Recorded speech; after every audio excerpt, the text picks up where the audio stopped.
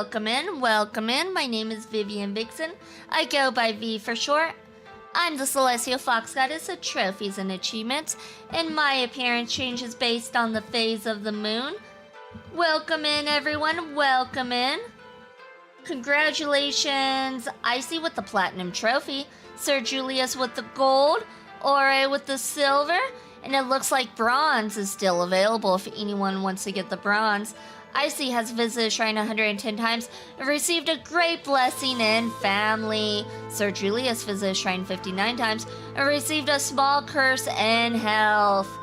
And Ore visited the shrine 37 times and received a small blessing and love. Lots of blessings and lots of blessings and a curse. Congrats you guys. And Sir Julius won 10,000 points. He's taken a strong lead. The only way Icy can catch up now is if he gambles all. Will he gamble all? It is to be determined. Oops, wrong button. Hold on. I'm trying to change. There we go. Icy gambled 10 and won. He should have gambled all. Should have gambled all.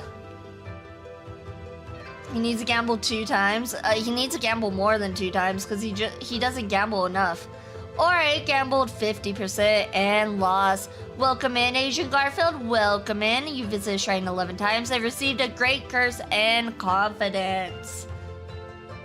Alright, everyone. So today we're playing Zenless Zone Zero because there are drops for Zenless Zone Zero. So make sure you're here to get your drops if you play ZZZ. We are going to be working on agent story for Trigger called Out of Sight. I'm excited to work on it because, well, I use Trigger. So it's, I think it'll be fun to see what kind of character she is, since I honestly have no idea. I just always assume she's a badass. And Sir Julius gave Aura 10,000 points. Alright. We're gonna go ahead and go into the game, I suppose. Oh, let me get my controller. Controller. Alright, let's go ahead and get into it. One moment. And we are here. We are at the gaming screen, you guys. Probably for the best that it's on cooldown. This is why banks hate me and why casinos love me. Oof. Alright, so today we are gonna go for, as I said, Trigger's agent story Out of Sight. Complete the Trigger agent story Out of Sight. It's a bronze trophy called Last Glance and First Hello. It's very rare with only 8.2% of players earning it. Because it is a DLC, I feel like a lot of people kind of stop playing this game, I'll be real. So yeah, that's what we're gonna go for. Meanwhile, oh, only 1.3% of people earn the platinum. Sheesh. Okay, but yeah, so that is what we are going to be working on today. Let me get to the right section. Agent stories. Here we go. Out of Sight. We have it on Trigger. Ready to go. We got our finger on the trigger. Haha. Alright, gambled 50% of her points, or his points, and won. Hey, hold on, let me find my headphones. And Sir Julius gave 1 point to Icy Jackets. Alright, let's go ahead and begin this agent story. You're about to enter immersive storytelling. Yeah, we know. This is a story that took place in the past. A story of a rookie proxy named Phaethon, who meets a young lady at a crossroads of fate. Belle, we've been on 6th Street for a while now. How many internal commissions have we taken these past few days? We haven't received many commissions yet. It's okay. We're starting our proxy business and video store from scratch, side by side. It'll take time. These days, I've been focused on managing the store, so thank you for taking care of the internet business, Belle. Having this cozy little home with you is already much better than the life we had just after leaving the academy. As long as we slowly build our reputation, we'll eventually have a chance to uncover clues about the fall of the old capital. Belle, we'll take it slow. Yeah, but I still want to take on some commissions. Belle, your enthusiasm is really something, but your troubles will soon be resolved. I saw how hard you've been searching for commissions, so these past few days I found an intelligence broker on internet who can introduce commissions to us. As long as we can establish a long-term partnership with this professional intelligence broker, we shouldn't have to worry about getting commissions in the future. As your older brother, I also want to be able to help you. I found them. I can now hear the fox. Let's go. All right. Congratulations. Now you can hear me because you found your headphones. And welcome in, Dusky Bye. Welcome in. Thanks. I think I've done a good job too. I've arranged to meet him at the store today. He should be arriving soon. At that moment, a sudden knocking comes from the door. He's here, just in time. Belle, let's go talk to him. Who knows, maybe a cool surprise will be waiting for us on our first commission with him. Hi, Honkai Zone Zero. It's Zenless Zone Zero. It's not Honkai. Though I do prefer Honkai over ZZZ, I'll be honest. I'm gonna get some energy drink because I need it. One moment.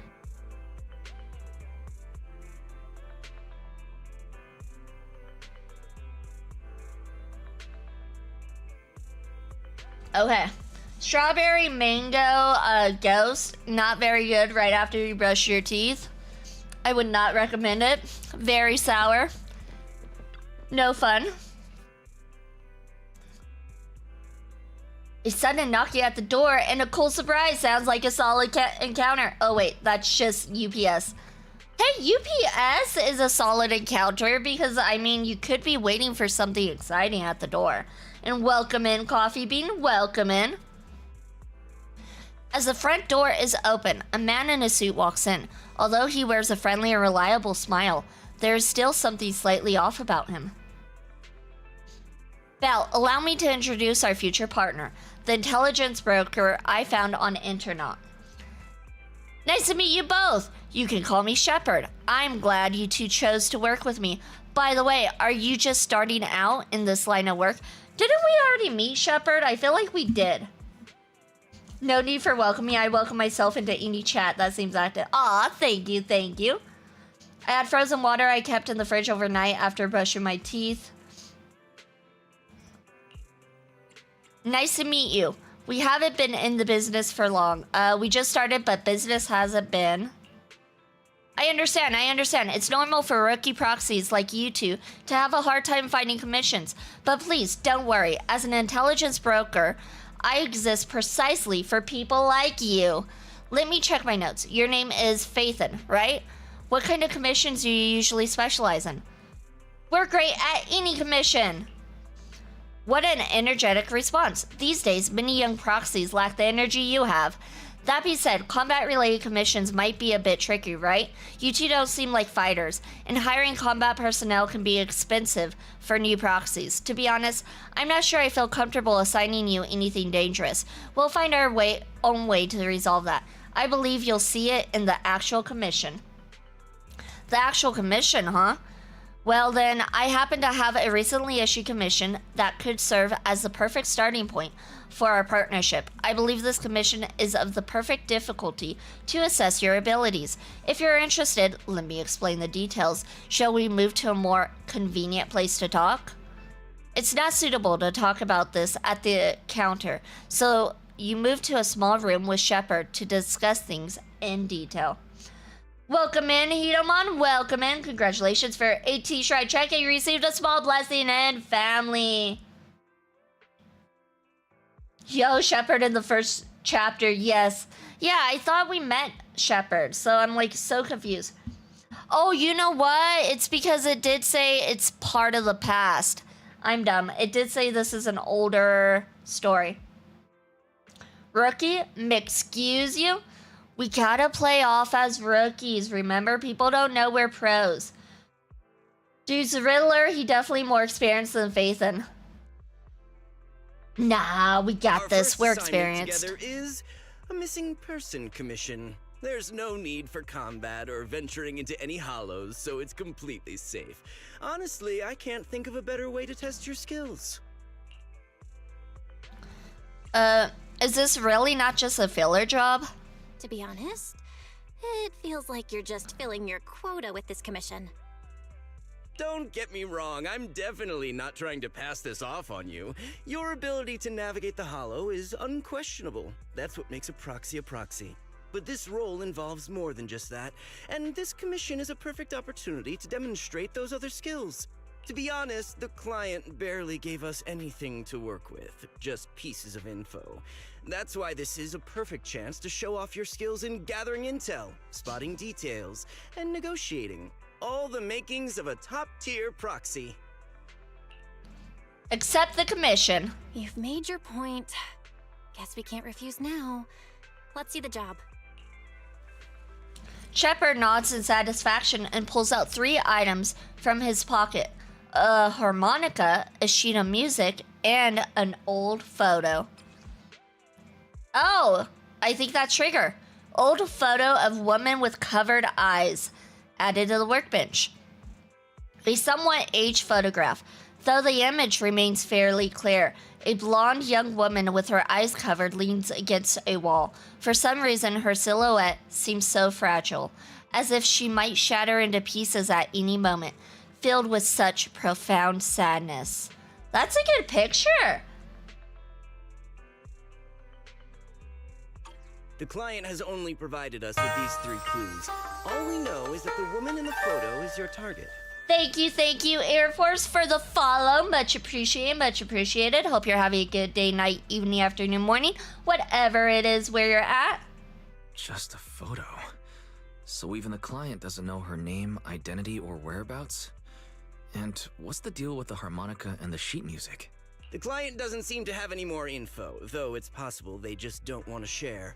But the client did mention if you get stuck, you should try playing the sheet music with the harmonica. Thank you, Coffee Bean, for the follow as well. Thank you. Hope you're also having a good day, night, evening, afternoon, morning, whatever it is where you're at. What's up? I started ZZZ today. Nice. ZZZ's, it's got some nice combat. I do like how the combat is different with each character. I'm not too into most of the story. There's some good story parts, there are, but I think I prefer Honkai more. But I know a lot of people do like ZZZ more, and with ZZZ, you do seem to get better chances with your pulls, which is always nice. Everybody likes better chances with pulls. It does seem like I do get luckier on ZZZ than I would on, let's say, Honkai. Cam, I feel rude for just yapping and not following. Oh no, it's fine. Yap away. Make sure I'm not a degenerate before you go and follow. I pulled 2 S tiers today. Yeah, exactly. Like, there's a lot more luck with ZZZ than, like, let's say Honkai. Honkai, I never get any luck, and I heard Genshin is just awful. The second Honkai comes to console, I'll drop Sinless. Oh no, Honkai is on console. I play it on console, PlayStation 5. I got it Platinum. Honkai Star Rail? I got Honkai Star Rail Platinum, see? I played a couple hours of it, just a couple. I'm still working on DLC though. They're always coming out with new content. First day on and I got Vivian and Lycone.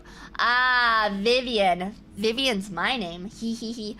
I don't have Vivian because she's an okay character. I prefer other characters. And then Lycone, I have him because I did not get the 50-50. Fruit flavor is never good after brushing your teeth. Man, his accent. Pieces of info. Yeah.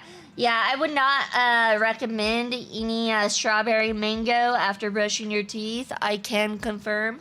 Well then, I'll leave this commission in your capable hands. Keep me in the loop if you make any breakthroughs. Just ping me on Knock Knock. A single photo and a melody. Feels like chasing shadows. Belle, where do you think we should start? Let's go to Port Elpis and look for clues. Maybe we should start with Port Elpis. A woman with her eyes covered isn't exactly someone you see every day. Remember when we went to visit the sea? I'm pretty sure we spotted someone like that back then. Oh, interesting. Remember? I was in a bad mood that day, so you took me to the port to clear my head. We bought some fries, but you were so busy staring at that girl with her eyes covered, a seagull snatched them right out of your hand. I want some fries now. I want to go to the beach and have fries. Why do you sound mad? Now that I think about it, that woman did look a lot like the one in the photo. I was just a bit distracted. I didn't mean to stare. Next time I'll make sure to watch my fries more carefully. You better, because that's wasted fries. How dare you? We do not accept that here. I'm Xbox since I invested in the wrong console like 6 years ago. I'll probably get back into PlayStation whenever the next gen console comes out, or I'll get an OP PC setup by this year. So I believe PlayStation 6 is supposed to come out in 2027. So I would say probably 2 years from now. Supposedly, that's what the rumors say. So if you want to wait that long, that's fine. For PC setups, the issue with PC is they're always having to be components always get outdated pretty fast, I feel.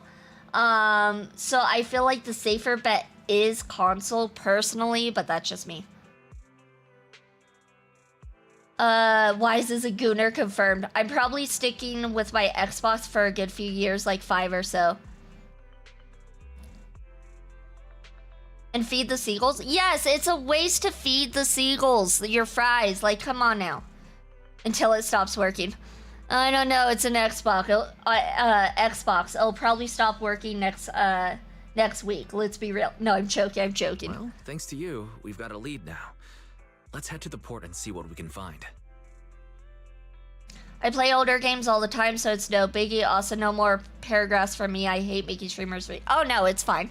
It's fine. I'm good with paragraphs. I can read sometimes. Today, I seem to be able to read. Tomorrow, probably not.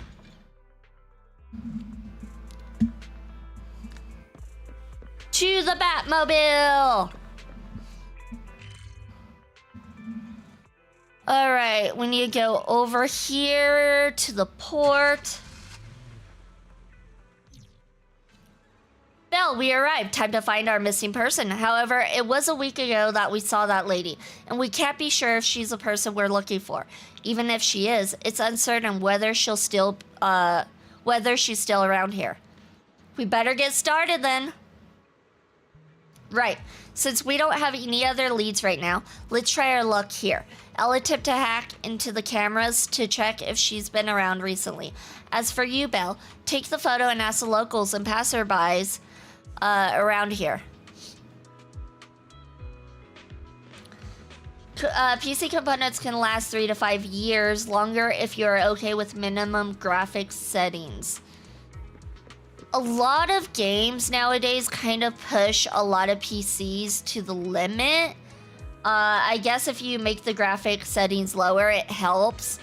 But I don't know. I like console because consoles last a good 7 years before they come out with a new one. They last however long until they come out with the new one, which, if I'm not mistaken, is about 7 years for like PlayStation and Xbox.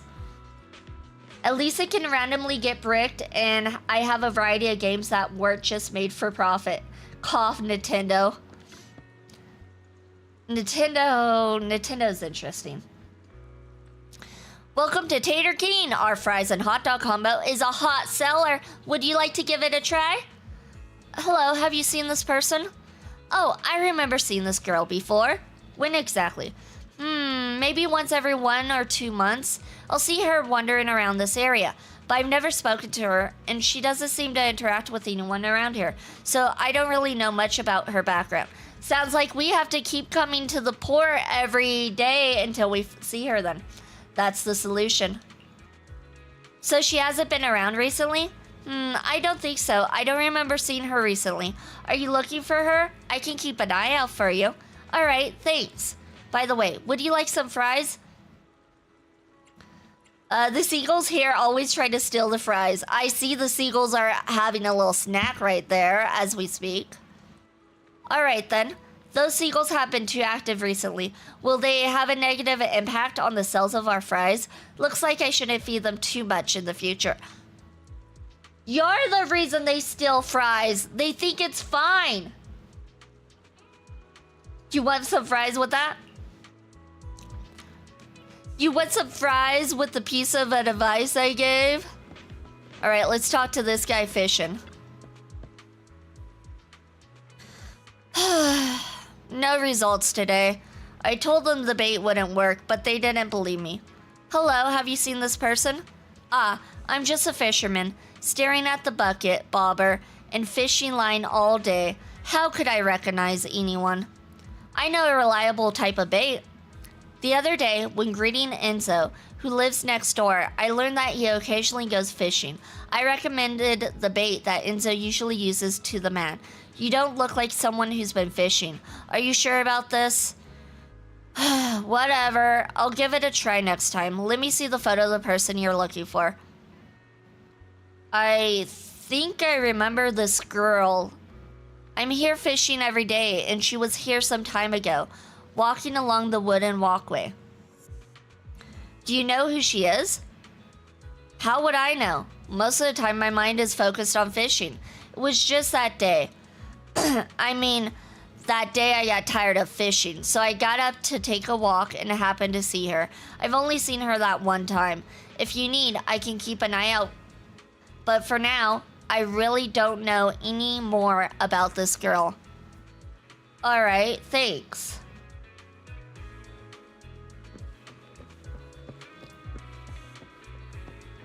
Let's talk to some more people up here. There's so many people to talk to. Oh, you know what? Maybe we should go down there. You know what? Too many decisions. Too many options. If we climb the lighthouse and overlook the entire port, maybe we'll spot the blindfolded woman somewhere? Try climbing the lighthouse. Just as you're about to try opening the door leading to the top of the lighthouse, an old man appears behind you. Hey, what do you think you're doing? This lighthouse is currently off limits. No one is allowed to enter. Sorry, I didn't know. If I hadn't shown up, you would have just got straight in, wouldn't you? This lighthouse hasn't been properly maintained for years. If something happened to you, who would take responsibility? Besides, what do you need to go up the lighthouse for? I'm looking for someone. Have you seen this person? Let me see. This girl does have a rather memorable appearance, but I don't remember seeing her before. I think she might have been here before. Is that so? I usually keep to around the lighthouse. If she was on the dock's walkway, I definitely wouldn't have seen her. If you're looking for her, I suggest checking around there. At the very least, I haven't seen this girl near the lighthouse. Alright, thanks. Alright, I've asked a few people, but none of the clues seem particularly useful. I should head back and discuss our progress with Wise.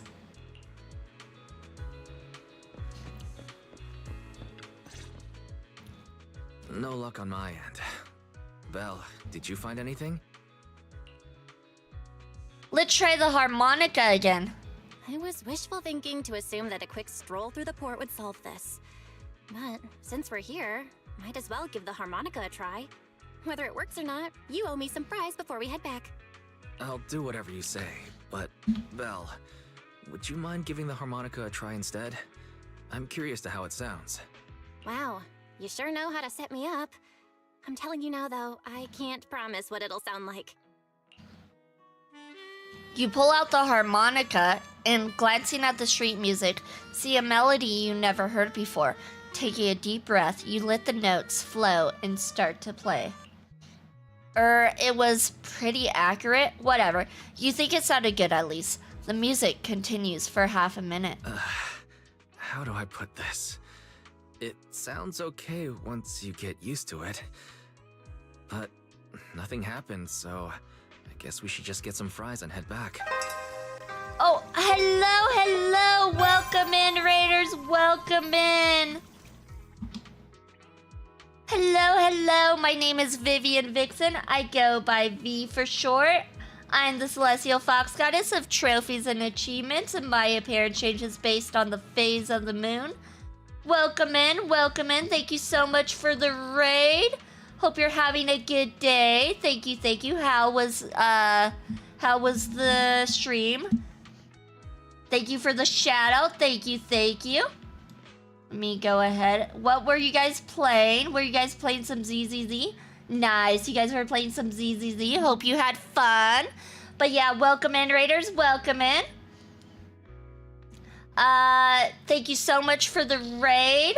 If you need a raid to run, I completely understand. I know I get tired after raids. But yeah, so today we are playing some ZZZ, as you can see. And I am playing the Trigger story, Agent Story questline. That is what we are doing today.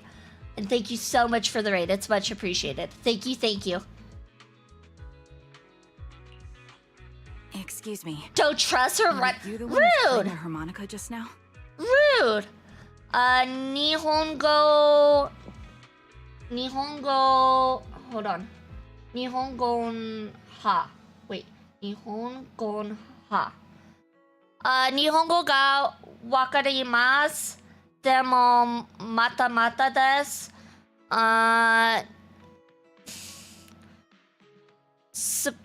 Skoshi wakarimasu. Demo mata desu. Hope you have a great stream. Aw, thank you. Domo arigatou gozaimasu. Arigato. What I said was just good evening. Oh my god.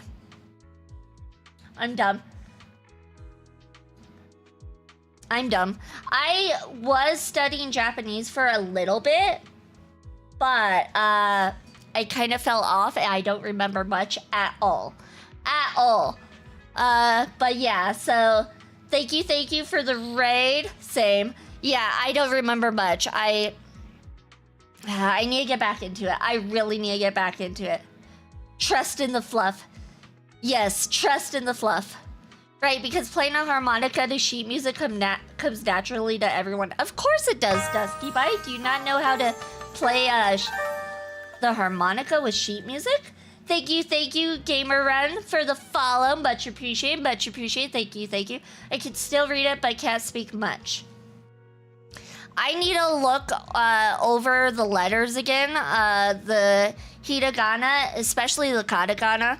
I don't remember the katakana at all. Yeah. This is Gonbanwa. Gotcha. Good evening. Also, there's konnichiwa, which is like good day. Konnichiwa. Hey, your Japanese is better than my Russian. It's not very good though. My Japanese is not very good. Konnichiwa is hello. Yes, konnichiwa is hello.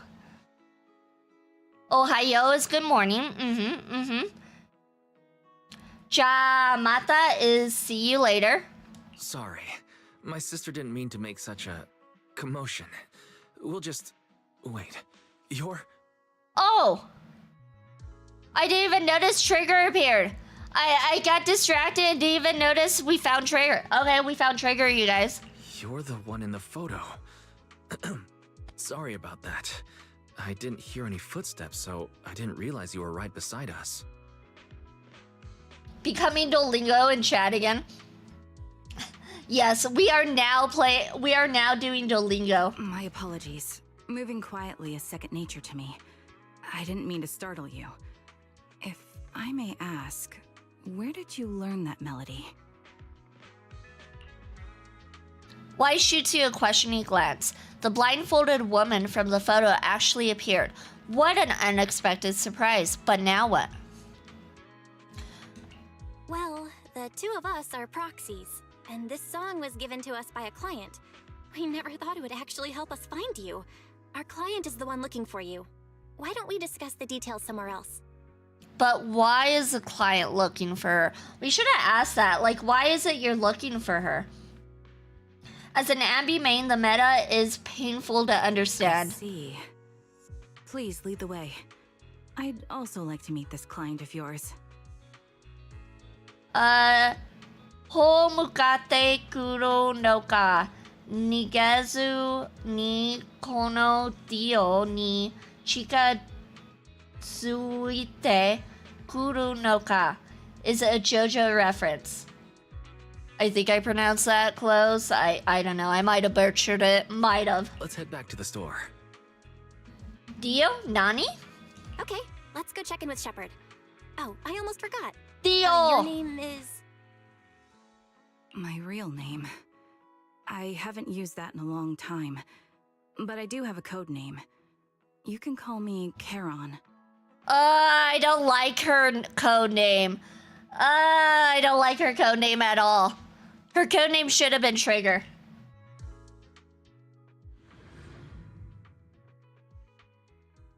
You return to the video store with a woman who calls herself Charon.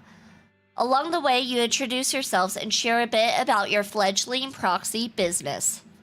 Miss Charon, I just reached out to the information broker who posted the commission. He should be here shortly, and you'll be able to meet the client soon. Please take a seat on the couch. I'll get you something to drink. Thank you, but please, don't mind me. By the way, the second row from the top on your TV wall, third unit from the left, it has a connection issue. You might want to check it out when you have time. You mean Fairy hasn't fixed that yet? How dare... Oh wait, this is pre-Fairy, isn't it? How did you spot that? Oh, let me see. You're right. How did you know? No wonder there's been some lag lately. I rely on my hearing. I lost most of my vision in an accident. I can just about make out the outlines of my surroundings. To move around like an average citizen, I've trained my other senses to be extremely sharp. I heard a faint buzzing sound. By moving around the room and noticing the change in sound, I was able to pinpoint the location of the faulty TV. Sorry to bring it up. Sorry. I hope my question didn't seem rude. So she's literally like that one superhero who's blind and relies on hearing. What's his name? I want to say it's Deadpool, but it's not Deadpool. It's definitely not Deadpool. His colors are red and black too, though. Daredevil. There you go, Daredevil. I knew it started with a D. I knew it. A blind sniper. How poetic, right? No, Fairy is already there. Oh, okay. I thought it was too far in the past. I thought it was pre-Fairy. Charon is the ferryman who carries the souls of those who have been given funeral rites across the rivers Acheron and Styx, the Greek myth that is. Daredevil, lover of Elektra. Oh, that's right. I remember Elektra. I saw that movie, Elektra movie. The old one. That was a long time ago. I love that movie, by the way. I prefer mine from Akame ga Kill. She's my favorite sniper. I mean, this sniper's pretty badass, though. The fact that she can't see, but she still snipes you, I mean, that's pretty badass. Charon needs a fee to cross the Lake of Souls. No need to apologize. Vision isn't the only way to perceive the world. As proxies, you too should know that better than most. Anything that can be seen with your eyes can never be considered a secret. A subtle silence fills the room.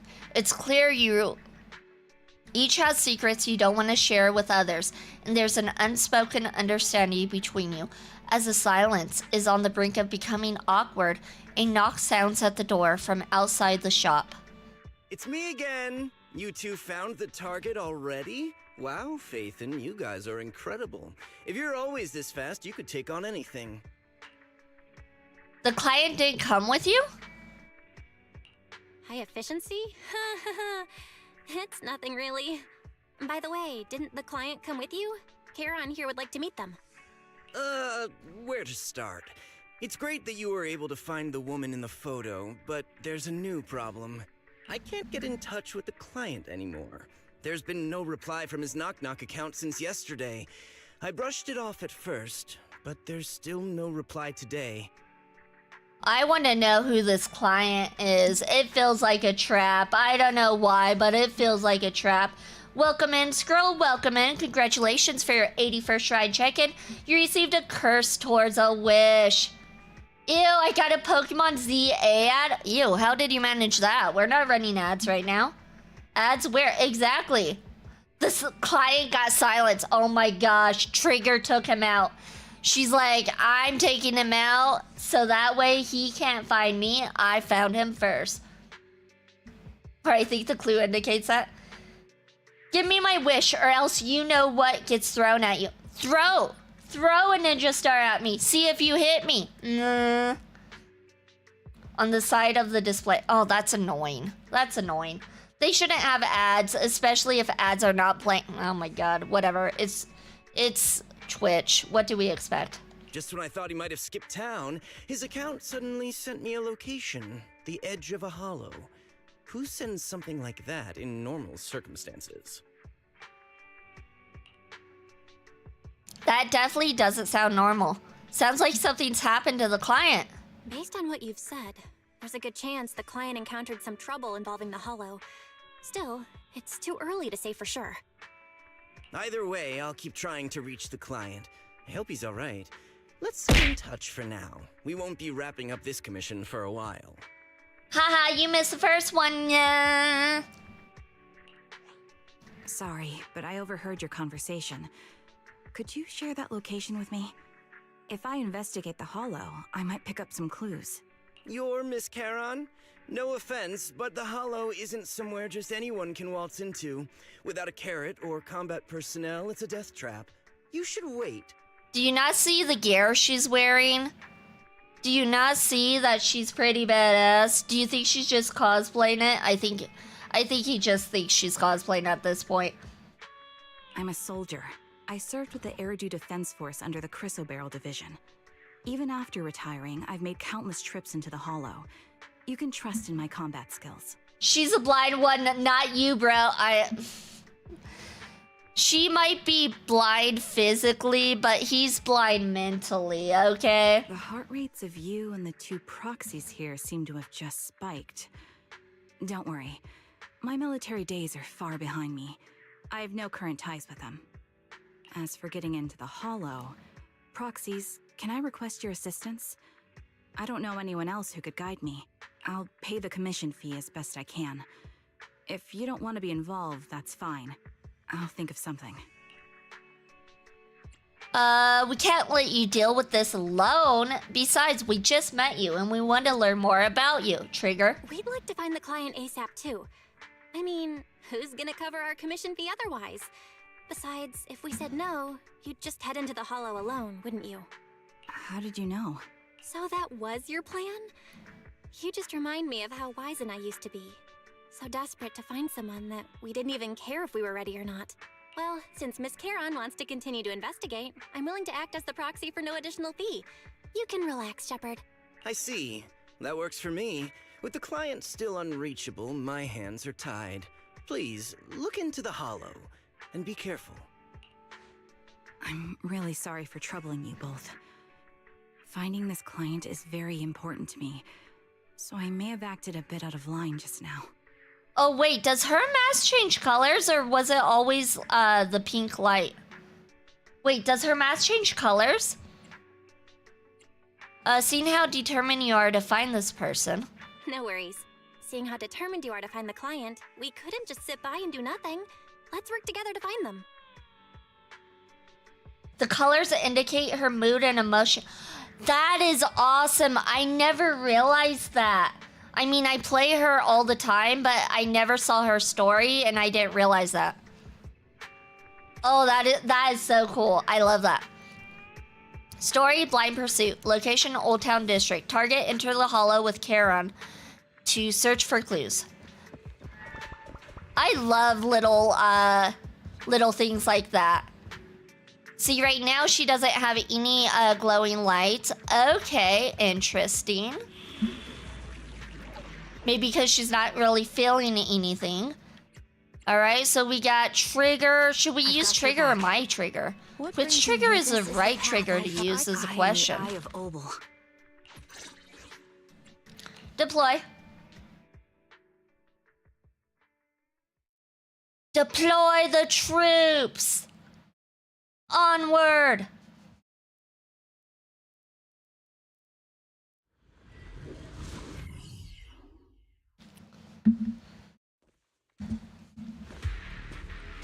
Oh yeah.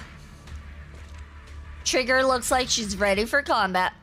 Combat tutorial. Hold basic attack to enter sniper stance, allowing Trigger to fire consecutive sniper shots forward. When the skill hits an enemy, Trigger gains 25 purge points. With purge points, when other active characters in the team hit enemies with attacks, they can trigger various aftershock attacks from Trigger. When any aftershock hits enemies, it increases the target's stun damage multiplier effect, which remains effective even when the target is not stunned. When Trigger has Purge, other active characters in the squad can activate Trigger's basic attack, Harmonizing Shot, when hitting enemies with a basic attack, dodge counter, special attack, or quick assist, dealing electric damage and accumulating days. Thank you so much for the follow. SNS ML, thank you, much appreciated. Hope you're having a good day, night, evening, afternoon, morning, whatever it is where you're at. Oh, and thank you so much for the stretch. Thank you. When hitting enemies with heavy attacks from an X special attack, assist follow-up, or ultimate, they can activate Trigger's basic attack, Harmonizing Shot, Tartarus, dealing electric damage and accumulating a large amount of days. When hitting enemies with an X special attack or ultimate, Trigger will enter coordinated support. While in coordinated support, other active characters in the squad can trigger basic attack, Harmonizing Shot, whenever they hit enemies with any attack, without consuming Purge, and with no cooldown restrictions. Oh, thank you for the drink as well, coffee. Let me get some energy.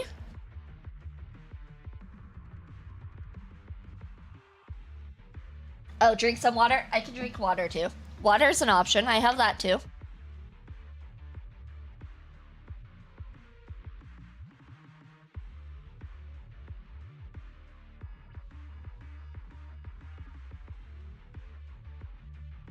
This mission might be new. I haven't seen this since scrounging for polychromes as a free-to-play player. It's under the Agent Stories. It's not really that new. It's been out for a while. I want to say it's been out for a couple of chapters? Well, maybe a chapter or so. It's been out for a while, though.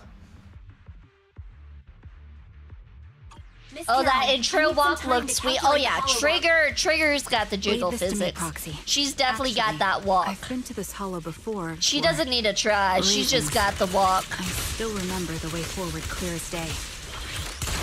Oh? Then why don't you wait just a little longer? Calculating a path doesn't take that long.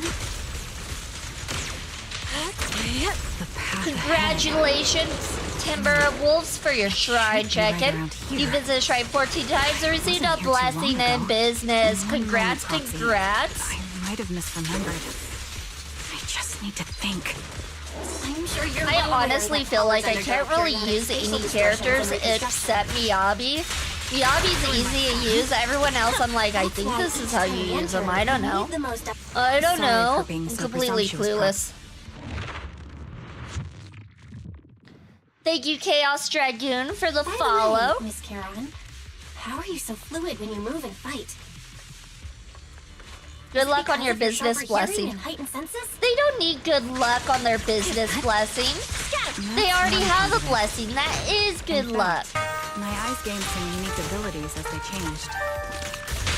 I can't see most things clearly, but I'm able to detect the etheric fluctuations of nearby beings, ethereals. Wait, something's up ahead.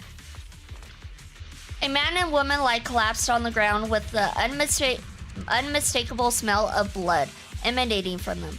Following the source of the scent, you see bullet holes on their bodies. Check their condition.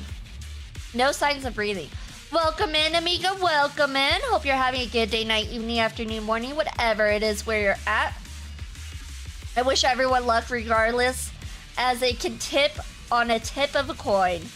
That's fair, that's fair. I mean, wishing people good luck instead of bad luck is better. Their heartbeats and pulses are completely gone. These two are dead. Cause of the death appears to be severe blood loss from long-range gunshot wounds. Oh. That's concerning considering we're with Trigger. Time of death. Probably within the last 1 to 2 hours, just before we entered the Hollow. Which means, this isn't just a case of losing contact with our client. Someone's been killing people in this Hollow. Though I don't sense the killer nearby right now. There's still a chance they're active somewhere in the Hollow. Proxy, don't stray from my side. I'll keep you safe. What if Trigger's killing these people off? What if? Guns are modified to shoot either bullets, since regular ones are unaffected to ethereals. They maybe even absorb them, I believe, but the bullets Trigger shoots shots have an electric effect gun on her weapon. Stun sniper, how fun. Yeah, she is a stun sniper, which she's fun. She's fun to play. I do like using her sniper, and then the best part about her is you use the stun sniper, you build up her bar, and then you switch to another character, and then she comes into the battlefield while you're another character and helps out. It's awesome. I'll show you guys what I mean when we get into another battle. Long range, that would explain the lack of gunpowder smell. Gunpowder is a much more overpowering smell than blood. Oh, yeah. No, it was long range. Those two. I really want to take their bodies out of the Hollow, but without knowing the killer's whereabouts, moving them would be too risky. Proxy, mark these coordinates. Once we confirm the area is safe, we'll come back to retrieve their bodies. I'm sorry, the ground must be cold. May you rest in peace. What could have happened? Who did this?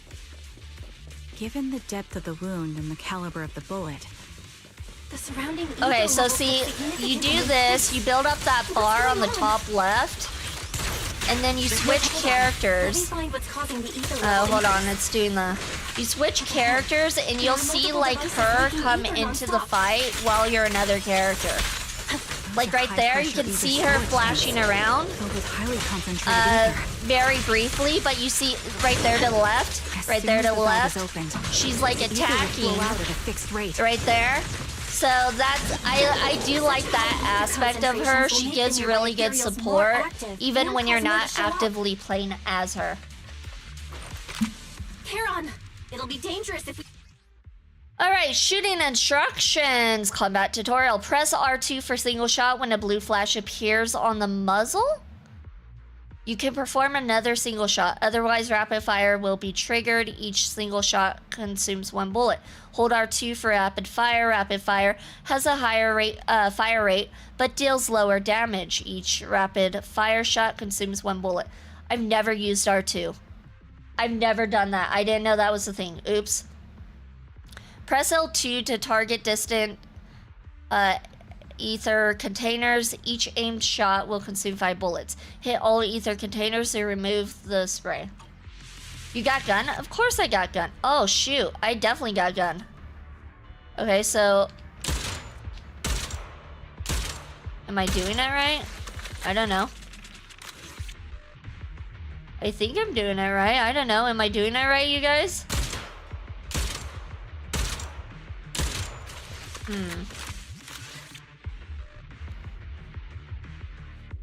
Okay, so aiming. Oh wait, that's reloading. What am I supposed to do? Maybe this one? There we go, there we go. All high-pressure ether tanks have been disabled. We can keep moving. I like these kind of missions Wait, in games. Carol? It is pretty I'm fun. detecting It does four life change forms up things ahead. up a bit. Let's go take a look. Proxy, there are 4 people over here. They're all still alive. I'm not detecting any ether fluctuations from any other life forms nearby. Check their condition. Great, that's a relief. Charon, can you confirm their condition? Confirmed. 1 is seriously injured. A bullet pierced their lung. The other 3? No internal injuries, just a few minor wounds. They're all unconscious. The one with severe wounds. His etheric fluctuations are nearly completely gone. He's beyond saving. Who are you? Help me. It hurts. So cold. I don't want to die. Is there really no way to save him? There must be something we can do. I'll contact the hospital and we can get him out of the hollow. His internal organs are ruptured. He'll bleed out long before we can get him out. No rescue team can beat the clock when life fades this fast.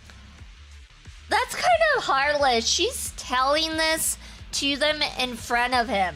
Like, now he knows he's gonna die and there's no hope for him. That's kind of sad. Am I dying? I just want to go home. The Charon fearing the end, how accurate. Charon doesn't respond. She sits beside the dying man, pulls out a harmonica, and begins to play a soft, familiar melody. The tune echoes throughout the hollow, heavy with the scent of blood. It's a song recorded on the client's sheet music. As the harmonica's gentle notes fill the air, the dying man stops groaning, simply listening until his eyes close forever. Imagine V saving someone and she brought a tablet with 3 tipping options. Yeah, give me 10%, 25%, or 100% tip. Woo?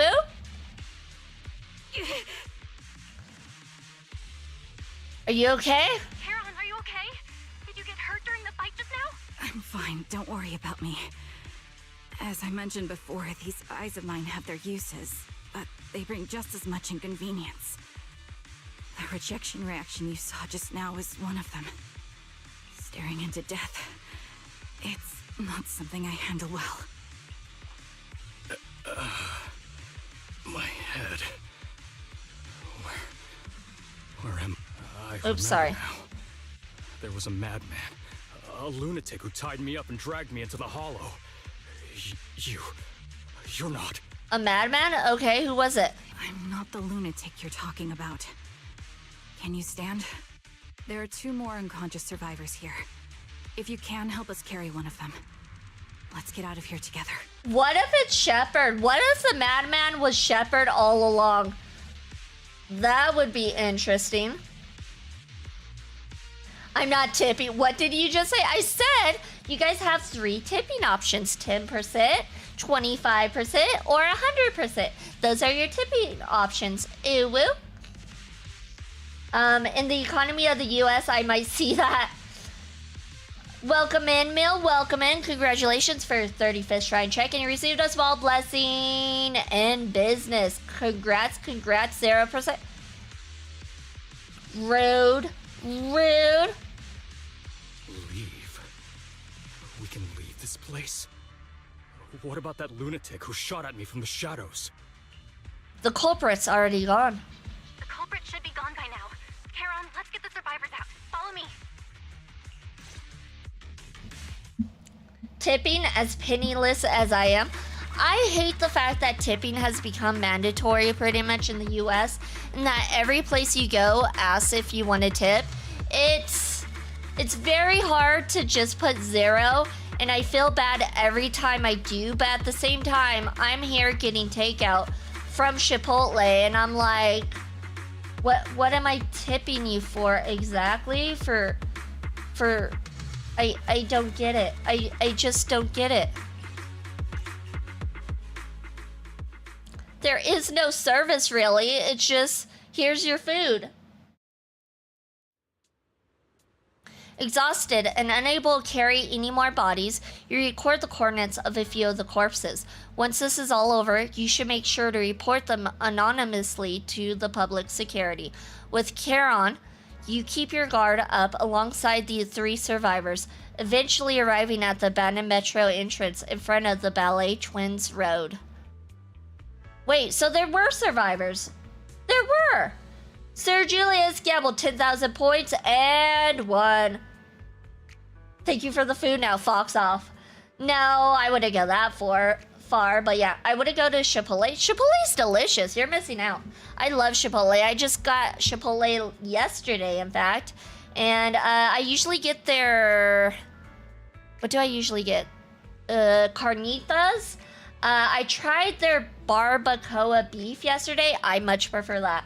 Much prefer that. But yeah, with that being said, preparing your food, but yeah, they should be paid a living wage, but they aren't. For places like that, I tip the lowest amount. I guess, but like honestly, a lot of people get paid really bad.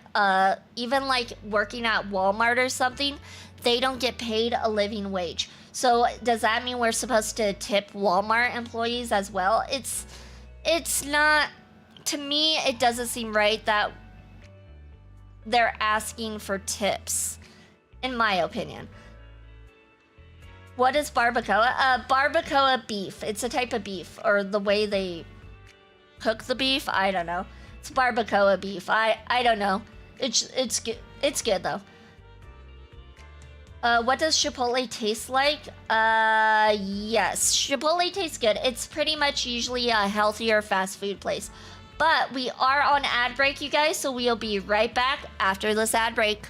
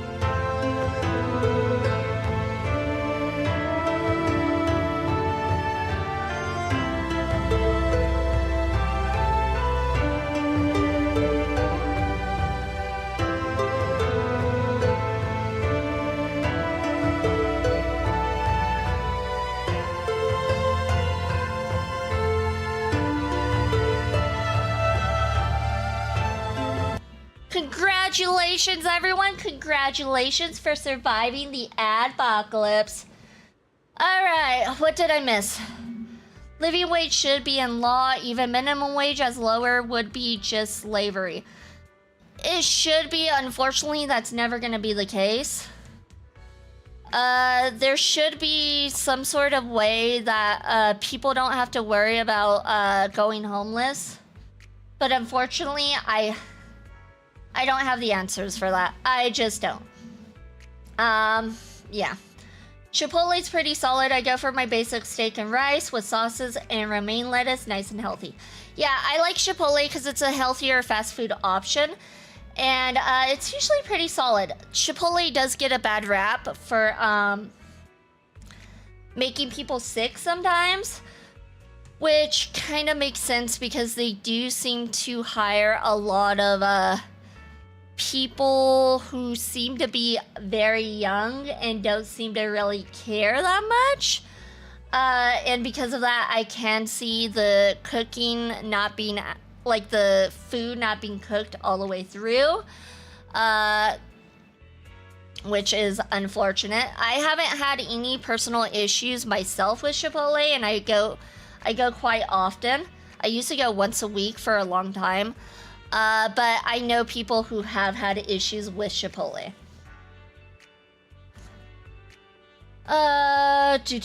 We don't have Chipotle here, though we have Korean food places and pizza places here. Yesterday I had a good spicy noodles on the food court. I can pick my sauces. I put lots of chili, garlic, and teriyaki sauce. That sounds good. I love noodles. How gremlin is she? Oh, she's back already. How gremlin is who? I'm not gremlin. What are you talking about?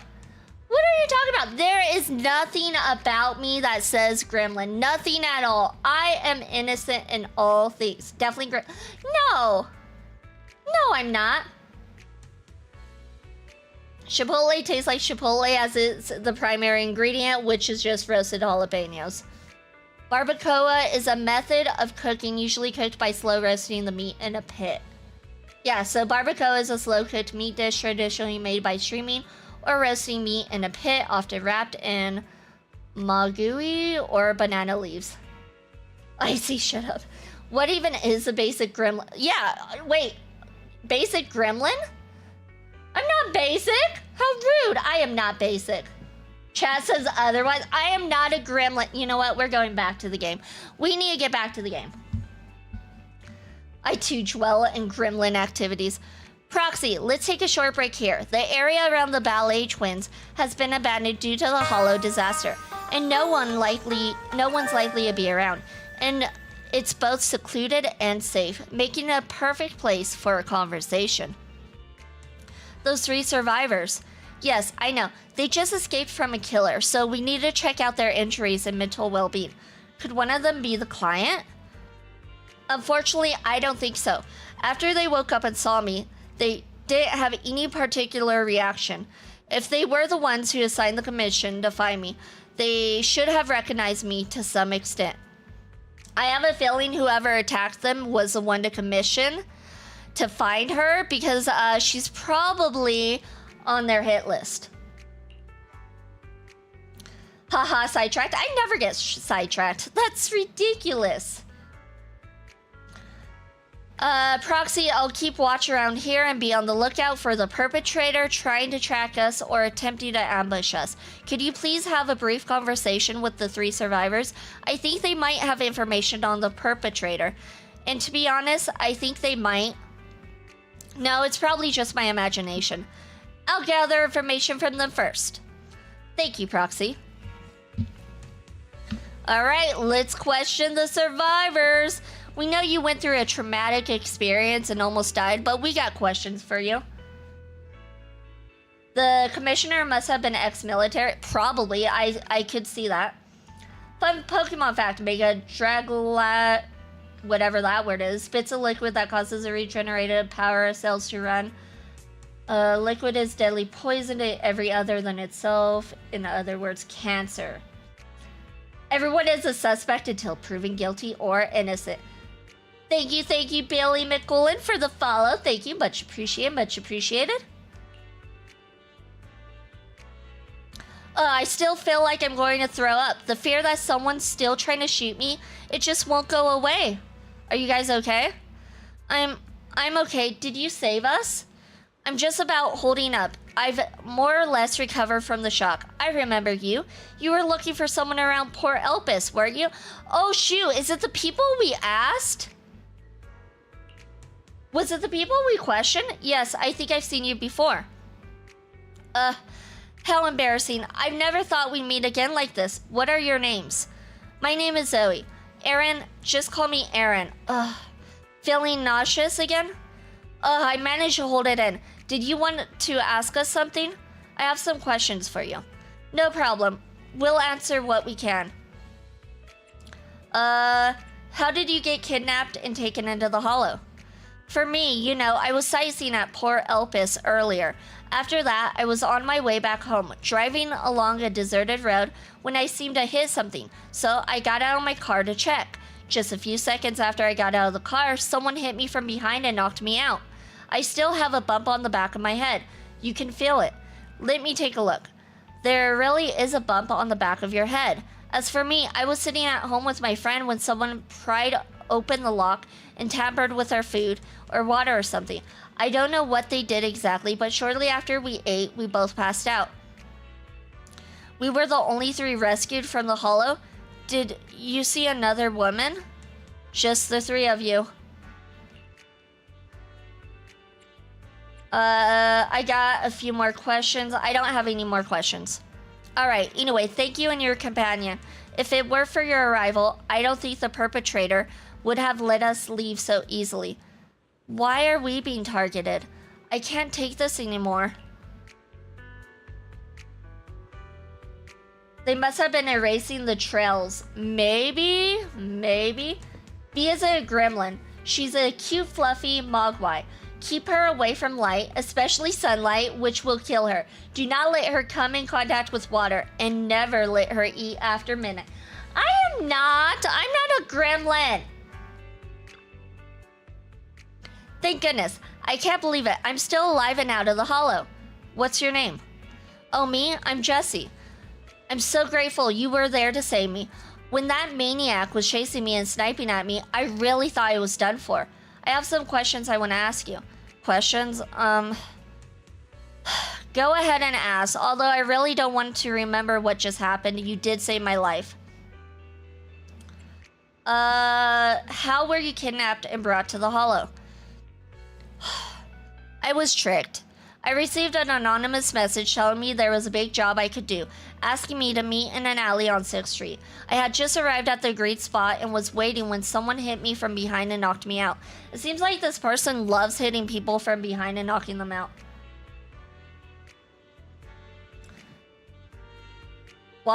So the Gremlin movie? I am not a gremlin. This is all blasphemy. Blasphemy, I tell you, blasphemy. When I woke up, I was already in the Hollow, and my hands and feet were tied. Is that all you want to ask? Well, anyway, thank you all. If you had come any later, I think all 3 of us would have been killed by that maniac.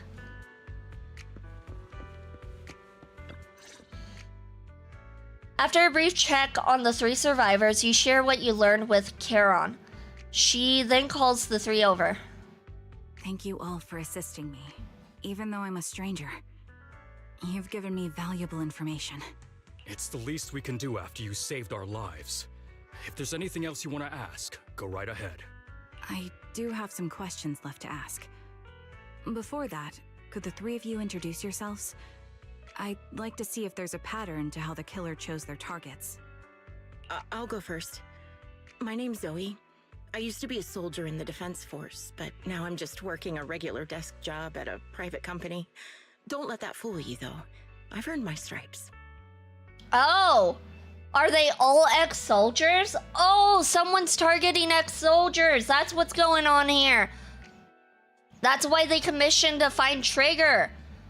Oh my god, I see it. So they really had ex-mil. Yes, I see it now. Welcome in, Ronnie. Welcome in. Hope you're having a good morning yourself. I'm Jesse, currently working as an Internaut information broker. I'm still pretty new at it though, so I can't think of any reason someone would target me.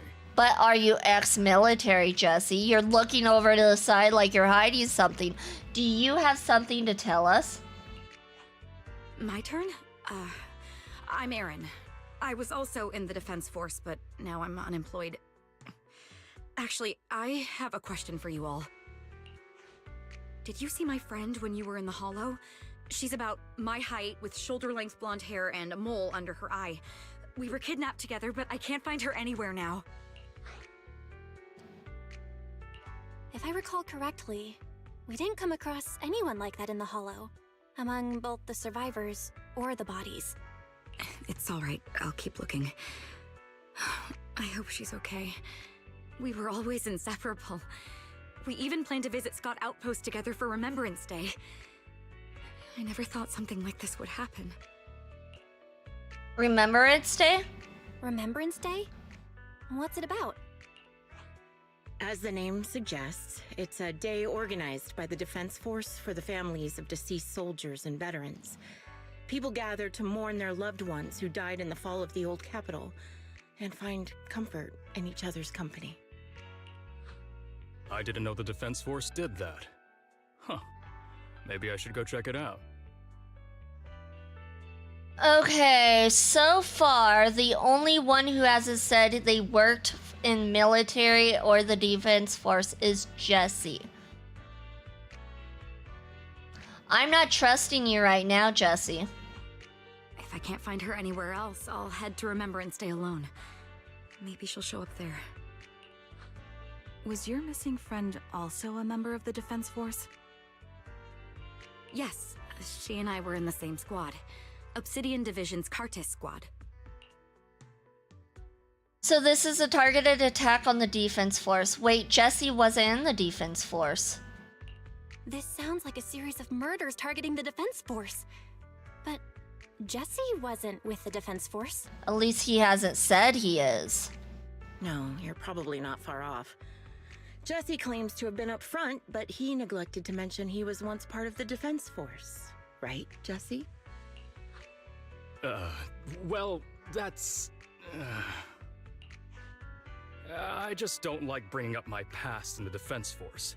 It's not like I'm trying to hide it. They're just memories from my time there that I'd rather forget. I was part of Obsidian Division's Noct Squad. That's the absolute truth. I don't trust him now. He's hiding stuff from us, you guys. I was also in the Obsidian Division, Impera Squad. I don't know who those who died in the Hollow were, but it seems the killer really is targeting members of the Defense Force. Wait a second. If I remember correctly, during the fall of the old capital, didn't our 3 squads work together on a mission outside Hollow Zero? We did? I don't really remember. I have a vague memory of it, but there were so many people on the mission, I don't remember your faces. Thank you all for the information. I'm starting to see a pattern in the killer's choice of targets. But there's something else I need to ask. I came to this hollow because someone I'm searching for sent me its location. And that person was likely being held by the killer as well. Did you happen to see anyone else? The 3 survivors exchanged confused glances before shaking their heads at Charon. You're not giving us much to go on. At least tell us what kind of person you're looking for, male or female, what they look like. Can't offer much help without that. Sorry, I don't have much else to share. Even so, if any of you remember anything else that may be useful, please let me know. This is very important to me. You don't even know who they are, yet you're so determined to find them. Is it really going to be an issue if you can't find this person? Maybe. I've been searching for someone for a long time. They might be the key to achieving my goal. I see. Whatever happens, I hope you find them. If there's anything I can do to help, just let me know. Thank you. But please, prioritize your own safety. If the killer is targeting former Defense Force members, there's a good chance they'll come after you again. Stay vigilant. Of course. Once I've checked out Remembrance Day, I'm locking myself in my room and throwing away the key. No one will get me. I will be locked up in my room and no one can let me out. Nobody. I won't even go out for food. You return to random play with Charon. A bomb will... Did somebody say a bomb? Did somebody say a bomb? This is kind of a little concerning. I probably shouldn't have the Foxfire so close to it. But here we are, you guys. You guys chose this live. Welcome in, Brennan. Welcome in. Congratulations for your 30-second shrine check, and you received a great curse and confidence. Even after questioning those 3 survivors, the clues we have so far are still insufficient. Our goal is to find the missing client. Right now, we only know that he was likely kidnapped by the perpetrator, but we have no idea who the perpetrator is or where they went. We're not sure about that. The client could be the perpetrator, Wise. Like, you're assuming things before we know the whole truth. Come on, Wise, get smart. The poison gas will also work depending on what the budget is at hand. I mean, but you could... I suppose. Ronnie Eclipse has visited Shrine 37 times and received a great curse and health. Charon, do you have any ideas? I think the other proxy is right. The information the 3 survivors provided is limited. With our current information, it's hard to deduce where we should go next to find the client. Our clues have run dry, but we still got something out of it. At least we now know some characteristics of the perpetrator. A sadistic sniper with a grudge against the defense force. They're meticulous in planning, avoid open confrontations, and are obsessed with committing crimes in the Hollow. With these characteristics and the Hollow coordinates, we might be able to deduce the general area where the perpetrator operates, as well as a potential base where they might have placed the kidnapped victims. Well, if I die soon, I blame you. You're not gonna die. Come on. Stop being so dramatic. Investigating is fun. Right? We're detectives over here. We're little detectives. Yes, and while we're narrowing down the search, the perpetrator might continue committing more crimes. Charon seems somewhat agitated. The lack of clues plunges you all into silence. Just as you are about to accept reality and start organizing the current clues to narrow down the search, the door to the video store suddenly opens. Someone's here, Belle. I think it's Shepard. He's at the counter. It was Shepard. It was Shepard all along. He's a perpetrator. He's also the one who did the commission. And ow, I don't deserve the ninja star to be thrown at me. Thank you very much. Being dramatic is fun, though. Hello, Breadman. Welcome in. Welcome in. Hope you're having a good day, night, evening, afternoon, morning, whatever it is where you're at. The intelligence broker might have something important to tell us. Proxy, let's talk to him first. Why does he look so down? Is he upset he didn't kill everybody? Is that what it is? You bring Shepard to a room where you can talk. Phaethon, you've already been to the Hollow and made it back safely? Take a moment and catch your breath, dude.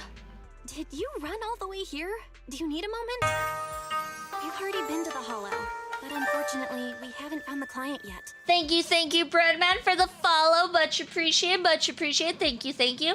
You cursed me, so yes, you do. I did not curse you, okay? That's just your luck. It's not my luck, it's your luck.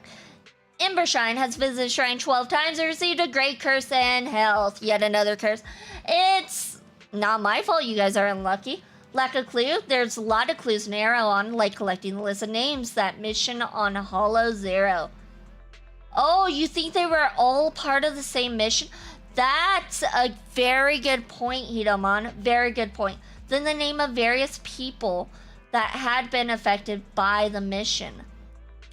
You know what? You're onto something. You're onto something. Thank you for the drink. I'm gonna get some water. I need some water.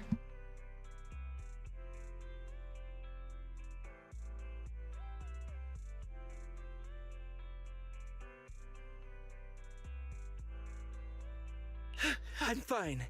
Did you find any clues there? There are traces left behind. Signs of a kidnapping. It's very likely the client was involved. Hello, Icy Pants. Welcome in. Hope you're having a good day, night, evening, afternoon, morning, whatever it is where you're at. Look at that adorable little dragon emote. Cooperate with Charon and share only part of the info. I agree. We shouldn't share everything. Oh, thank you for the 220 bits. Thank you. Vivid Alchemist has visited Shrine 17 times and received a small blessing towards a wish. This isn't detective work. This is just a visual novel. No, it's detective work. How dare you, Dusky Bite, say it's not detective work. This is definitely detective work. OMG, it's El Pantalones. Narrowing data to find people is fun to do in the net. Hello, Vixen, how are you doing today? We're doing good. Congratulations for your small blessing towards a wish. And Icy Pants visited Shrine 10 times and received a great blessing and money. See, I get blessings. You guys make it seem like I just give curses. Like, obviously I give blessings too. Yeah, it seems the client was kidnapped, brought to the Hollow, and later moved again. We are still looking for clues. But why did you rush over to the store? Did you find anything? Well, just take a look for yourself. Shepard shows you his phone. About 10 minutes ago, the missing client sent him another location on Knock Knock. There were no other messages. I checked a map of New Eridu. This spot, it's another hollow entrance. A clue delivered right to us. We've been chasing dead ends with absolutely no clues. And now one just appears out of nowhere? Something smells fishy here. You're sure it's just a disappearance for now and nothing more serious has happened, right? If that's the case, the situation is still manageable. No matter how shaky the clue is, let's keep investigating. Just be careful. Any casualties and this will become something beyond our control. At that point, stop the commission and contact me. I'll bring in some professional hollow experts to deal with the situation. Shepard hurries out again. You turn to Charon, who seems unsettled. Has she held back the full truth from Shepard to avoid having the search handed off to someone else? Welcome in, PT. Welcome in. I saw you checked in.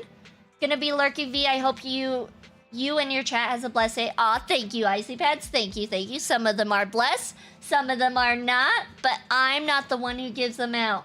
People claim I do, but it's not me. It's not me. But yes, you have a good day too, Icy Pants.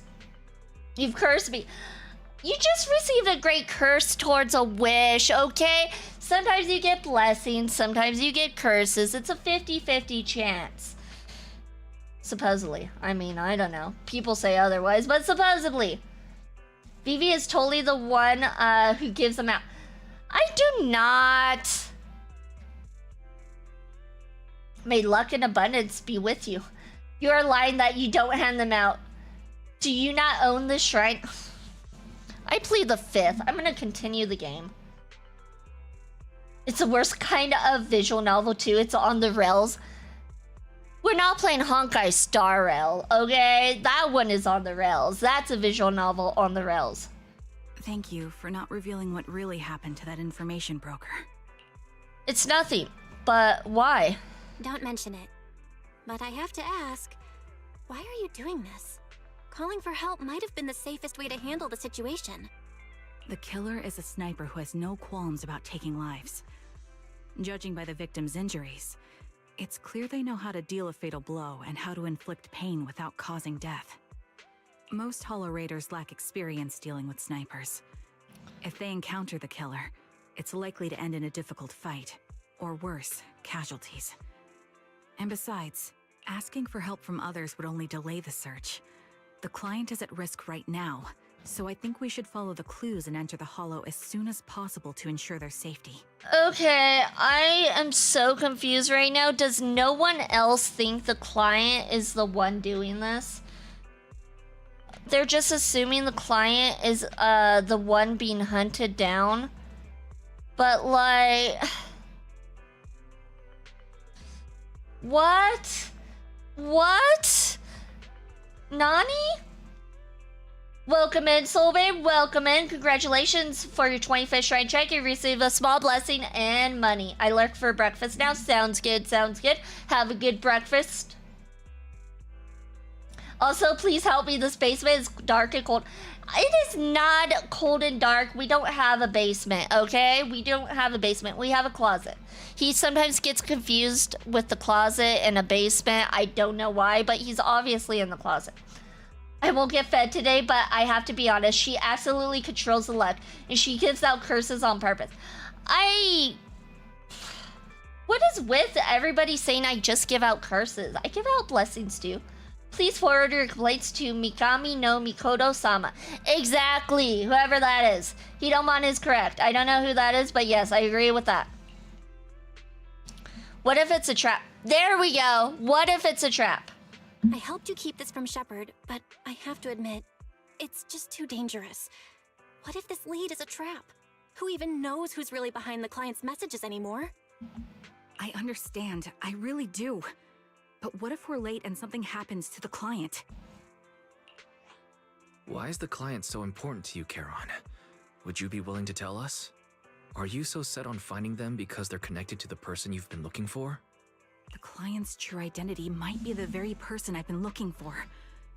And if not, they most certainly have some vital information. Since leaving the military, I've spent years searching for my missing teammates. They were more than just comrades who trusted me with their lives. To me, someone raised as an orphan, they were family. Oh, her mask is purple right now. I've scoured countless hollows and every corner of New Eridu to find them, but I've never found a single lead. Until I met you and heard that melody on the harmonica. It's called Homecoming. My squad leader composed it. Only our squad knew it. And yet that client of yours not only knows the song, but also gave you the sheet music. Okay, so it's everyone from the same squad, it sounds like. Please, Proxy. This client is the only lead I have left. I'm certain my teammates are still alive. If this trail goes cold, I don't know when I'll get another chance to reunite with them.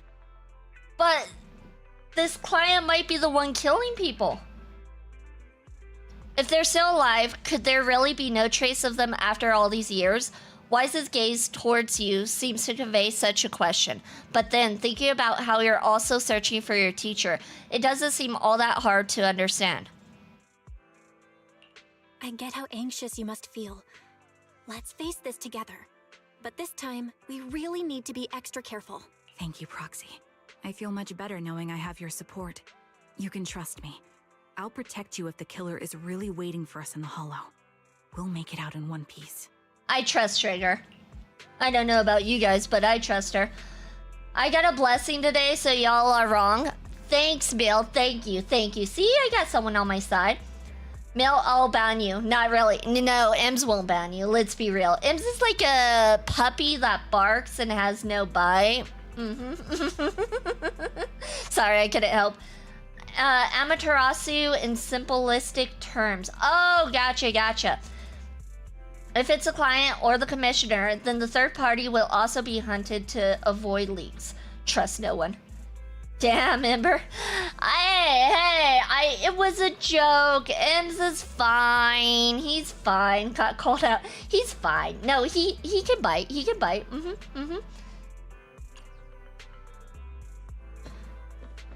She doesn't respect me. It's no. I respect you sometimes. 1% of the time. I respect you. All bark, no bite. He technically can bite though, so remember he is a mod, so he can bite. And we all know mods have more powers than streamers. So technically he has more power than I myself do. Did you make me editor yet? I did not make you editor. Mostly because Icy told me not to make you editor because he made you editor and you never did anything with that power. Let's test it out. Who do we want to raid out to? Rude! We are not raiding. We just started. We're only halfway through the stream. Like if even that, we're probably going to be here even longer. Who knows? Proxy, look at this. A communicator left right at the Hollow's entrance. Innocent until proven guilty. So what proof do we have, V? We have no proof. I'm innocent, so I mean, like, and I'm innocent until proven guilty, and there's no proof that I'm guilty, so therefore I am innocent. Let's rate a Fox girl who won't curse us. I mean, good luck finding that, PT. I mean, Fox girls are all about the curses. Good luck finding that. Why would there be a communicator here? Why is there a communicator here? It doesn't look like it was randomly left behind. There's hardly any dust on its surface, which means it was only placed here recently. It looks like someone wants us to use it. Oh, such decisiveness. Following random location info without even thinking twice. I'm glad, Sniper of Liar Squad. Okay, that voice changer makes that person sound like a girl, but we know the person's supposed to be a guy, at least according to the victims. Liar Squad? What's that? Wait, who are you? Sniper. Or should I say Charon now? Haven't you shared your past with our dear Proxy? If introductions aren't your strong suit, I'd be happy to show you how. You can call me Grim Vulture, the one behind this string of murders. You see, I've been working my way down a list, crossing off names. And now, Charon of Liar Squad, your name is next. Looks like you've done your homework on me. Just because my presence interfered with your plan, you've decided to take me out for good? I thought you were just going to be another obstacle in my way. But now, with you in my sights, this must be some kind of destiny. Now her mask lights have turned blue. I'm not sure what you're referring to, but I'm looking for someone. Given that you're waiting at the Hollow entrance they shared, I'm guessing you have them. If you hand them over, perhaps we can make a deal. Okay, now they're reddish orange. Charon suddenly dodges to the side, raises her gun and fires, using her body as shield Eos. In the next instant, a bullet flies past her and hits the ground. Her shot flew into the distance. I think they meant off. Her shot flew off into the distance, and there's only one thing that's for certain. It hit Grim Vulture. It didn't. Oh my god. Am I going crazy, or is there some grammatical issues with this text right here? I might be wrong. I might be super tired and just can't read, but I feel like there's something off with this text. They need to proofread this translation. Okay, I'm glad I'm not the only one who's looking at this. I'm like, what? That voice modifier is awful. Easy to remove the filters, though finding people through audio alone will be hard. Unless if you recognize the audio. Yes. If you recognize someone on the phone. I remember actually watching a video where this crazy lady was calling the sheriff's department and talking about some guy shooting his gun and stuff. And she was a frequent caller. And they're like, we went out there and saw nothing. And then the sergeant gets on the phone and he's like, wait, is this Karen? I'll just say Karen. I don't remember the name. And she's like, no, it was in fact Karen. They recognized her from her voice because she was such a frequent caller. I was talking about the client, so why did you leap to being the innocent one? I am innocent. Just because I felt a little guilty doesn't mean I'm not innocent. There is some grammatical issues. Yeah, okay. I'm like, am I reading this correctly? This doesn't seem right. It should be. It certainly didn't hit Grim Vulture if the grammar is true. Yeah, and it also said her shot flew into the distance. It should be off. Her shot flew off into the distance. She seems innocent, though. I'm seeing a lot of accusers. You gotta believe me, Will. So your version of making a deal is stalling for time to locate me and lining up your shot? Can't say I'm surprised. After all, that's exactly what I plan to do too. You seem to have rather unique eyes, but you'll never get the chance to hit me. After all, no one's better at counter-sniping than me. Seems talking won't resolve this, but I'm not averse to using force. Now that's the spirit! If you're looking for someone, why not search the hollow for clues? Providing you can survive both my attacks and those of the Ethereals, of course. Actually, I remember everyone saying that the attacker was a guy, but they also said they were like hit in the back or knocked out because of the food. So, do they know if it actually is a guy? The attacker could be a girl then. Technically. When they woke up, did they see the attacker? Or are they just assuming it was a guy? Oh, and I prepared a little gift for all your trouble. I hope you still have that determined look on your face after seeing it. The Uwu defense, we can't beat that. Exactly. I'm glad you guys understand the Uwu defense is the best defense. Who's innocent? Is it about the investigation or the conflict about blessing distribution? Might have been someone close to them or they were lied. All right. It's time for us to continue our investigation. Oh, okay.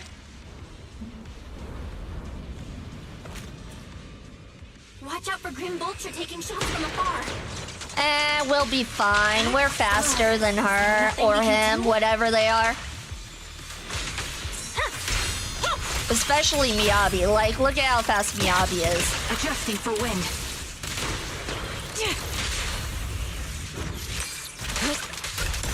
Depends, as memory is 100% perfect or the brain fills it with speculation.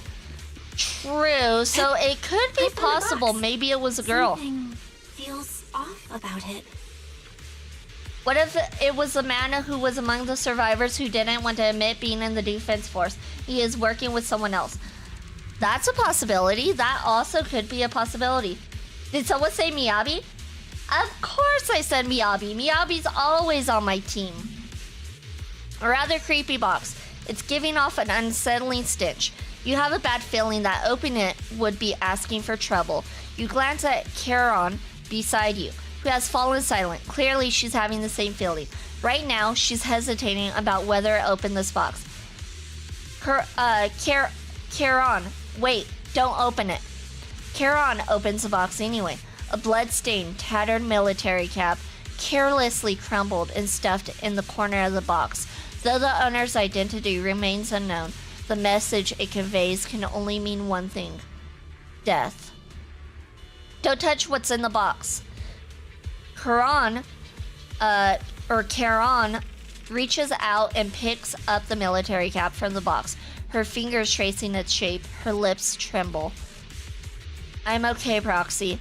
If my sense of touch isn't deceiving me, this appears to be the outfit my former teammate wore, or a replica of it. It's probably her former teammate that's doing this.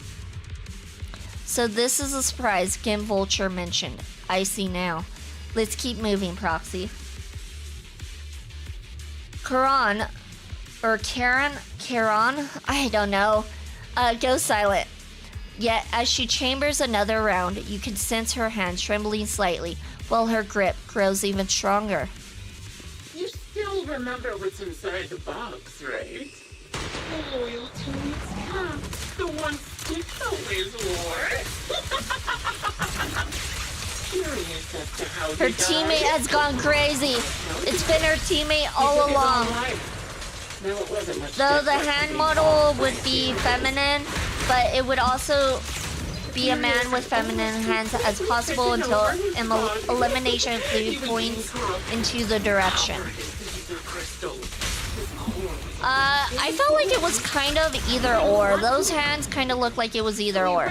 They didn't look really manly to me, and they didn't really look girly either. And a lot of ethereals have already been drawn to it.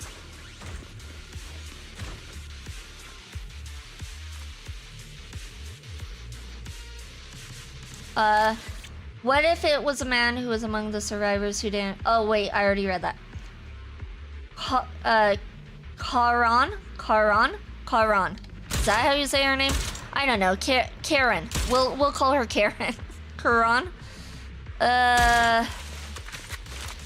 When you have eliminated the impossible, whatever remains, however improbable, must be the truth.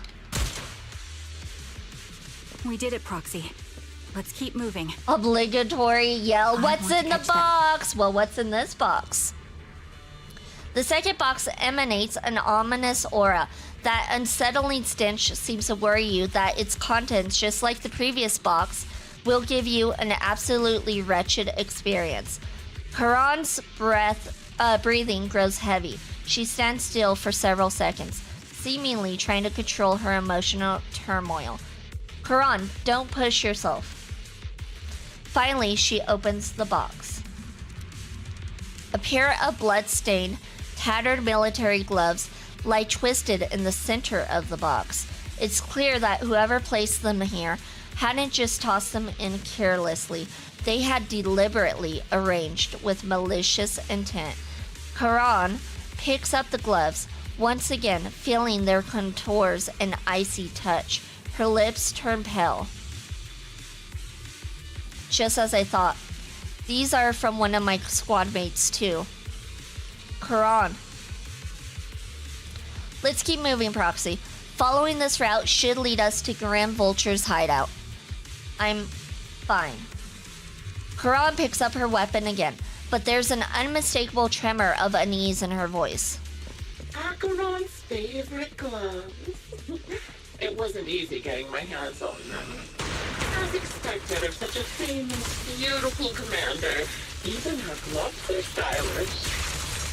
Such a pity in the end.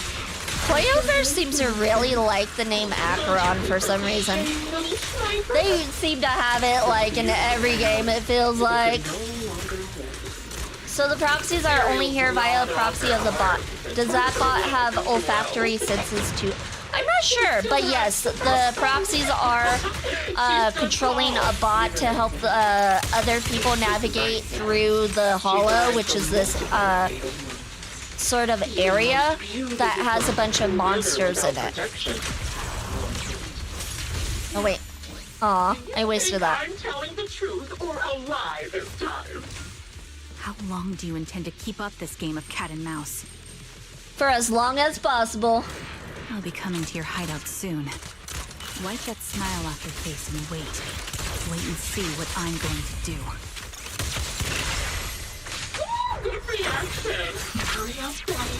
I've got one final surprise location for you. I'm sure you figured out the route to get to me. Oh, another box. What's in the box? Wait, Vivi, have you finished the game or no, I haven't finished like the main story. Cause they keep releasing main story. I haven't even gotten across to what's her name? Trigger yet in the main story. I'm just doing her agent story first. There's still a third box. You grab Karan's hand, trying to stop her from opening it, but she lifts the box lid almost mechanically. The third box contains a bloodstained corner of clothing and a severely damaged piece of engineering equipment, also stained with blood. Karan picks them up, her trembling fingers feeling their shapes. She doesn't speak, neither about the plans for pursuing Grim Vulture, nor about which of her companions these items belong to, until the communicator in our hands rings again with Grim Vulture's voice. Congratulations! You found the third box. Inside is... Who was it again? Oh, right. A piece of bloody fabric from Cocytus's clothes and some damaged engineering gear stained with Leafy's blood. Oh, I'll be quiet then. Spoilers, that's why. Yes, please no spoilers. There's also one thing Zoe said that made me suspicious, or her voice reminds me of something. Tone's too different though.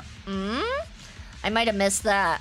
There weren't enough boxes, so I had to cram them together.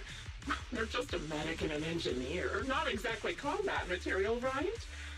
Surely you're not mad, are you? Karan's face turns deathly pale. She silently picks up the bloodied items from the box, her spirit visibly shaken by the weight of these ominous relics. How much do you intend to torment her? Enough already!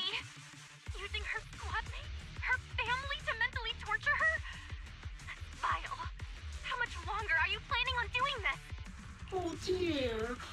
Did I go too far? Oh, my sincerest apologies. It's just watching you plunge headfirst into my trap was so entertaining. I may have gotten a bit carried away, you know? Relax. The person you're looking for isn't here. And those are just fakes. I didn't actually take them from her comrades.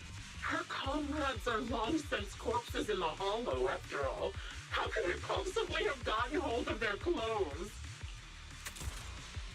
A surge of rage threatens to drown all thought.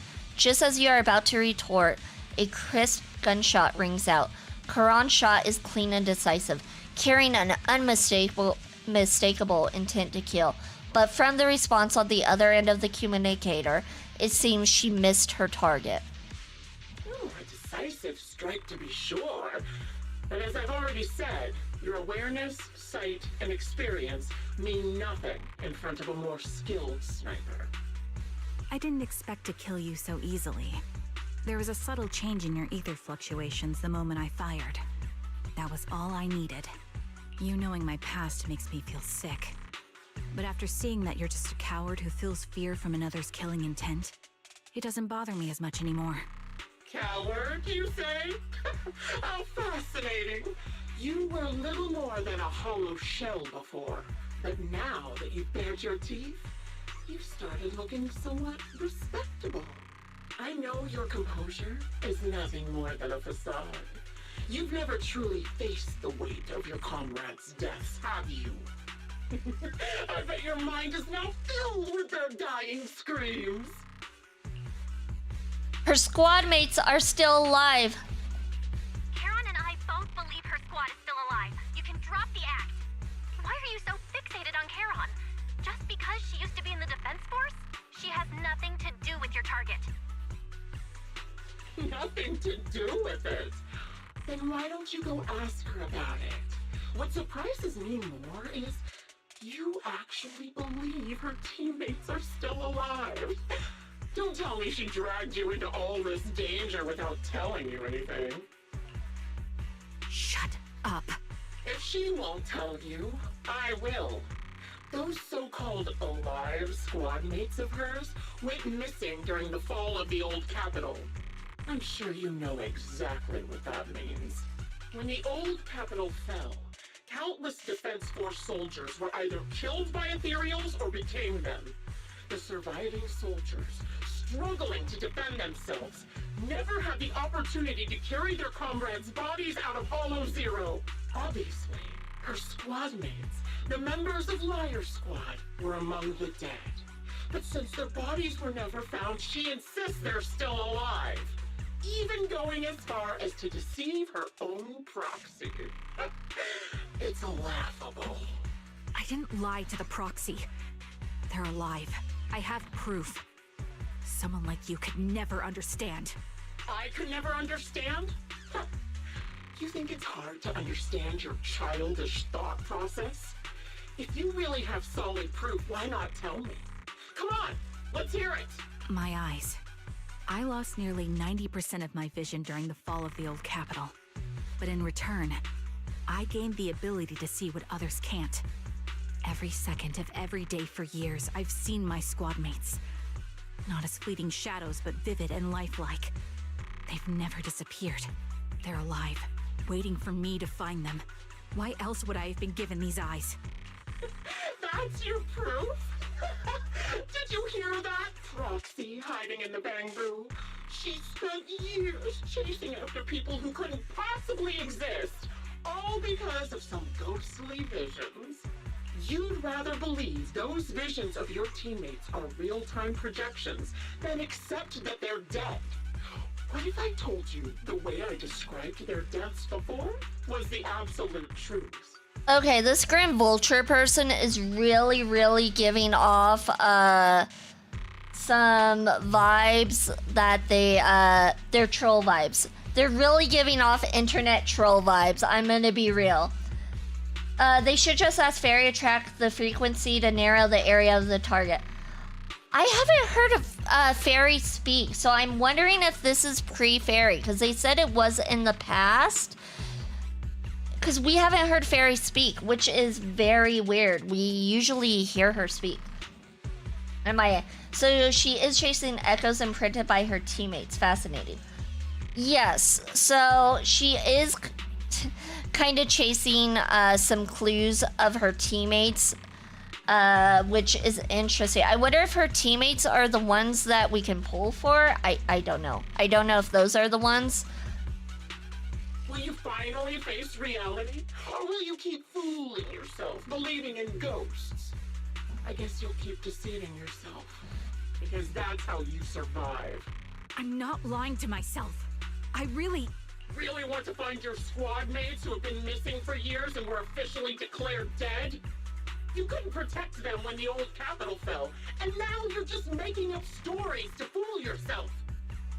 To give yourself some so-called reason to go on, to latch on to any stupid excuse. You're just a selfish, naive coward who did nothing and couldn't do anything when your comrades were dying. Charon stands there, speechless. Grim Vulture's relentless verbal assault has clearly struck home. The low color that had briefly returned to her face drains away, leaving her visibly shaken, unable to muster a single word in rebuttal. Giving up already? At least you've got a shred of dignity left. Nothing disgusts me more than a useless hypocrite. Enough of this. Time to die, coward. Charon is not a coward. Someone who'd enter perilous hollows just to find what they seek. Someone who'd play music to console a dying soul, despite the pain in their eyes, is anything but a coward. They met Trigger after Soldier 11, which is after Fairy, chronologically. Okay. Interesting. Because, okay. It's just we haven't heard from Fairy, so that's why I'm like, is Fairy existing? I don't know. I wonder what purple means. I'm not sure. Pink seems like it might be embarrassed. Blue seems like, light blue seems to be like thinking, trying to strategize. I'm not sure what purple means, at least from what I've seen. At the very least, she's far braver than a criminal like you, who hides in the shadows, enjoys torturing others, and is constantly in fear of being caught. Roxy, Your proxy sure has a way with words. I won't waste any more of my breath. Just die already. Analysis of surrounding fissures complete. I've completed analysis of the surrounding fissures. Charon, snap out of it. We can use that fissure to escape. See, and usually in times like this, Fairy would be the one to tell us this. So that's why I'm kind of like, is she here? Fissures? When did you... Still trying to play tricks. With no hope of a counterattack, you practically drag Charon, turning to run towards the fissure that had escaped Grim Vulture's notice. Just as the bullet is about to strike, you manage to escape through the fissure. And another mission complete.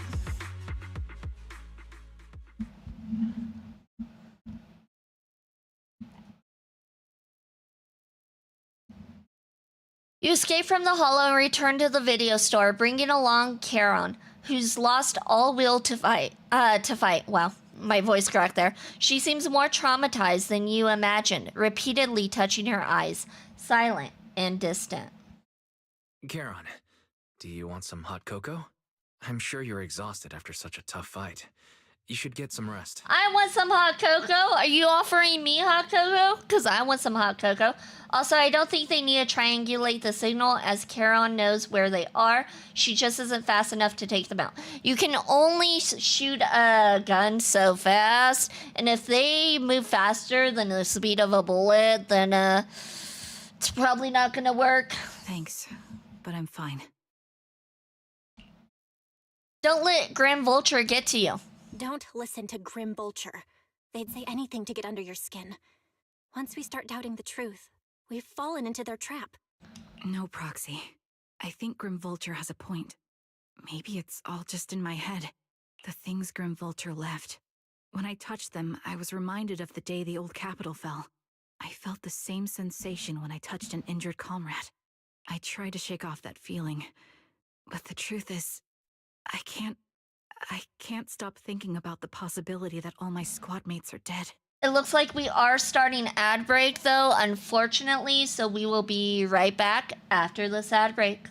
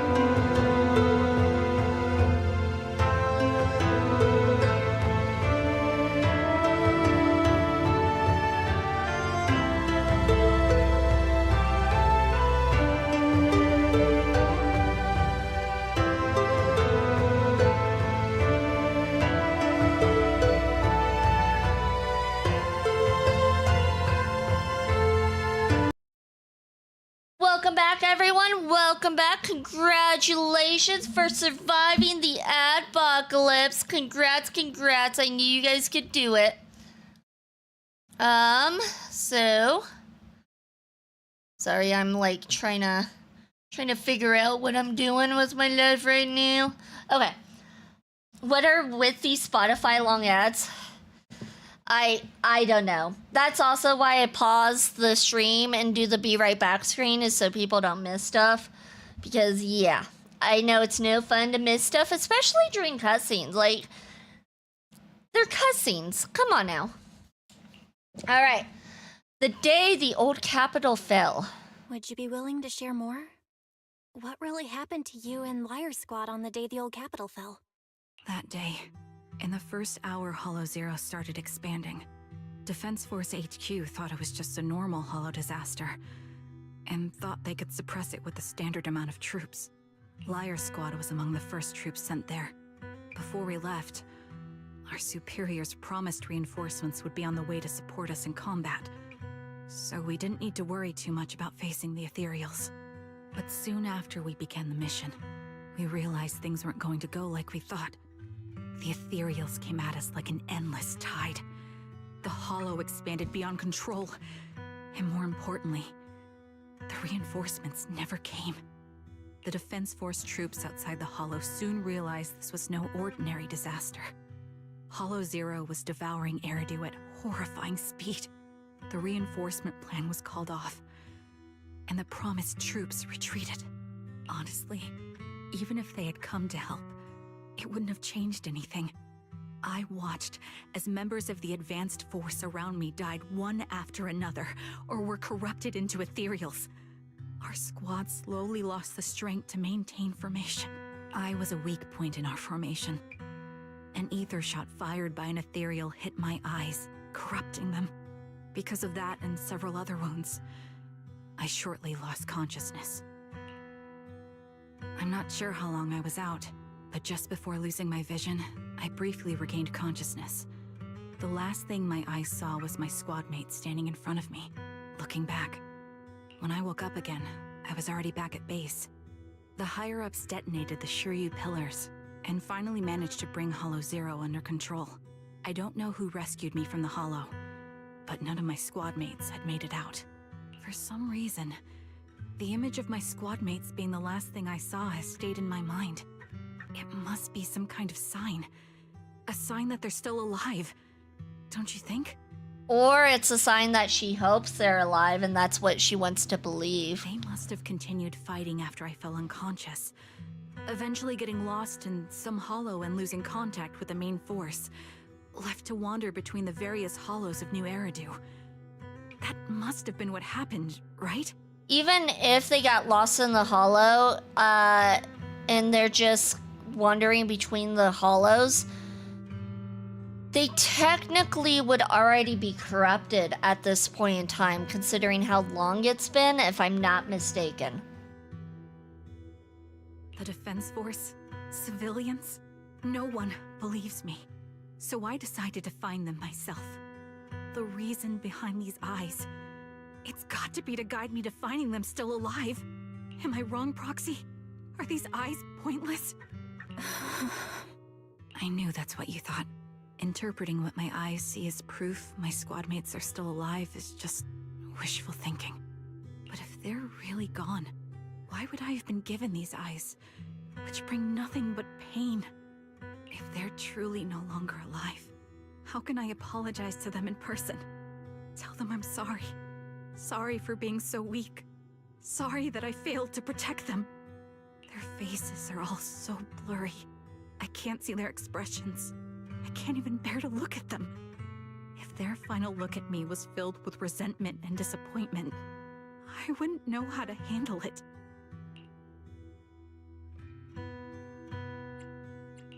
Charon, listen to me. Even if everyone else thinks you're wrong, Wise and I will never dismiss your determination to find your squad mates. You don't need to make any justifications, because someone close to us is missing too, and we desperately hope she's still alive. Even if the whole world doesn't understand, we will never give up. And they're talking about their teacher, of course. If they are alive, they are doomed to an existence worse than death. Yeah, they're pretty much monsters at this point if they were still alive and wandering the hollows. Unless if there's something I don't know about, like maybe soldiers never turn into hollows and get corrupted. But I don't think that's the case. I think they are just more resistant to ether than other people for the most part. But I also think being consumed by this obsession, unable to move forward, that's not what those who matter to us would want. Belle is right. Listen, Charon, you're such a kind person. Maybe that's why you feel responsible for protecting everyone and blame yourself when you can't do enough. But you don't have to carry it all on your own. We'll stick with you to the end. Yeah.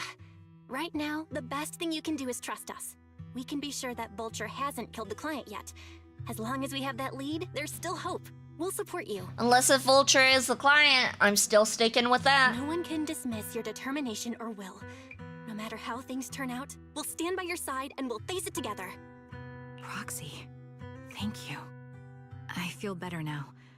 At the very least, I want to keep investigating. I'm not just going to stop here. With the tension easing, it's time to discuss a plan going forward. Just then, the phone rings. Sorry to disturb you at this hour. Did you go investigate that new hollow? How's it going? Oh, never mind. The client just shared a new location with me on Knock Knock. Of course the client did. They're pretty eager, huh? Which hollow is it this time? No, it's not a hollow. If I'm reading this right, this location is Scott Outpost. Scott Outpost? Isn't that managed by the Defense Force and White Star Institute? What's Grim Vulture up to? It's Remembrance Day. Don't you recall what Aaron said before? They're holding an event right now, and the place will be open to the public. So we aren't being lured into a hollow. So, they're not trying to lure us into a hollow this time. What's the deal? Are they trying to taunt us? Whether it's a provocation or a trap, I'm not missing any chance to face Grim Vulture. Proxy, will you go with me? Hello, Jay. Welcome in. I hope you're having a good day, night, evening, afternoon, morning, whatever it is where you're at. The official commencement of the Remembrance Day has been scheduled for tomorrow morning, meaning ordinary citizens still cannot freely enter Scott Outpost today. Under arrangements, Charon spent the night at the store. The next morning, Belle, you'll be heading to the outpost with Charon soon. Did you sleep well last night? I did not sleep well last night. Thank you for asking. To be honest, I didn't sleep much. Actually, me too. Thought of the past kept me up, especially those related to Charon, and I didn't manage to fall asleep until late. Oh, Charon is already waiting for you in the parking lot. I wonder how she's feeling now. Please take good care of her, Belle. Leave it to me. I like how the brothers like, please take good care of Charon, and not like, hey, stay safe. Stay safe out there, Belle. No, just take care of Charon. Trigger, my favorite. Well, she's up there. She's one of my favorites too. That's why she's one of the three main agents I use. I can't wait to learn more about Yi Zhuan. I'm excited to learn more about her. I've got your back. But yeah, this is the first time I'm learning about Trigger, and she's pretty awesome. I'm thinking it was the lady's friend who went missing and the man who didn't want to admit they were in the defense working together. That's a possibility. That might be it. Good morning, Proxy. Did you sleep well last night? Yes, I did. Sorry, Proxy, for losing my composure in front of you yesterday. I think I've gotten my mood back in order now.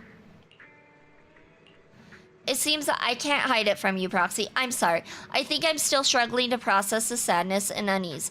I am not sure where I should go from here. Take your time to unravel your confusion. Yeah, you're right. Instead of continuing to suffer, it's better to reach out and grasp all the hope we can find around us. Maybe things will eventually change. Let's go, Proxy. Today we're attending Remembrance Day as ordinary citizens, so we can't carry any weapons. I suppose Grim Vulture wouldn't be foolish enough to make a move inside a military stronghold. Or he would be, confident enough to do so. That's also a possibility. Her story is also fantastic. It seems fantastic. Like, so far, I'm loving the story. I'm glad I pulled for her when she came out. I wasn't See, the issue with pulling for new characters is if I'm not caught up and I don't know what the character is, I'm like, am I making a mistake? Am I not? I love pulling for characters I like in the story, and when I get to them and I do like them, I'm like, okay, I did good. I pulled for the correct character. I'm like, should I care about you? Or exactly. I do look at their demos, or not their demos, their trailers, and try to determine off those if they are good to pull for or not, to see how they act in the trailers. Let's keep an eye out while we're there. I believe we should be able to find new clues. You arrive at Scott Outpost with Charon. Many citizens have come to Remembrance Day. They must be the relatives of those who gave their lives during the fall of the old capital. For some reason, after coming here, Charon has been acting a bit strange. Proxy, can we explore this place later? What's wrong? No, it's nothing. Alright, I'll say it. It seems like there are some familiar faces here. Wouldn't it be nice to meet them? I don't think I can face them. If I'm not mistaken, they should be the family members of my teammates. I don't know how I should face them. Try reaching out to them. I know, but I'll be there for you. Then it's a deal. I will go and talk to them, Proxy. You don't have to say anything. Just stay by my side and give me the courage to speak.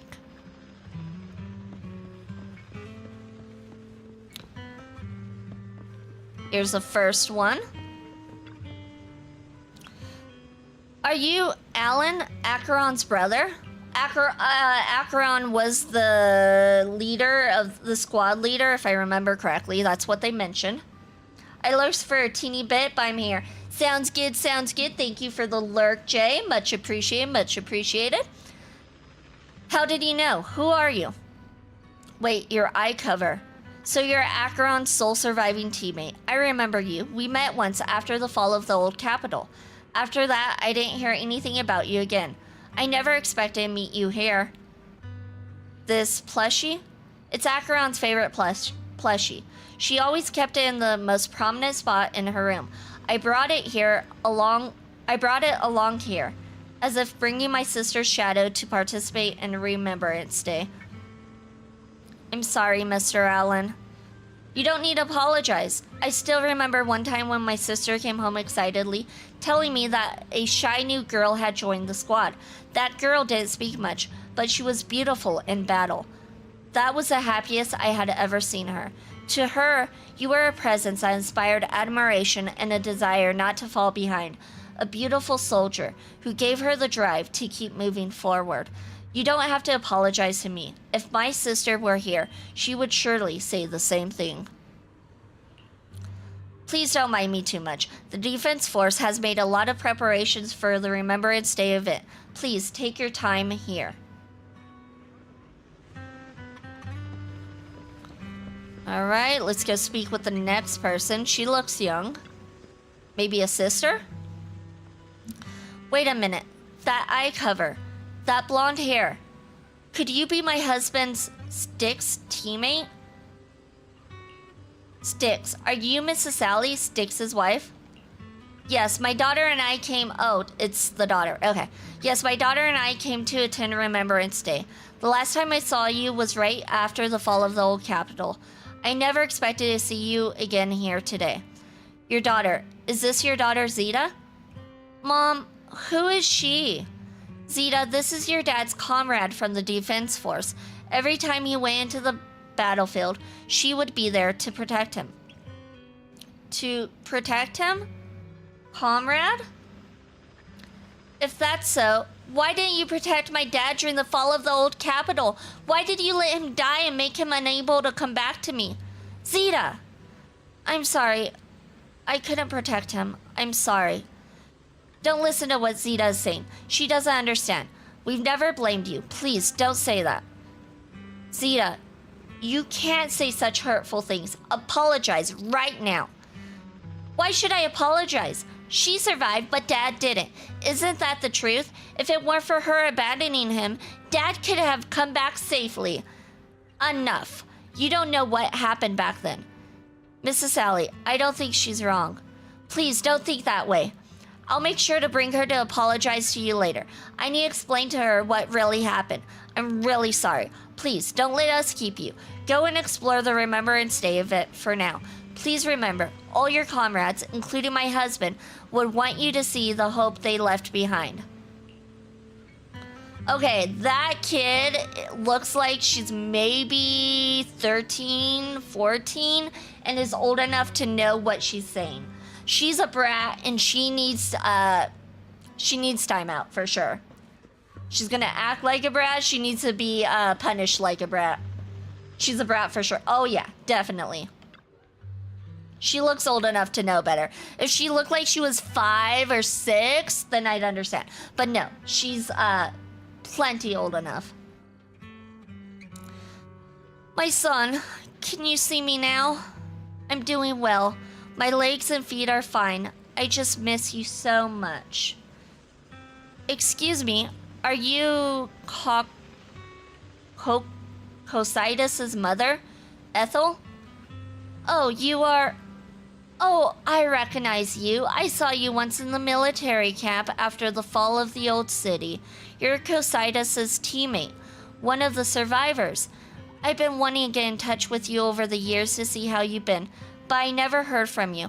I didn't expect to meet you here at Remembrance Day. I guess this is fate. Miss Ethel, is your health still... I'm in good health, fortunately. Everything is fine, although I'm the only one left in the family.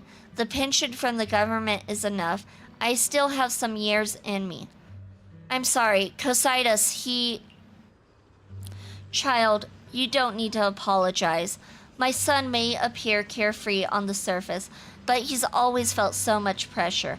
One day, he suddenly told me he had found a companion who truly understood him. I believe he was talking about you. How could I possibly blame you? Someone who helped my son. It's such a blessing.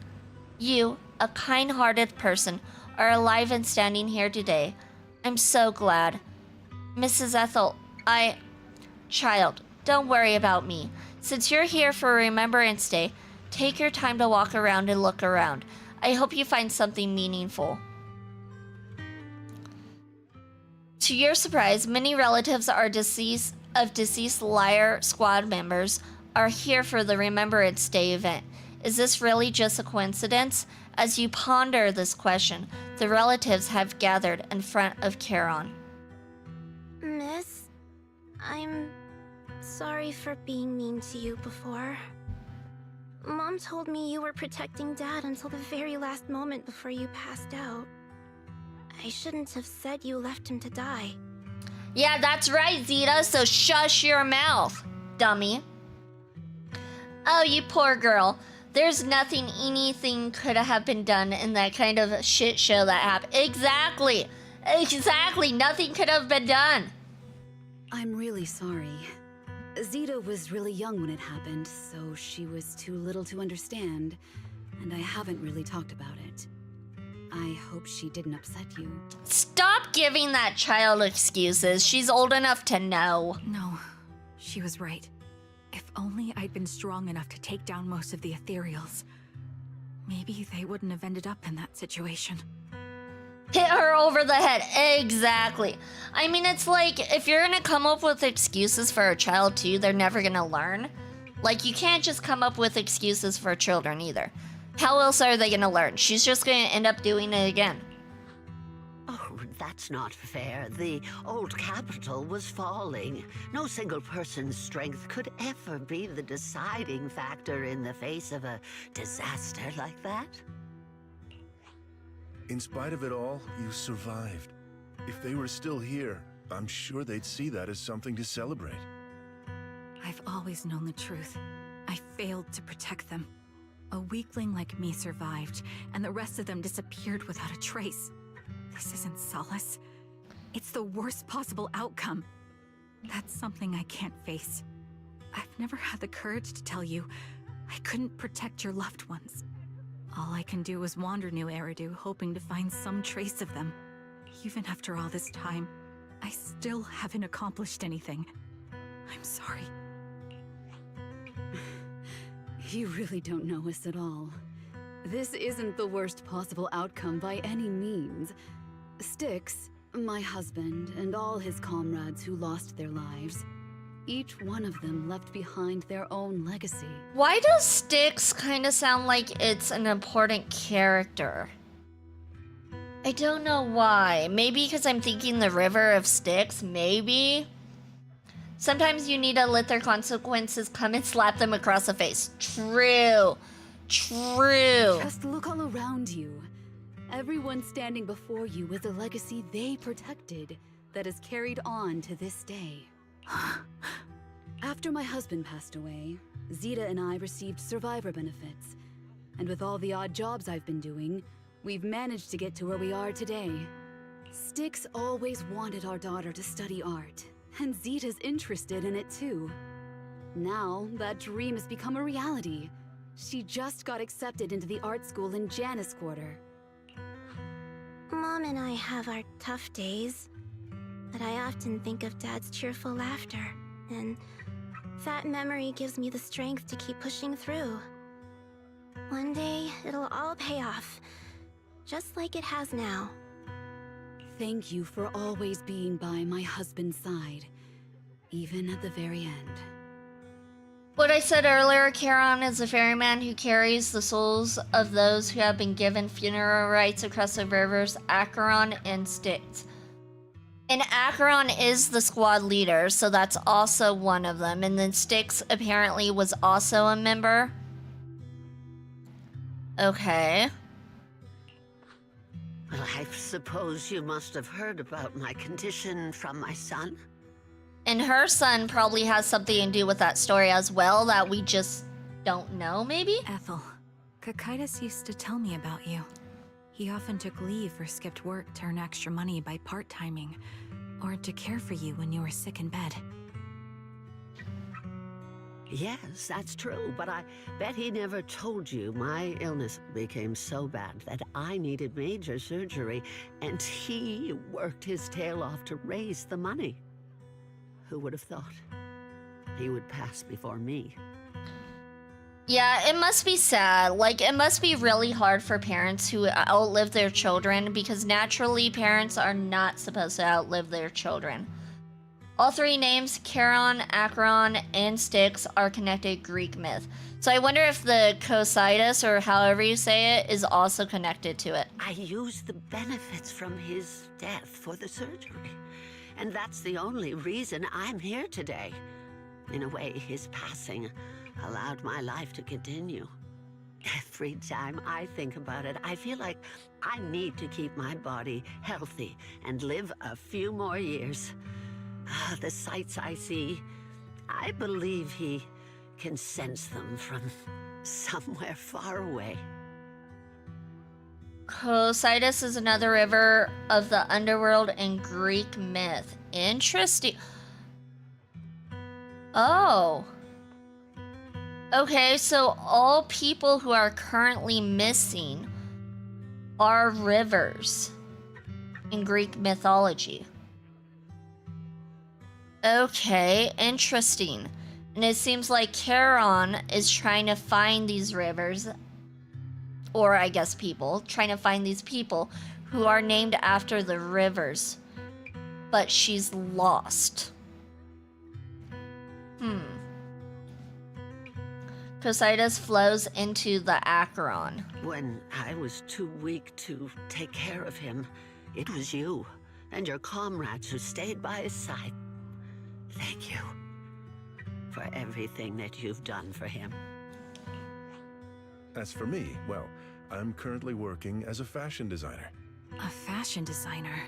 Is that because of Acheron? It is. I'm sure you remember how much she loved beautiful things. She was always into fashion, so I decided to become part of that world. That way, she can always be with me. I admit I had no idea how fun fashion design could be until I actually gave it a shot.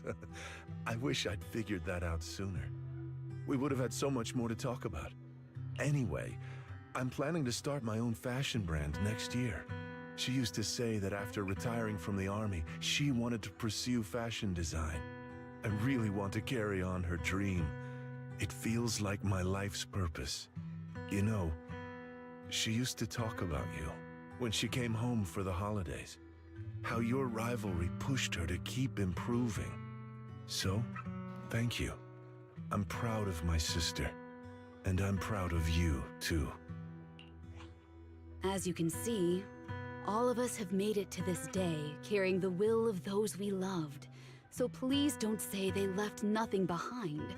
They've always been a part of every pain and joy we've experienced over the years. Please remember, everything and everyone in New Eridu is only here today because you all risked your lives in battle. Thank you. Thank you, everyone. It's been wonderful to hear about how you're all doing and to listen to these words. I'm so glad I decided to come here on Remembrance Day. Speaking of which, I wasn't expecting to see any of you. What brings you here today? Oh gosh, I'm scared of what the answer to this question's gonna be. I could ask you the same thing, Ethel. Last time I asked, you said you weren't coming. I only came because I suddenly got a DM from Nathan. He said he really wanted me to be here. Who's Nathan? I'm here because of Nathan's message. Okay. He's pretty insistent, so I thought he'd be here. But I've been looking around for a while now. I still haven't seen him.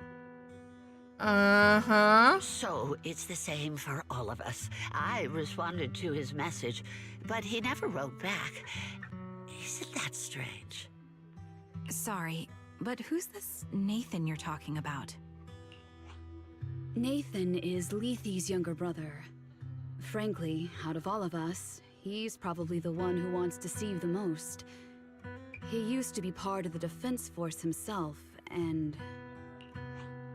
The day the old capital fell, his squad was responsible for supporting the forces that had already entered the Hollow, which included all of you. He's told us that story so many times. When they saw how bad things were in that Hollow, some of the reinforcements called off their plans and pulled back. He tried to stop them, but there was nothing he could do. He always blamed himself and wanted to find you to apologize. But the truth is, the reinforcements retreating was inevitable. Shortly after their retreat, headquarters issued the official order. We all lost someone in that disaster. And for a while, we resented the reinforcements for their decision. But over time, we came to understand it and eventually let it go. There was no avoiding casualties in that battle. In hindsight, it wasn't wrong for headquarters to prioritize saving their strength. Yeah, they probably didn't want even more casualties than there already was, and they looked at how dangerous it was, and they're like, no, this is not enough people. We're just gonna lose everybody. There are 5 rivers encircling Hades. The Styx, Felgithon, Lethe, which is the younger brother of somebody they just said who they're talking about. Okay. Acheron and Cocytus, and I think Lethe was the other squad. Yes. Well, not the squad member, but he seems to have been part of the squad that was supposed to help with backup. Okay. So all we're missing is Felgithon. May I ask what the name of Nathan's squad was when he was in the defense force? The Impera squad of the Obsidian Division. Is something wrong? Oh my god, it is the guy! It was the guy! Nothing. It's just... I think I might have stumbled upon the answer I was looking for. After 4 family members paid their respects and left, they continued touring on Remembrance Day. Charon stood there in a daze, seemingly having understood something. At that moment, a sound came from the open space in front of the outpost. It seemed someone had stepped onto the podium, and the citizens all gathered in the podium, preparing to listen to the person's speech. Called it. Yeah, you might have called it. According to schedule for Remembrance Day, it should be time for a representative of retired Defense Force veterans to give a speech. It looks like the speech is about to begin. I feel a bit concerned, Proxy. Could we go over and listen to the speech for a moment?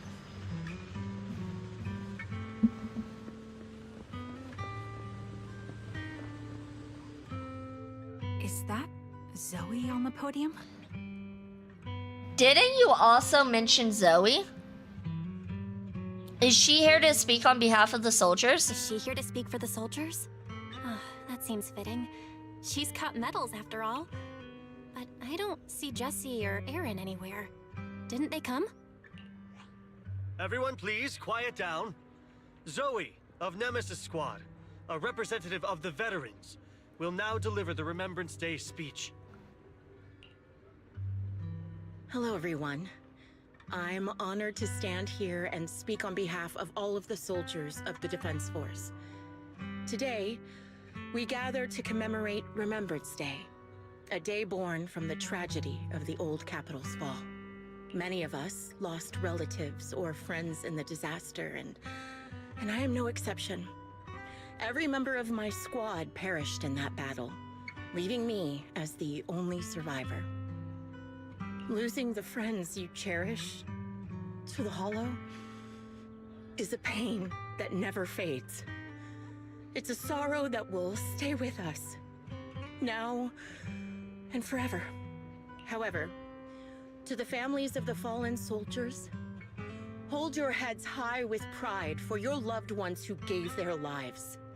They fought to the very last moment when the old Capitol fell. Death isn't the end, nor dishonor. It is their eternal medal.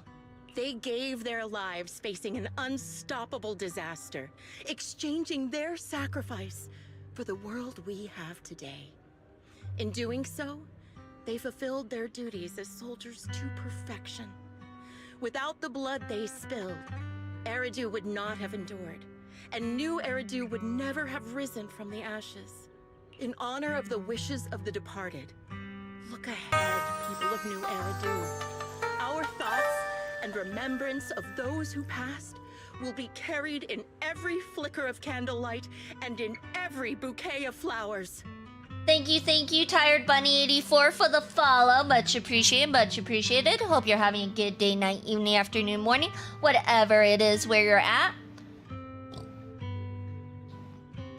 I hope no one heard me burp. It's the energy drink. I'm sorry, it's the energy drink. Lock in for real, to be honest. I skipped like 99% of the story. Why would you skip the story? I mean, the story is kind of long, so I guess I can understand. It can get a little tedious, but this is pretty good story. This one is, at least. Some of them are definitely long and they're like, eh.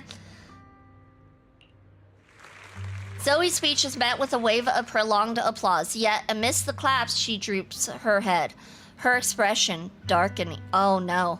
She stays silent, waiting for the applause to fade before lifting her gaze and scanning the crowd. Her eyes pause briefly on Charon, carrying a chilling aura. My speech was meant to end here, but since you all seem quite engaged, please allow me to share a little more. The reason you all agree with what I've said is because it offers a way to step away from the pain.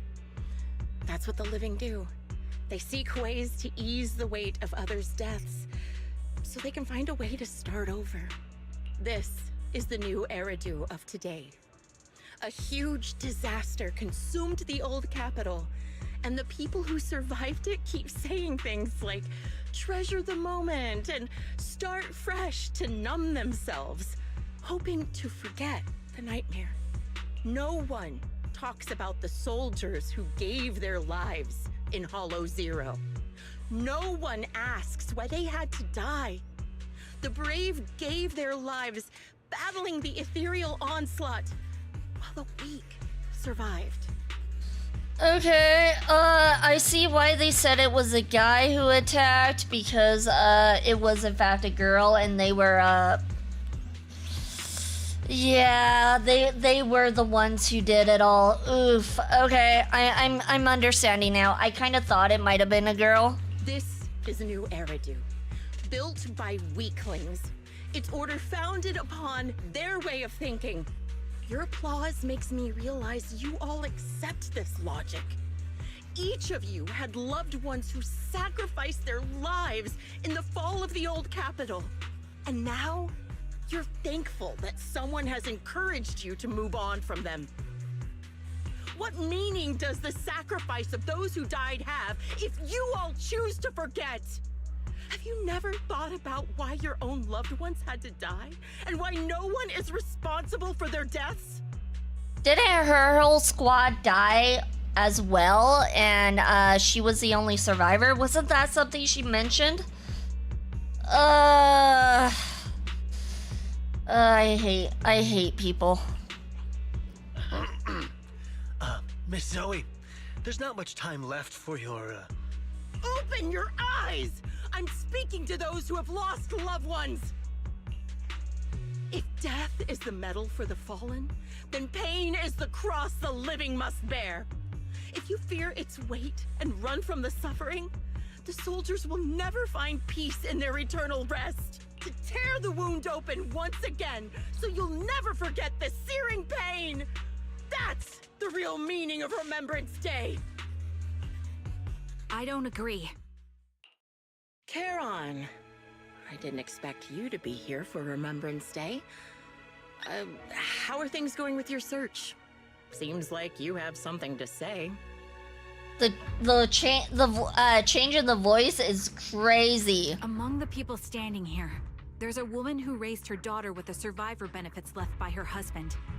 Another who's been able to carry on with her life thanks to the final efforts of her child. And yet another who's found purpose because of the influence of his late sister. The will of the deceased lives on in every person here.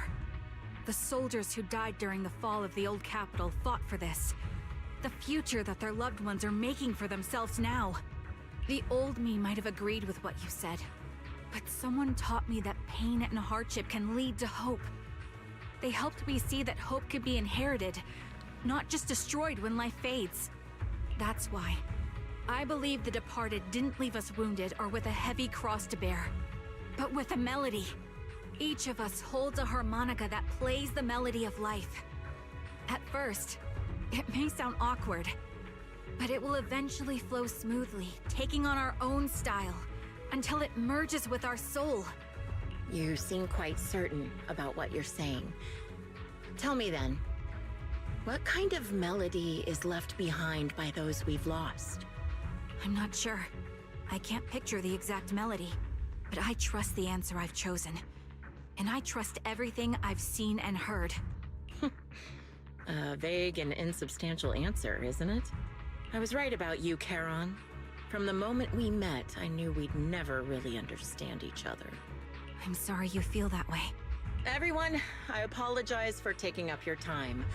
My speech ends here. Please feel free to continue with your visit. Throw tomatoes at her!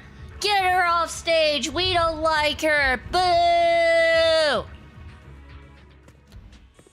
Zoe exits the venue without sparing a single glance back, leaving the audience and the defense force in a state of confusion. Charon looks thoughtfully in the direction she disappeared. What do you think, Proxy? Something's off. Something was definitely off about her just now. And the things she said, I'm starting to get a really bad feeling about this. Agreed. You mean about her real identity, right? Looks like we're on the same page. Shielded by her identity as a decorated soldier, she seemed pretty confident that we wouldn't confront her directly on military ground like at the outpost. She arrived so brazenly and left without a care. If I'm right about this, she'll be trying to contact us again in no time. Just as she finishes her sentence, the phone rings again. Shepard appears on the screen as you answer the video call. He seems panicked and anxious to speak, but the moment he sees that you're in Scott Outpost, he swallows back the words and clears his throat instead. Looks like you're a little busy, so I'll keep it short. The client just sent me a location via Knock Knock, along with a picture of several unconscious, tied-up individuals. Okay, the client's behind it. Called it. There's no way the client's just gonna be like, hey, look at the... Nah, the client's behind it. I'll send you the location shortly. It should be an entrance to the Hollow in Port Elpis. At this stage, I don't have any further requests. My only hope is that you'll proceed with caution. Of course it's at the entrance to the Hollow in Port Elpis. Of course it A is. location with a picture of the hostages. Looks like Grim Vulture is losing patience and wants to put an end to all this. What do you plan on doing? Charon, what's your plan? With everything that's happened, no matter what you choose, I'll stay by your side till the very end. Charon doesn't answer right away. Instead, she takes out her harmonica and looks down at it, as if she's trying to decide. In the end, she tucks her harmonica away. I've made up my mind. Proxy, please accept my official commission. Help me venture into the depths of the Hollow to rescue the client and any other hostages. It's time to put an end to this. It's up to me to stop Grim Vulture. Stop her from crushing everything in front of her with that heavy cross. We called it. You called it. I wasn't sure, but you definitely called it, Dusky Bite. You leave the Remembrance Day event with Charon and return to the video store. She cleans her firearm multiple times and keeps adjusting her breathing. The showdown is about to begin. Proxy, thank you for accompanying me this far. In the upcoming battle, Grim Vulture has likely already set up a stage filled with traps. We may need to brace ourselves for a tough fight. Do you have any strategy in mind, Karen? To be honest, there isn't a full viable strategy. The opponent is a sniper and can keenly anticipate the timing and trajectory of each of my shots, dodging in advance. Entering the battlefield pre-prepared by such a formidable enemy alone, it's foreseeable that she will continuously occupy elevated sniper positions, relentlessly targeting us, while we will have very few opportunities to land a hit on her. What did that mean? We'd be easy prey? Theoretically speaking, that's right. In a sniper duel, the one who fails to secure the best vantage point or exposes their position is always a loser, but I believe there's still a chance. In our previous fight, I could sense the pride and impatience of Grim Vulture as a sniper. I'm not sure where that impatience comes from, but that pride is definitely something we can turn against her. I believe... Okay, Karen believes it's a girl too. Alright. I believe she would never accept the idea of me surpassing her in sniping skills. If I can outmatch her at a critical moment, she will lose her composure. That will be the only instant she exposes a weakness. So I think Karen also thinks it's that girl who made the speech. I'm gonna get some water because I need it.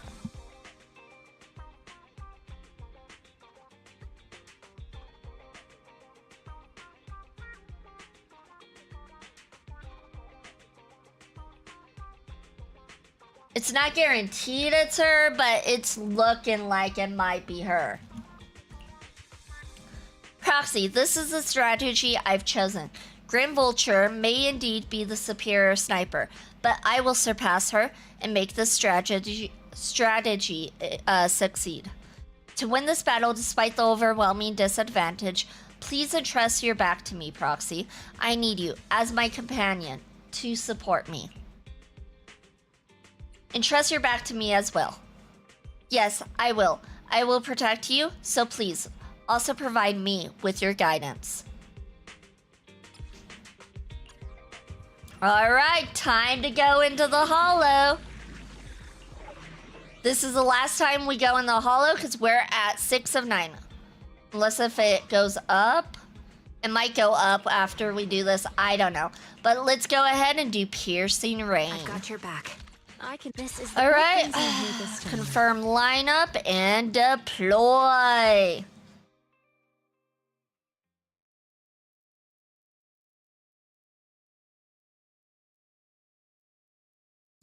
It's time to find out who really is the Grim Vulture.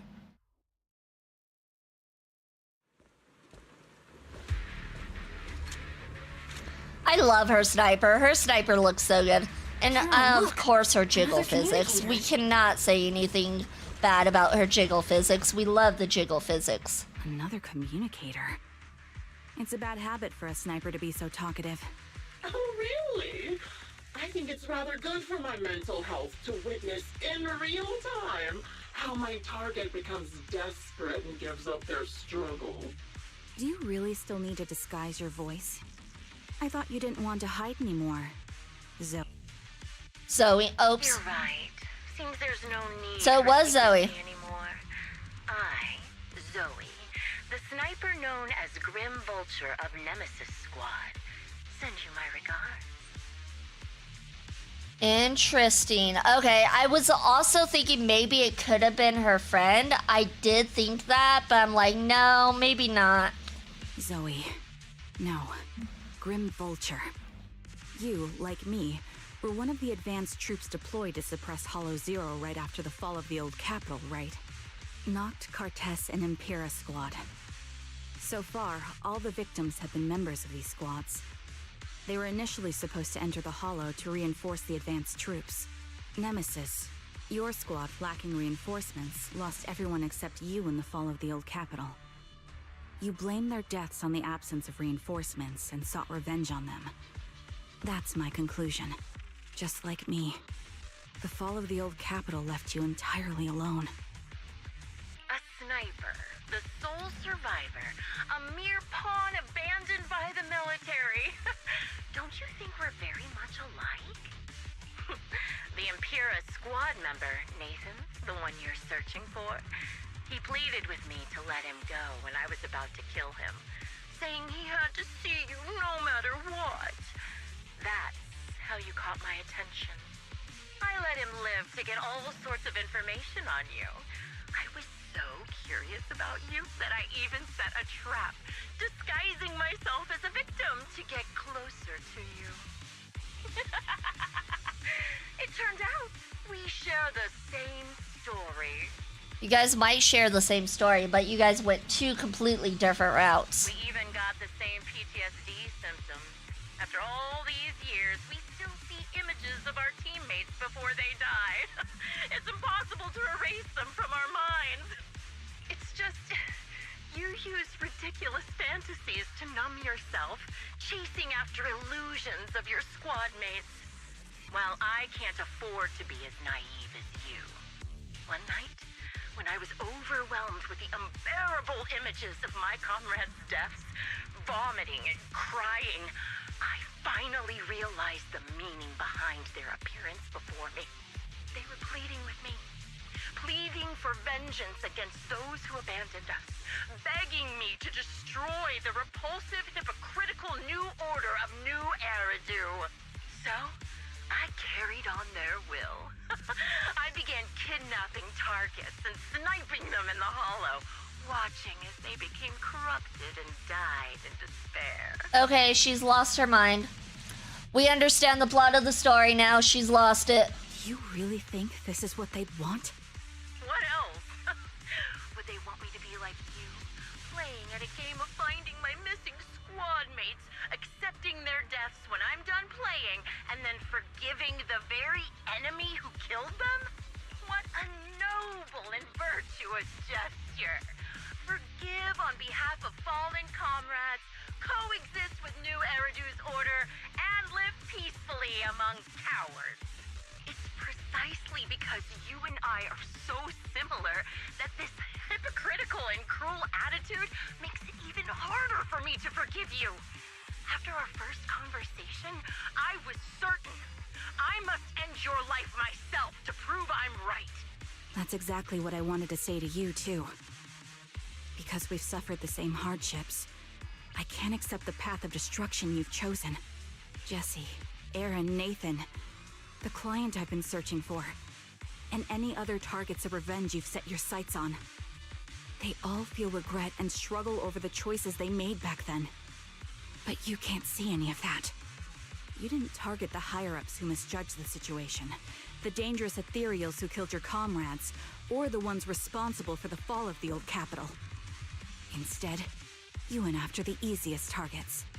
Grim Vulture, as a sniper of the Eridu Defense Force, You have failed in your duty. To preserve the will and hope left by my comrades, I'm going to put an end to your actions right here. That suits me just fine. A sniper should let the gun do the talking. Make it to the deepest part of the hollow alive, and I'll meet you with nothing but raw malice. Alright, it's time. We got our target, you guys. This vengeful, crazy maniac. No. Noct, Cartus, Impura, and many other squads. Did you know the reinforcements that were meant to back us up ended up deciding to retreat? Yeah, we're well aware. We are well aware they decided to retreat. They looked at it and they're like, this is a lost cause. Absurd way, like a kindergarten election for class monitor. So, when I killed them, I employed... Jesse and Aaron, do you have them too? Or are they already... You still care about them? Or should I say... It looks like I haven't made enough of a threat to your life if you still have the time to worry about them. Why not leave their fate an unsolved mystery? Normally that's more suspenseful, right?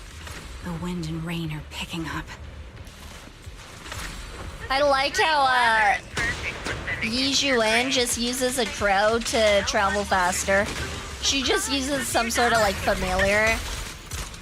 I never use Yi Zhuan to travel, so I didn't realize that's how she traveled.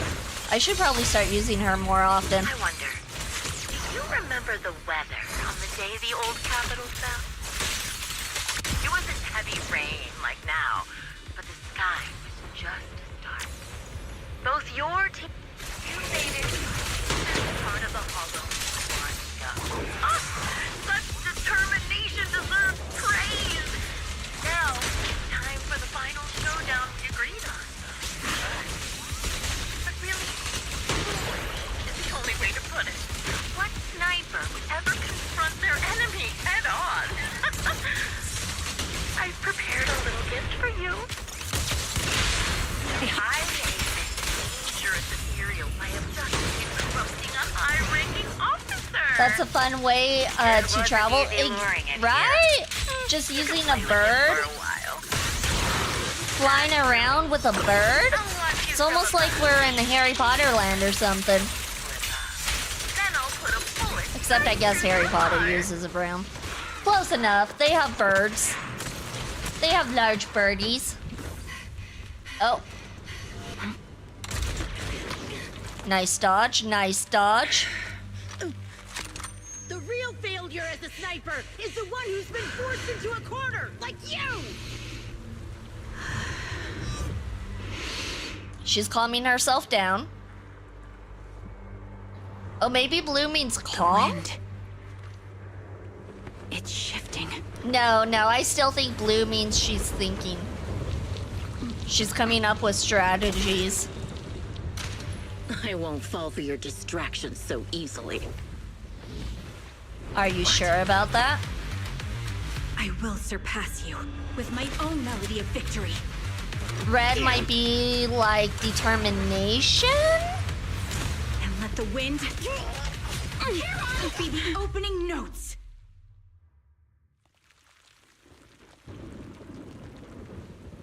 Charon? No! Wake up! Charon! She's alive! What's this? Is it the communicator? Did the communicator save her? Duel, what a brand name for a gun. Right after the gunshot, the hollow falls silent once more, leaving only the countless biting raindrops, attempting over and over to wash away the scent of blood that oozed from the wounds of the defeated, only to fail time and time again. The loser pays no attention to her mortal wound, only staring at the distant horizon, as though salvation might be waiting there. Sometime later, the victor has climbed the steel and stands in front of her. They share their last words, while the defeated still has the energy to converse. Just you? Where's your friend, the proxy? The proxy went to rescue the hostages. I want to speak with you alone. Oh, it was a harmonica. Oh, I'm dumb. You're right, you're right. A sniper should always monitor the changes to their surroundings, factoring the environment into their tactics. Being blinded by the intent to kill and failing to take this into account was your downfall. Didn't expect to be lectured by a youngster. What a disgrace. When my view was blocked, I realized you'd used the visual blind spot to reposition. So I adjusted my aim accordingly. But I still couldn't hit you. Your prediction and accuracy were spot on. I was just saved once again by this. By both this harmonica and by my former comrades. Are you trying to say that this is destiny? That it's the will of your companions guarding you? I lost to the wave of ethereals, to the military's betrayal. And now I lose to your reckless actions, driven by some ridiculous fantasy?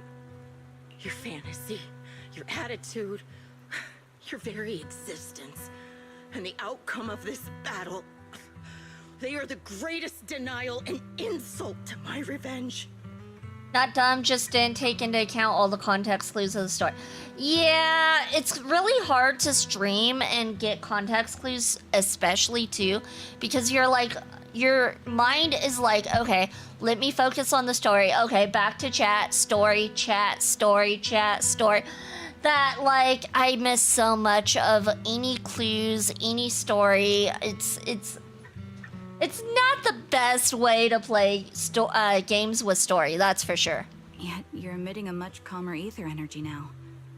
Almost as if you found relief. My vision is fading. I can't see my comrades on the brink of death anymore. My wounds are fatal, but I don't feel any pain. Relief. It's not such a bad thing. Did you intend for me to kill you from the start? Probably. Let me answer that question with a story. The first time I saw you was actually during the fall of the old capital. Oh. My comrades were all dead, and the reinforcements the higher-ups promised before the mission never came. I can't even remember how long the fight went on. Ultimately, I had no choice but to retreat, failing to bring back my squad mates' bodies. I made my way through one battle line after another. The advanced troops were nearly wiped out. But when I reached a certain front, a small squad of survivors called out to me.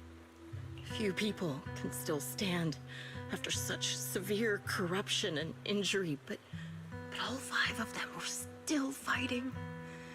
They were protecting a girl who had lost her sight and fallen unconscious while searching for a way out of the hollow. Okay, so 5 people. We know Acheron, we know Styx was one. We know that other, the one that started with the C sites, Cocytus or whatever. Okay, Acheron, Styx, Cocytus. Who were the other 2? Who were the other 2? Huh. Lady, you're dying. If you have the energy to tell a story, save it so we can help you. Jeebus. I mean, she obviously doesn't want to be saved. That's why she's trying to get herself killed. They told me they were beyond saving. And if I plan to retreat, I must take the girl with me. I couldn't turn down the last request of a group of heroic soldiers about to die in battle. Wow, so the Grim Vulture is the one who got her to safety. That's a twist. Your comrades entrusted your life to me. I was the one who brought you out of the hollow. Oh yeah, Styx, Lethe, Acheron, and Cocytus. Only Felgithon is unaccounted for. You already know what happened afterward. It didn't take long for you to leave the Defense Force after you came to. Just like me. So yeah, those are 5. Okay, so those are probably the 5 comrades then. All the rivers are the 5 comrades, and the only one that wasn't mentioned was Phlegethon. I developed PTSD so intense that sometimes I couldn't even hold a normal conversation. But for me, the hardest blow was the death of my squad. To an orphan like me, they were family. Wait, wasn't Trigger also an orphan? If the reinforcements, I think she mentioned she was also an orphan. and I think. provided support, they wouldn't have died for nothing. Don't you ever have that thought? To say I don't would be a lie, but I think deep down you know. From the moment we stepped into the Hollow, there was no way we were getting saved.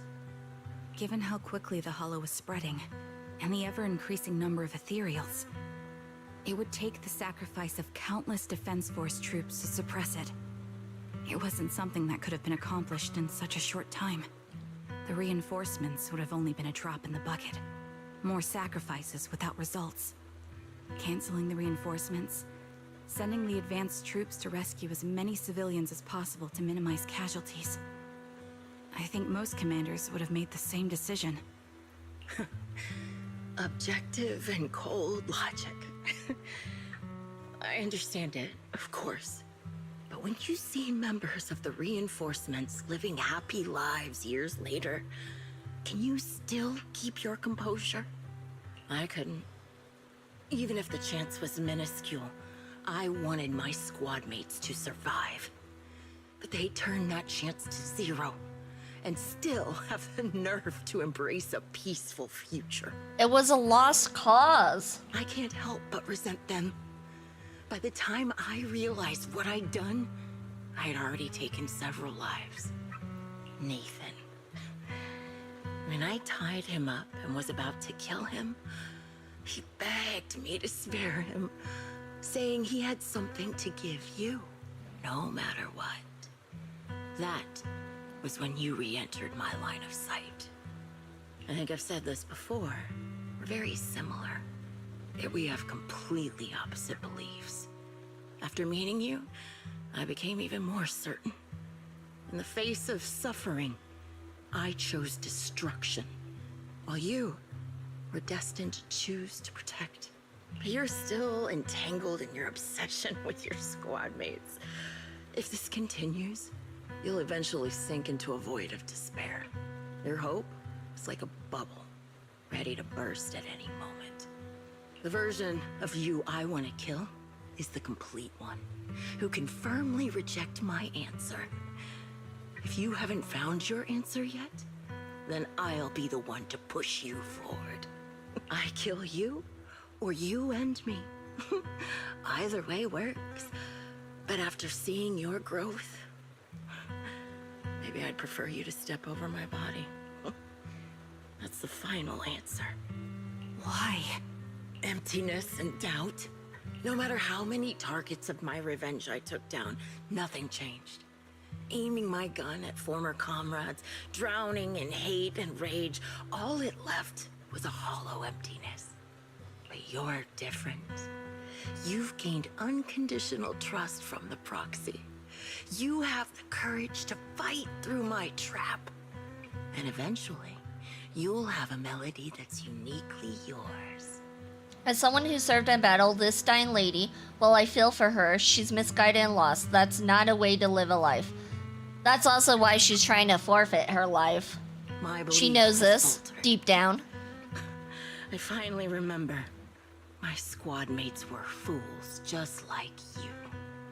You're right. They would never want me to become this way. I talk about carrying their cross. But in truth, I never carried their will. So be it. Take the hostage and go. A villain stained with the blood of others deserves nothing but a miserable end. I'm looking forward to how long you'll be able to protect those in front of your eyes. Charon doesn't leave. Instead, she kneels beside Grim Vulture, picks up the bullet-marked harmonica, and begins playing a melody titled Homecoming. The melody briefly takes over the roaring downpour, reaching the ears of Grim Vulture as she lies bleeding out, barely clinging to life. A faint glimmer appears in her empty eyes in her final moment. It can still be played after taking a bullet. Impressive. This is my final melody to you. No matter how miserable you've become, I'll still remember you. Remember we once shared the same path in life. But in the end, our paths diverged. Your hatred has long twisted into sin. But if not for you, I wouldn't have learned how to hate, or found the true targets of my hatred. I used to know nothing. My teammates served as my teachers and taught me so much. And I think you must be my final teacher. You taught me, in the most intense way, what hatred truly means. Really? So you found someone you want revenge against, too. That's good. The melody of Homecoming plays on as the girl endures the agony of her ocular rejection, struggling to make the harmonica's notes rise above the sound of the rain. As the last note fades amidst the relentless downpour, the defeated one takes her final breath.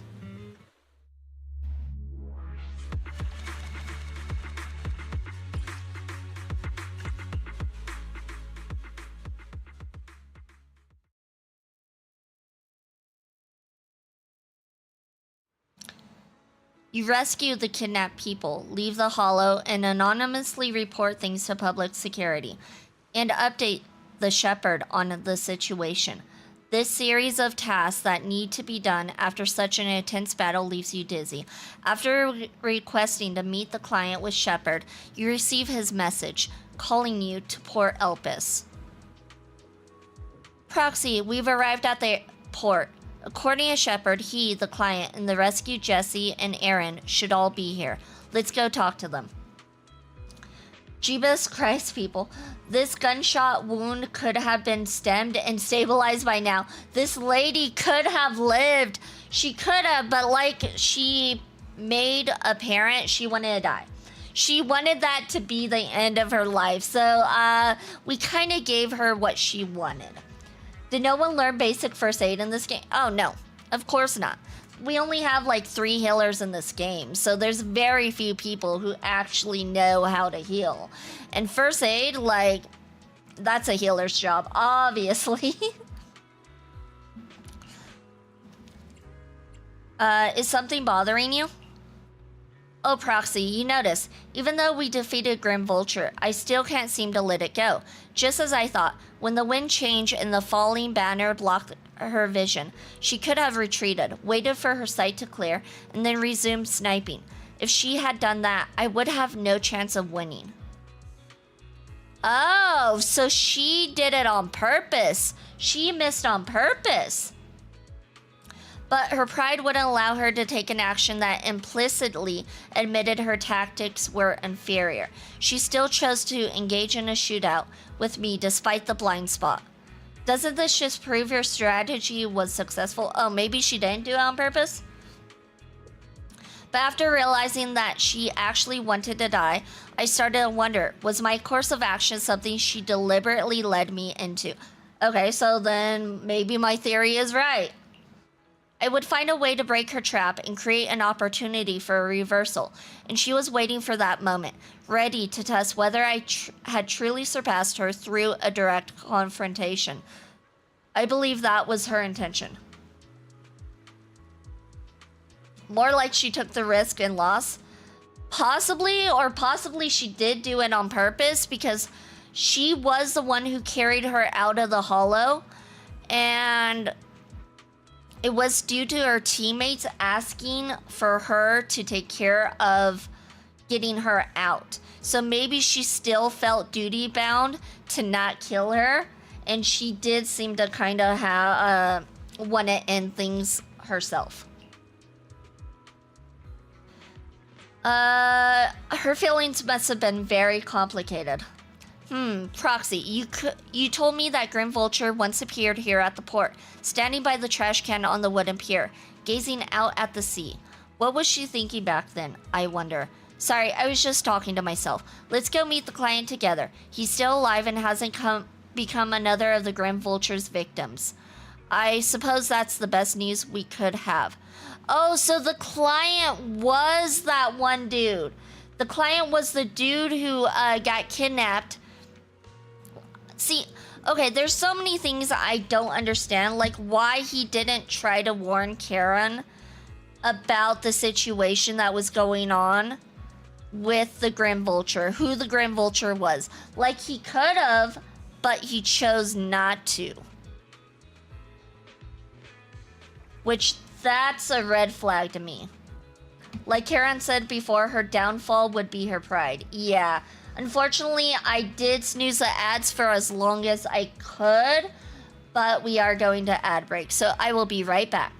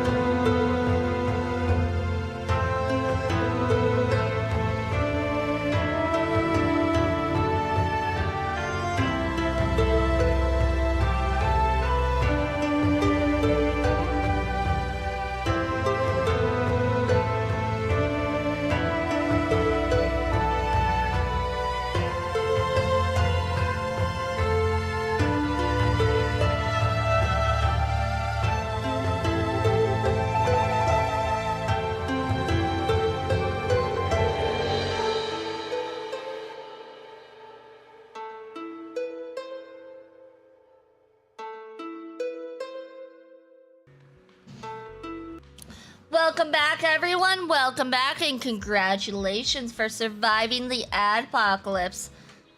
I think it's because Zoe and Nathan were working together, or at the very least, Zoe was using Nathan, whether he was aware of her doing so or not. I don't think Nathan was working with her. Zoe had kidnapped Nathan, and Nathan was like, I need to talk to Karen, and I need to let her know, I need to talk to her, whatever. And him being dumb, he led Zoe to Karen. I don't think they're working together, but what doesn't make sense to me is how Nathan did not tell Karen about what was going on. That's what's not making much sense to me. Already, I already understand that the client's true identity is not my teammate, and it may not bring the hope I have longed for. I still want to face him. All right, let's go. Oh, it's a strange black cat.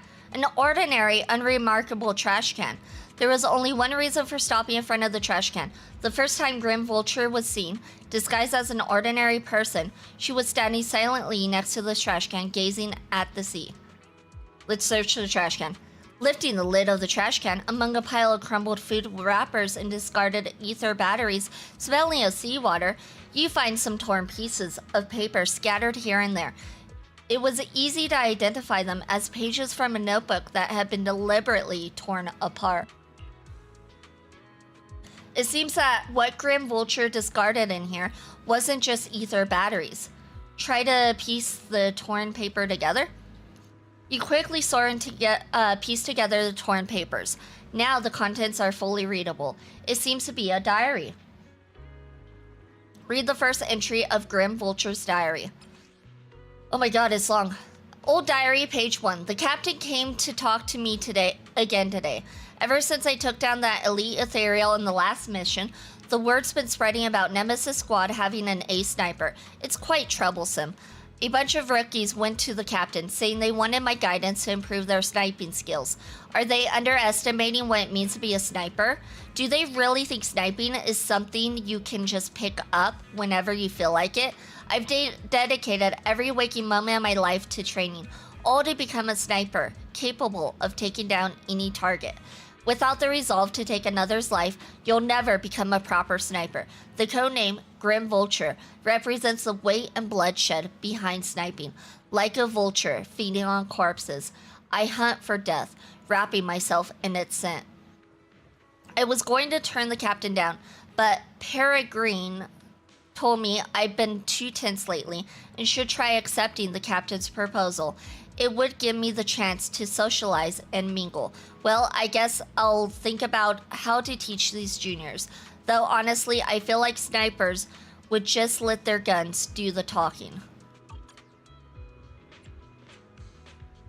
I mean, if a crazy sniper lady threatened me, I'd try my best not to get shot. I guess, but at the same time, like, he was like adamant about seeing her and meeting her, so I don't know. Old diary, page 2. Got a serious talking to from the captain. He asked me why my method of teaching juniors involved taking them into the Hollow for live fire combat training. What if something happened to them? How could I take responsibility? Our captain's being too naive. If they chose to join the defense force, how can they protect Eridu without being prepared to put their lives on the line? Many techniques and tactics can only be awakened and understood when faced with death's door. I was just teaching them through the most effective way I could think of. Besides, if they get hurt in this kind of real combat, doesn't that just prove they weren't cut out for it? To learn my skills, you need the talent to back it up. In the end, the captain called off the training, just when I was starting to enjoy teaching, just when I was beginning to think it might not be so bad to pass my sniper skills down to some capable junior. Peregrine tried to comfort me, saying I'll have another chance to take on students someday, but who knows how long he'll have to wait, or if that student will even have what it takes. When I get to teach again, I'm definitely going to develop this training method further. I'll throw them into the hollow, make them survive my sniper fire, force them to use the environment and psychological warfare to counter me. As long as they're not too unlucky and manage to survive, they'll definitely learn everything I've got. When that time comes, Eridu will have another guardian. Heh, I'm actually looking forward to it. Come to think of it, Peregrine's been acting pretty suspiciously lately. What's that guy plotting? Oh? Okay, now I'm intrigued with the story. We can always chop it up to jeep riding. Maybe. It's possibly jeep riding, possibly. There's gotta be something to it, though. After our mission, our captain and the squad called me to the dorm. When I opened the door, I saw balloons everywhere and a huge birthday cake. Turns out it was my birthday. They'd been secretly preparing this celebration for a while. Our captain apologized about the new recruit training incident from before and gave me a stunningly beautiful outfit. Everyone was chattering excitedly while sharing cake and stuffing gift boxes of all sizes into my hands. And then Peregrine got down on one knee and proposed to me with a ring. Though I'd agreed to date him before, I never really understood all this romance stuff and stayed pretty distant with him. But he said that's exactly what he loves about me. How I'm all about sniping and a bit clumsy in everyday life. He even thinks my codename, Grim Vulture, which sounds scary to most, is cute. That idiot. He really didn't need to add that last part. Though I didn't show it then, I was actually overjoyed. With him there, with everyone from the squad, this must be the happiest moment of my life so far. Ugh, why did I have to be so shy then? To the point where I couldn't even give him an answer, say something like, let me think about it. I should find the right moment to say yes. Yeah, that's what I'll do. After we return from our next mission, I'll definitely want to wear that beautiful outfit and tell everyone. Oh, let me guess. The next mission was where everything went south. Oh, I see why she turned out the way she was. I see it now. Like she regrets things. And regret is a powerful, powerful emotion. The old diary filled with memories of the past comes to an abrupt end there. Oh my gosh. Okay.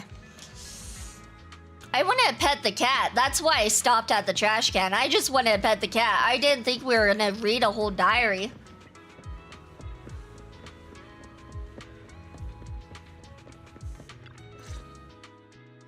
So you're the sniper from Liar Squad.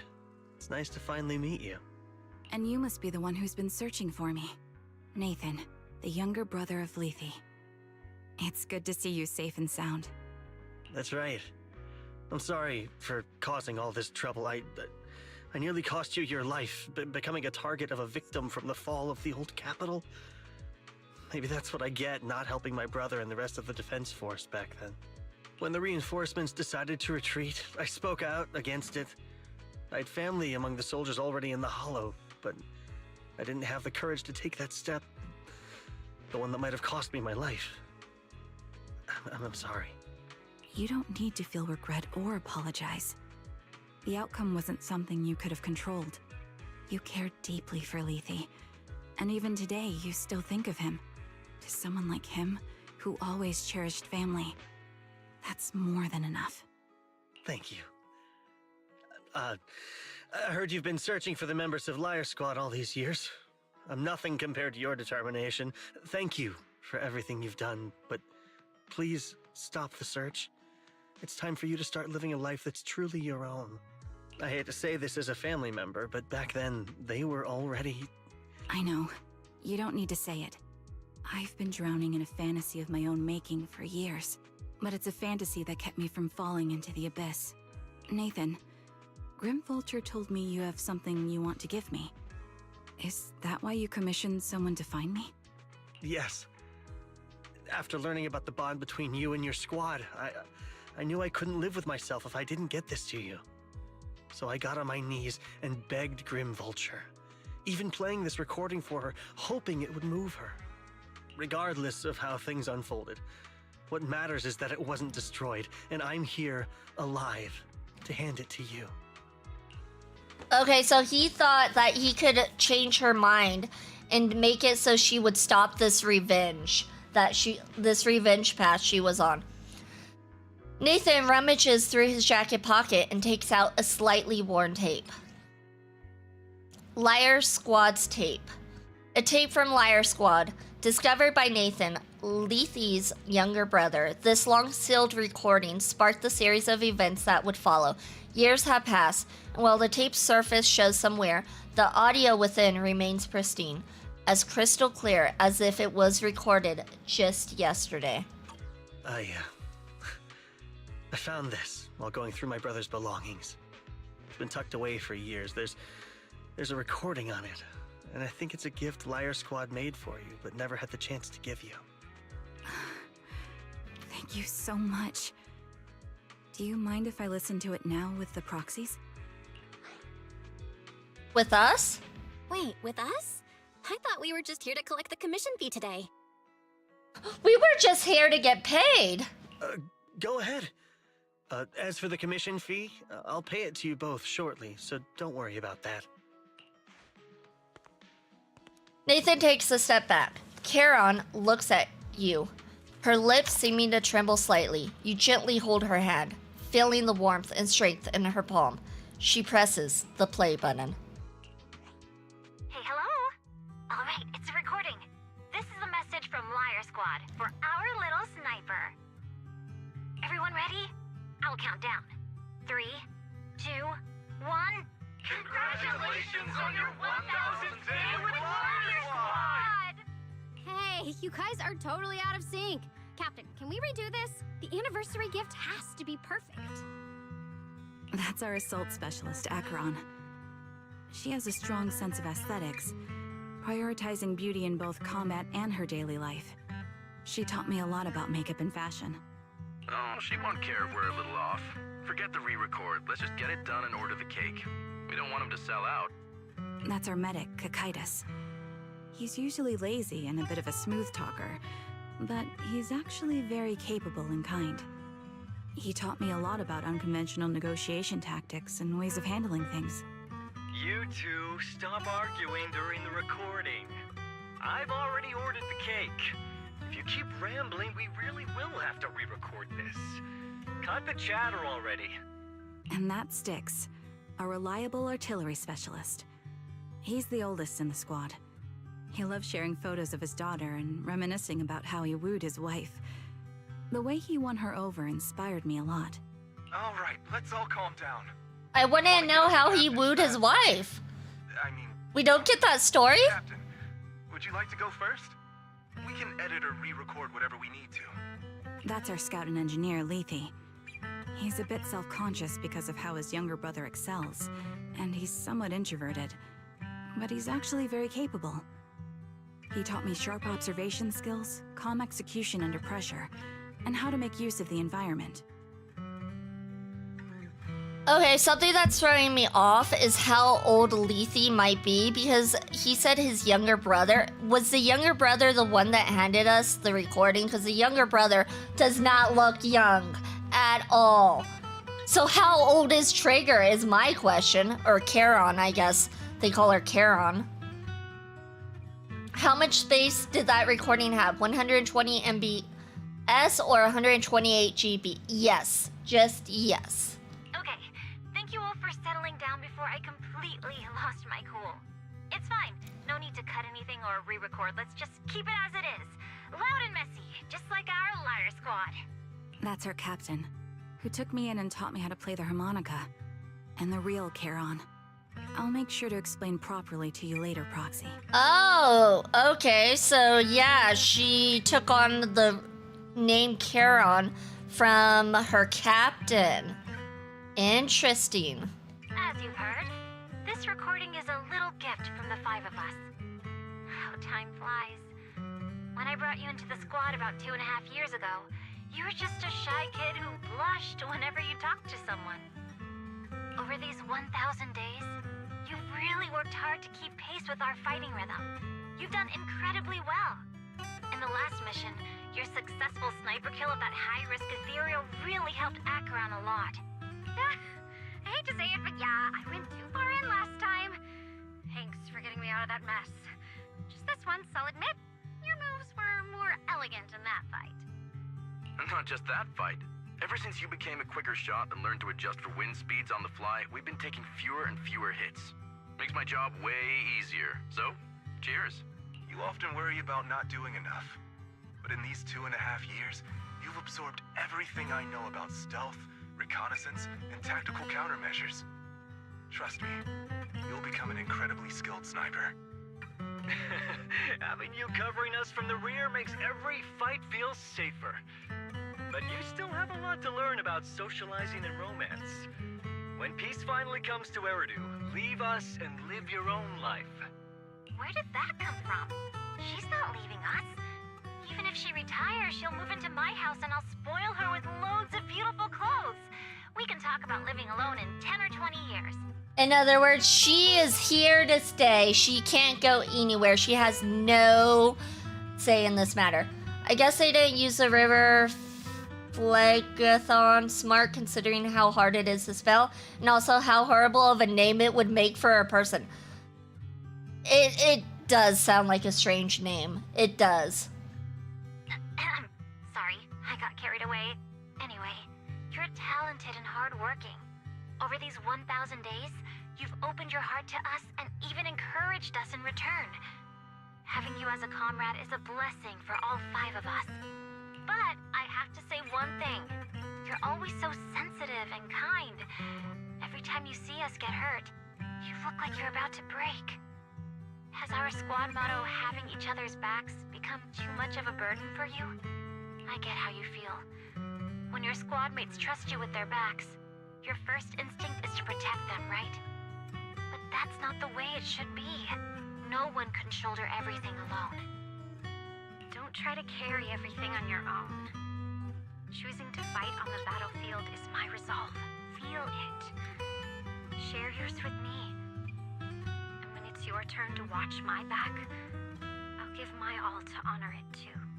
As long as you fight with all your strength, there's no such thing as failing to protect something, because your will and our will is preserved and carried on in other ways. But don't let that weigh on you. Try to trust in us, just like we trust in you, no matter what. I've struggled with that kind of thinking myself, but I eventually made my way through it.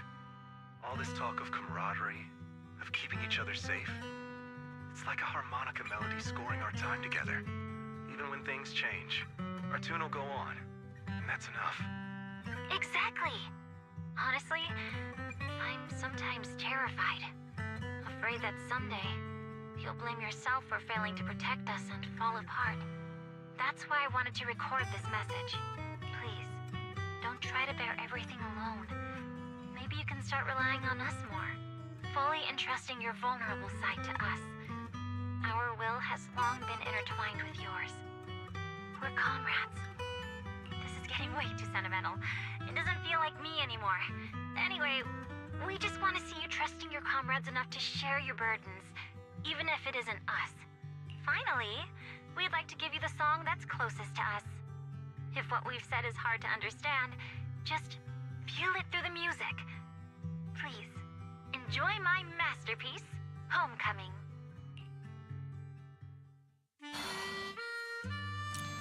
The old cassette plays a familiar tune. Its sound crisp and clear, as though it were recorded just yesterday. When the music fades, the tape goes silent. You turn to the woman, who calls herself Karen, as she desperately wipes away uncontrollable tears. The harbor wind ruffles her hair, and then at last she lifts her head. Proxy, do you remember? I was once terrified of seeing the look on their faces. Yes. Can you see them clearly now? Yes. Crystal clear. as if I've returned to the exact moment of parting. I wonder if the one on the right with the long blonde hair is Acheron, because she did say that Acheron was all about beauty and in combat and outside of combat, and that she got a lot of her choices in her aesthetics from her. So I wonder if that one's Acheron.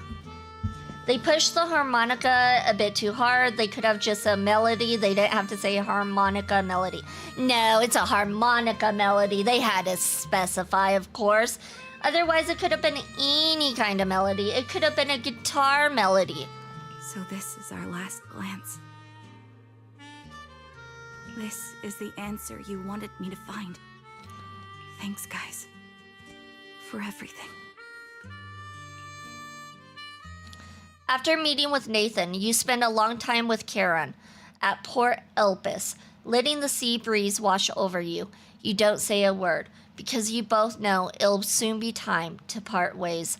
As the temperature begins to cool, you head back to 6th Street with her. Proxies. No. Lies. Belle. I've troubled you two a lot these days with my personal affairs. Words can't describe what you've done for me. It's no trouble at all. To be honest, Belle and I have been a bit lost lately because of some personal matters. But meeting you has felt somehow comforting. Don't you think, Belle? Our wheels are aligned. Exactly. We got something out of the experiences we shared. At the very least, it's brought us clarity. I guess our wills have always been aligned, haven't they? Yeah. When I was trapped in self-doubt, unable to get out, I'm glad you were there with me. You're right. We've already entrusted our backs to each other as comrades. Welcome in, Evilaton. Welcome in. Congratulations for a 23rd Shrine check-in. Received a curse and health, unfortunately. Other than the curse you received, I hope you're having a good day, night, evening, afternoon, morning, whatever it is where you're at. And because of that, because we are comrades, please hear me out. Maybe you've already noticed. I'm sorry, but I've been keeping something from you. Charon isn't actually my code name. Well, we figured that out during the recording. As I mentioned before, Charon was my captain's code name. When I met both of you for the first time, I didn't want to tell you my code name, because I thought someone who couldn't protect their squad mates had no right to one. So I lied. Captain Charon was an orphan like me, with no family to mourn her. I've been using her code name because I may be the last person in the world who still remembers her. Oh, so there's been 3 orphans that were became soldiers or went in the military. Captain Charon was one, Trigger is another, and then the evil lady, Vulture, Grim Vulture was the other one, Zoe. But I understand now. If I want to keep moving forward, I can't keep hiding behind a lie. My true codename is... You don't have to tell me right now. At the harbor, Nathan spoke to you privately. Was he offering you a chance to return to the Defense Force? Yes. He said he still has a friend in the Defense Force who's currently forming a new squad. And if my goals align with theirs, I could consider joining them. So, what's your decision? Where will you go next? After everything that's happened, I think I do share the same goal as that friend of his in the new squad they're building. So I'll head back to the new Eridu Defense Force and keep chasing my new goal with a new team. And your new goal is? Your new goal? Are you going to look further into the fall of the old capital? Yes. My encounter with Grim Vulture has made me realize this should be the true form of my vengeance. I'll uncover the real culprits behind the old capital's fall and make them pay for their crimes. If the ferryman who leads me to the truth demands a price, I'm willing to wager my life. Oh, it mentions the ferryman. Not a bad little story. It can stand to be fleshed out a tiny bit more, but I enjoyed it. Yeah, for these agent stories, they're usually very small stories so that you can understand a little bit about the character. They're not meant to be very long. This one was actually pretty long. It's almost 4 hours, which is actually pretty long because some of them are only like 2 hours. I have a gut feeling the masterminds will reveal themselves again soon. To protect the city my comrades cherished and sacrificed their lives for, I won't allow such a tragedy to happen again. By letting the will to protect guide my hatred, I now have a clear aim toward the truth. That's exactly why we can't be completely honest with each other right now. That's what I thought. If that's the case, then for now, we probably shouldn't learn your true codename, or lean on each other too much. Are you saying we're on opposite sides? No, we might walk different paths. Those paths will lead us to the same destination. It's just that, for now, we can't say any more than that. And right now, we're still very powerless. To be honest, after facing an enemy as ruthless as Grim Vulture, we're reminded of our own powerlessness. Watching you fight back, almost losing your life to a bullet, that feeling. We're nowhere near strong enough to protect you, and we're not strong enough to open up about our pasts either. Sorry. Without second thought or hesitation, Charon takes hold of each of your hands and brings them together at her chest. If this is your slightly selfish principle, I'll respect it. You were once my proxies, and I'll keep this memory locked away as something I cherish. If, as you say, our destination is the same, then we should continue on our separate paths, striving to grow stronger. The next time we meet, I'll reveal my true codename. I hope we can become true comrades. I want your presence to forever remain in the melody of my life. What if... Oh, I just thought of something, Dusky. So we call her Trigger, but what if her real code name is the other river? What was it? You said it. Phlegethon. What if she is Phlegethon? That could be it. She might be Phlegethon. Deal.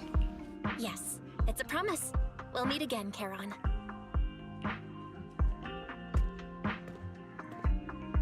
You watch a woman who calls herself Charon walk farther and farther away. A Defense Force soldier waits for her at the end of her path. Hello. I'm the sniper from the former Liar Squad of the Chrysoberyl Division, recommended by Captain Nathan, originally of the new Eridu Defense Force's Obsidian Division, Impera Squad. Ah, I heard about you from my superior. You're the one who dealt with the serial murders targeting the Defense Force, right? Well, the new Eridu Defense Force is ready to welcome you back. Let me confirm a few details before taking you to base. Which squad are you applying to join? And did you have a code name during your previous service? I'm applying to join the Obsidian Division's Oval Squad. As for my codename, Trigger. I was Trigger of Liar Squad. Okay, so she did go by Trigger.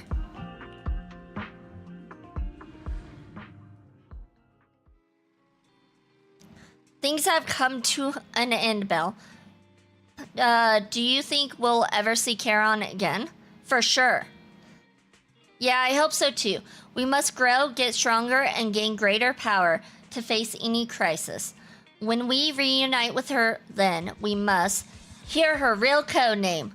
Exactly. However, after hearing about the connection between Charon and Grim Vulture, I can't help but feel a bit sad. Two people with the same fate ended up walking completely different paths, becoming enemies. Belle, if we also encounter enemies who once experienced the same fate, but now walk completely different paths with opposing goals, forced to be enemies, what would you choose to do? I would seek mutual understanding with them. I would defeat them both in combat and ideology. We're choosing that one. Right, our goal is clear, and we will never waver. If they truly stand in our way, Belle, I will fight alongside you to defeat them. We will prove our worth as Phaethon. After everything that's happened, I'm feeling a bit tired. You must feel the same, right, Belle? We'll get more and more commissions from the Shepherd from now on. How about we take a short break while we can? Last glance and first hello. Complete the trigger agent story out of sight. That was it. I don't know how I missed that. So how long do streams tend to go, V? How long do streams end? So it varies. I always do at least 3 hours for streams. I always do at least 3 hours. Sometimes it's longer, depending on if I'm like stuck in the middle of a, I don't know, mission or something, like right now. Or sometimes it'll go longer if I'm feeling like I should go longer. Usually 3 hours. Usually. At the very least 3 hours, unless if I'm really not feeling good. Sometimes it's 4 hours, sometimes it's 5, sometimes it's 6. I would say average is probably 4.5. Usually my average is 4.5 hours, but yeah. I rock with that. Sweet. Well, that theory fell flat. Yeah, she didn't go by the other river name. I thought she might. It would have made sense. I'm a little disappointed. Just a little. But I can see why people skip the stories for this. It's because they're really long and they're just trying to get the polychrome to pull for more agents. So I understand why people might skip the stories. Speaking about signal stuff, we only have 179 pulls. Only 179. We do have 34 pulls for the Bing Boo. So we're just gonna go ahead and do this. Just because we can.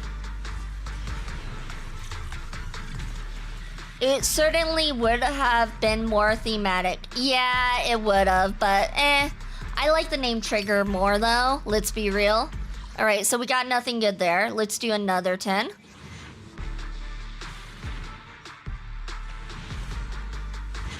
Oh, we got an S rank. Alright, let's see what we got. W engine. W engine. They should actually be called L engines, let's be real, because these ones are trash. They should be called L engines. Alright, is it S? Haha, A? Okay, that was the A. There's the S Bing Boo we were trying to get. There she is, Miss M.A.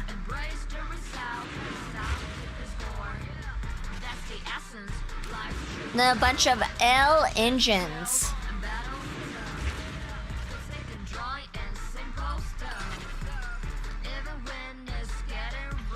And then we can do...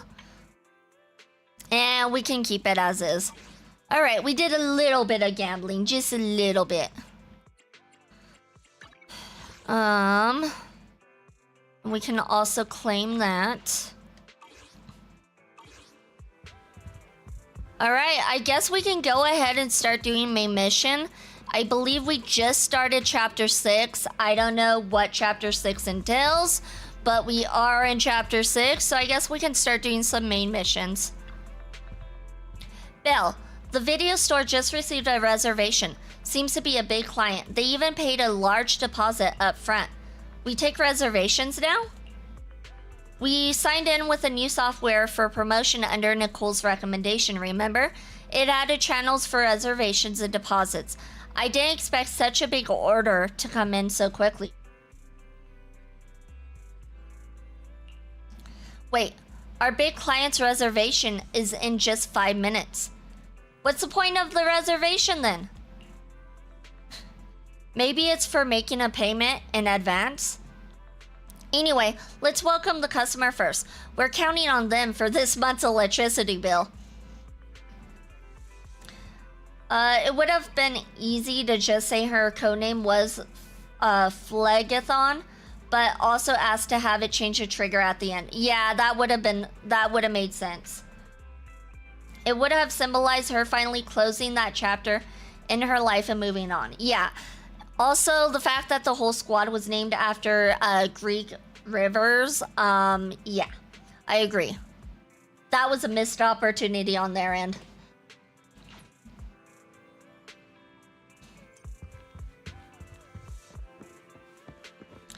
Oh, we're meeting Hugo. Okay, it's Ice Guy, vampire Ice Guy. I don't know if he's actual vampire, but he seems like it. For the intrusion. I'm Hugo. Let's just say I'm something of a collector. I've heard your video store is the most classy one in all of New Eridu, and I must say, it absolutely lives up to its reputation. The ambiance here is understated yet refined, elegant but still cozy. It's so soothing, like a steady beacon in the dark. I've also noticed some well-known individuals frequenting this place, including elite members from PubSec and HSO. Your achievements at such a young age truly impress me. Yep, that's right. Aw, thanks. I'm flattered. Yep, exactly what you said. Definitely Fae in nature, considering his ears. Or he could be vampire. Vampire also could be a possibility. Which, considering his eyes, I feel like, vampire. Definitely vampire. Trust me, I'm being honest. I do find your store quite special. So, I guess the rumors about this place are true. Rumors? What rumors? Children of Devils. Oh? That doesn't seem like a good rumor. What are you talking about? I'm not following. I'm not following either. Am I imagining it? Or do you seem really nervous all of a sudden? Children of Devils is an old movie I've been searching for, but it's so niche I can't find a copy in good condition. Oh, I thought he was calling us Children of Devils. Or perhaps... That's awkward. Did this movie remind you of something else? Just surprised there's a movie we haven't heard of. You're imagining it. I'm just surprised there's a movie we haven't heard of. No worries. Like I said, this movie is rather niche. Despite the word devil in the title, it's actually about vampires. Oh my god. See, I think he is a vampire, Dusky. I might be onto something. I'm sure you already know. Vampires were a popular fictional concept back in the old civilization. Typically, they are pale-skinned, well-dressed, exuding a mysterious and dangerous aura. But beneath their immaculate facade lie lethal fangs for draining human blood. Oh, when he speaks, you can see the fangs. I don't know if you guys saw that, but you can see fangs on it. He's definitely a vampire. You kind of look like one. You kind of look like one. I'll take that as a compliment. Too bad vampires don't actually exist in New Eridu. That's what you would want us to think. Oh, and I don't feast on human blood. In fact, if anything, I'm hypoglycemic. Anyway, back to the movie. It's about a man who unwillingly turned into a vampire and after years of plotting, finally kills his evil father and ultimately dies in the process. So it's a tragic story. So, it's a tragic story. I actually think the ending is pretty good. At least he accomplished his goal, and death was just the price he was willing to pay. Well, it's a shame you don't have the videotape I'm looking for. I'll just grab a copy of every movie you currently have for rent. That seems like that's a lot of movies. I'm surprised they don't have a cap on how many movies he can check out at once, but okay. They also have heterochromia. They are considered the natural embodiment of chaos. But yeah, I think he's a vampire considering how he talks combined with these context clues. Yeah, he's definitely giving off vampire vibes to me. Huh? Oh, thank you so much for your patronage. That's really generous of you. Just think of it as my thanks for chatting about the movie with me. Your store is like a collector's gem in itself. Please, consider my payments here as an investment in a collector's prized find. Can a store be a collector's gem too? Your definition of a collectible is pretty broad, just as I'd expect of a collector. Because of my work, I happen to know some of New Eridu's upper echelon. Some even collect human organs. Oh? He's definitely a vampire. Just some rumors circling around. Hope I didn't spook you. That's nothing. I've seen my fair share of crazy stuff. That's nothing. I've seen my fair share of crazy stuff. Guess I was worried for nothing. With so many high-profile individuals visiting here, I'm sure you're well-connected and experienced in various fields. Speaking of which, there's a big industry auction coming up. They'll probably have lots of collectibles, maybe even rare videotapes not on the market. If you'd like to attend, just let me know. Oh, by the way, I saw a marketing event at Lumina Square. Looks like there's a raffle going on. Go check it out if you're interested. Maybe you'll stumble upon something exciting. Especially at a place so close to the upper class. After all, there are always secrets hiding behind the light. Yeah, he's a vampire. Definitely a vampire. Well, thanks for today. I'll take my leave for now. Until next time, my precious friends.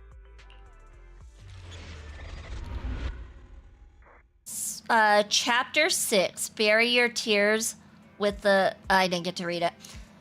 Belle, this Hugo sounds a bit odd. He seems suspicious. This must be how people with delusions of grandeur talk. Oh my, fine, we'll go with that one.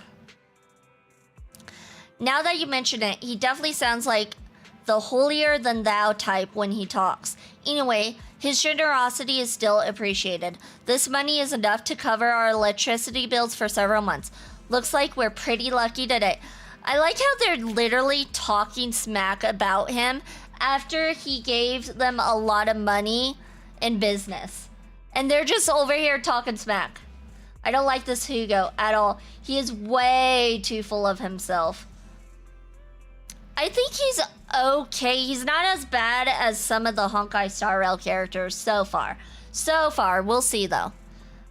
It's kind of disappointing if he does end up being like a narcissist though, because his character seems great. Like combat wise, he's ice and he has a scythe as a combat weapon. And he seems like he'd be a fun character to pull. But if he is in fact a narcissist, then it's definitely never gonna be pulled by me.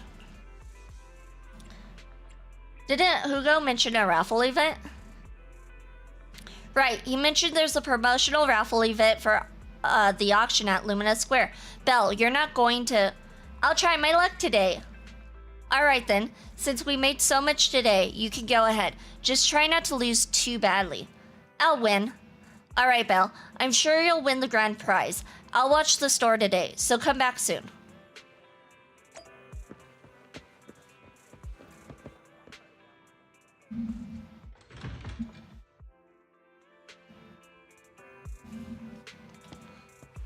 Alright, let's get into the Batmobile!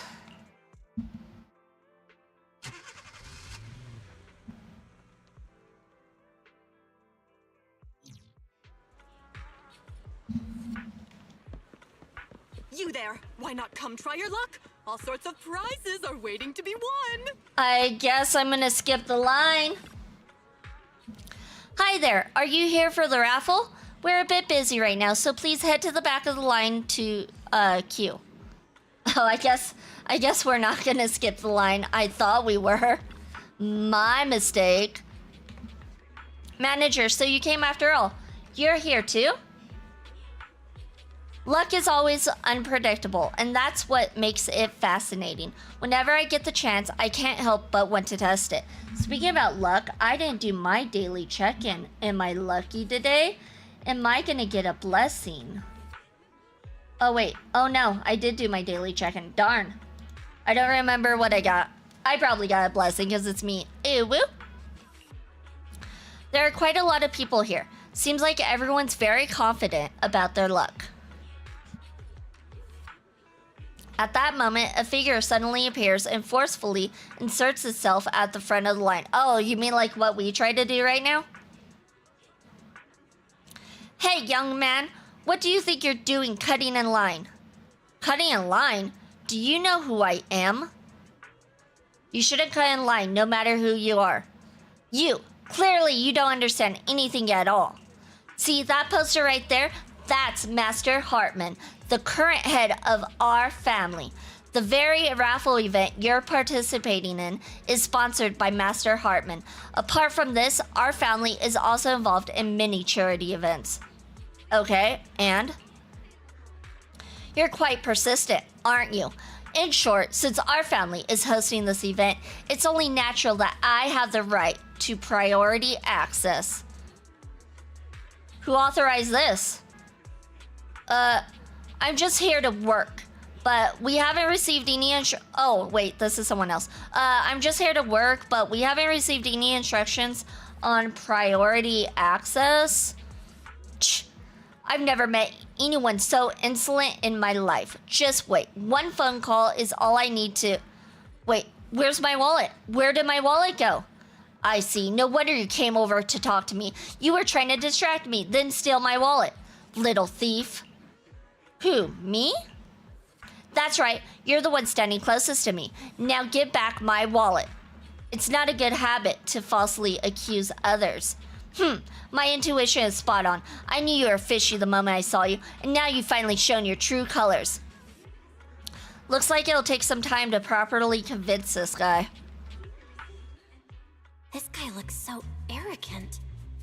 Maybe I should take a tougher approach with him. Quit the act. I've seen right through you. You may look harmless, but I know you have a secret identity. Your crafty skills have caused headaches for countless people. Not to mention, you're revered in your field. Everyone knows who you are. Your true identity is a member of the most infamous band of thieves in New Eridu, Mockingbird. That's nonsense. Yep, that's me. Actually, I'm more infamous than Mockingbird. I'm going with that one. What do you know? My true identity is even more infamous than Mockingbird. What? You're even more evil than Mockingbird? No wonder you snatched my wallet. I know. Now might not be the best time to say this, but I'm genuinely curious about your true identity. Forget it. Clearly, you have no idea who I am. We know who you are, Curtis. You already told us, and no one cares. Moving on. I'm Curtis Ravenlock. Oh my god. That's right. Of the esteemed Ravenlock family from Tops. Like I said, no one cares. You'll face consequences for crossing me. You're from Tops and you're here to join a raffle? Oh no, I'm so scared. Lower your voice. It's not something to brag about. We're choosing that one.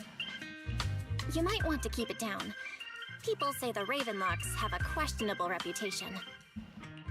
That makes sense. A bunch of lies. My family has a long and prestigious history. Those people are just slandering us because they're jealous. The Ravenlock family did have its golden era, but they've been on a decline lately. Anyway, you were the only one next to me when I lost my wallet. It has to be you. Just admit it. I don't really want to prove my innocence. Make a scene. You know what? We're gonna make a scene. Making a scene seems like the way to go. You think I stole your wallet? Got any proof? Did you see it with your own eyes? Or are you just talking trash? What's with the overly defensive tone? Clearly, you're feeling guilty. Doesn't seem like your tactics working on him. I thought it would. My mistake. Someone in Hoyoverse went through an Ace Attorney phase when this was released. We had the same event in Honkai Star Rail, exact same time. Oh, was this the one with Dr. Ratio? Are you talking about that one with Fei Zhao and Dr. Ratio? Or wait, was it Fei Zhao and us?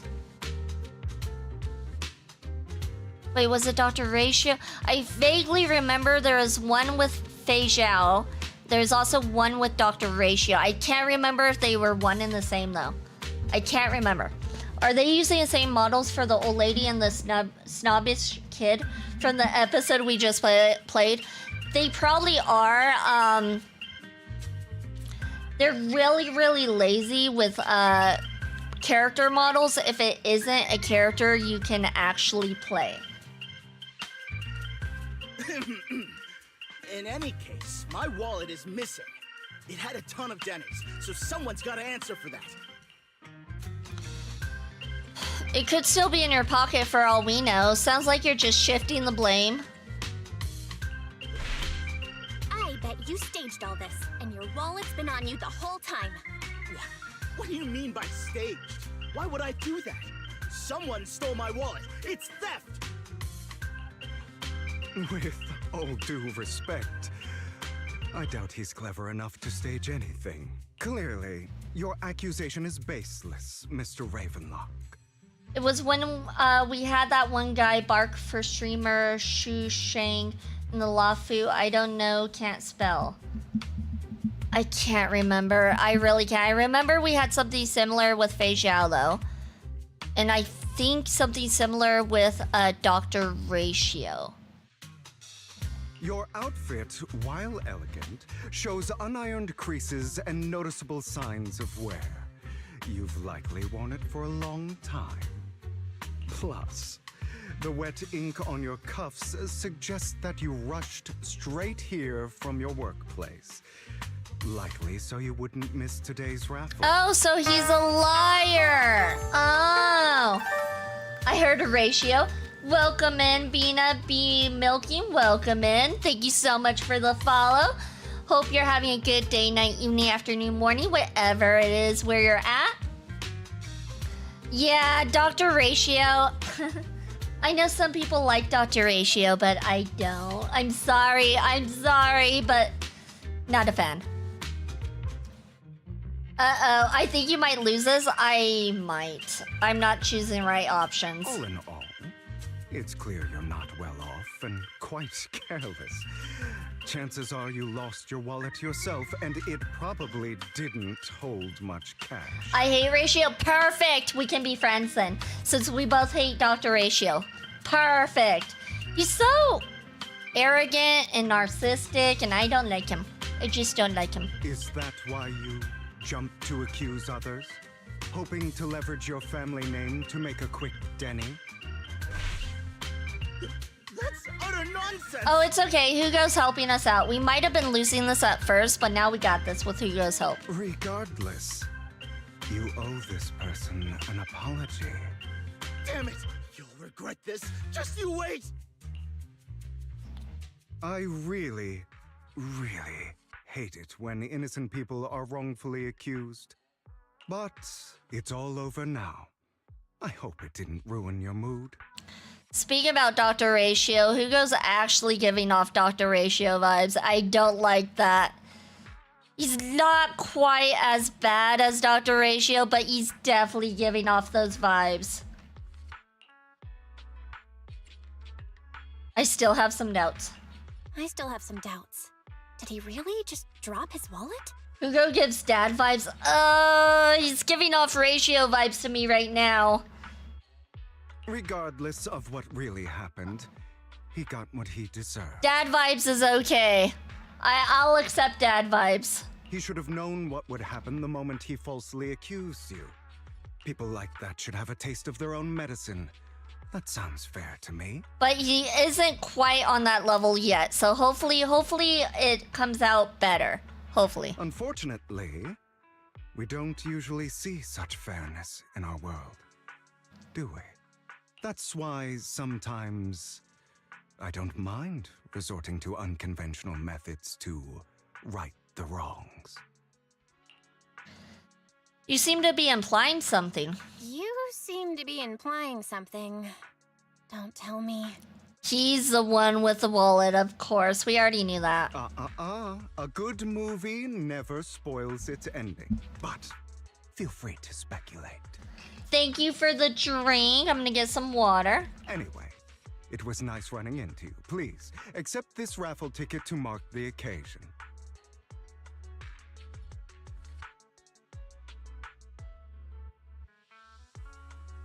May it keep you away from shady people and situations and bring you good fortune.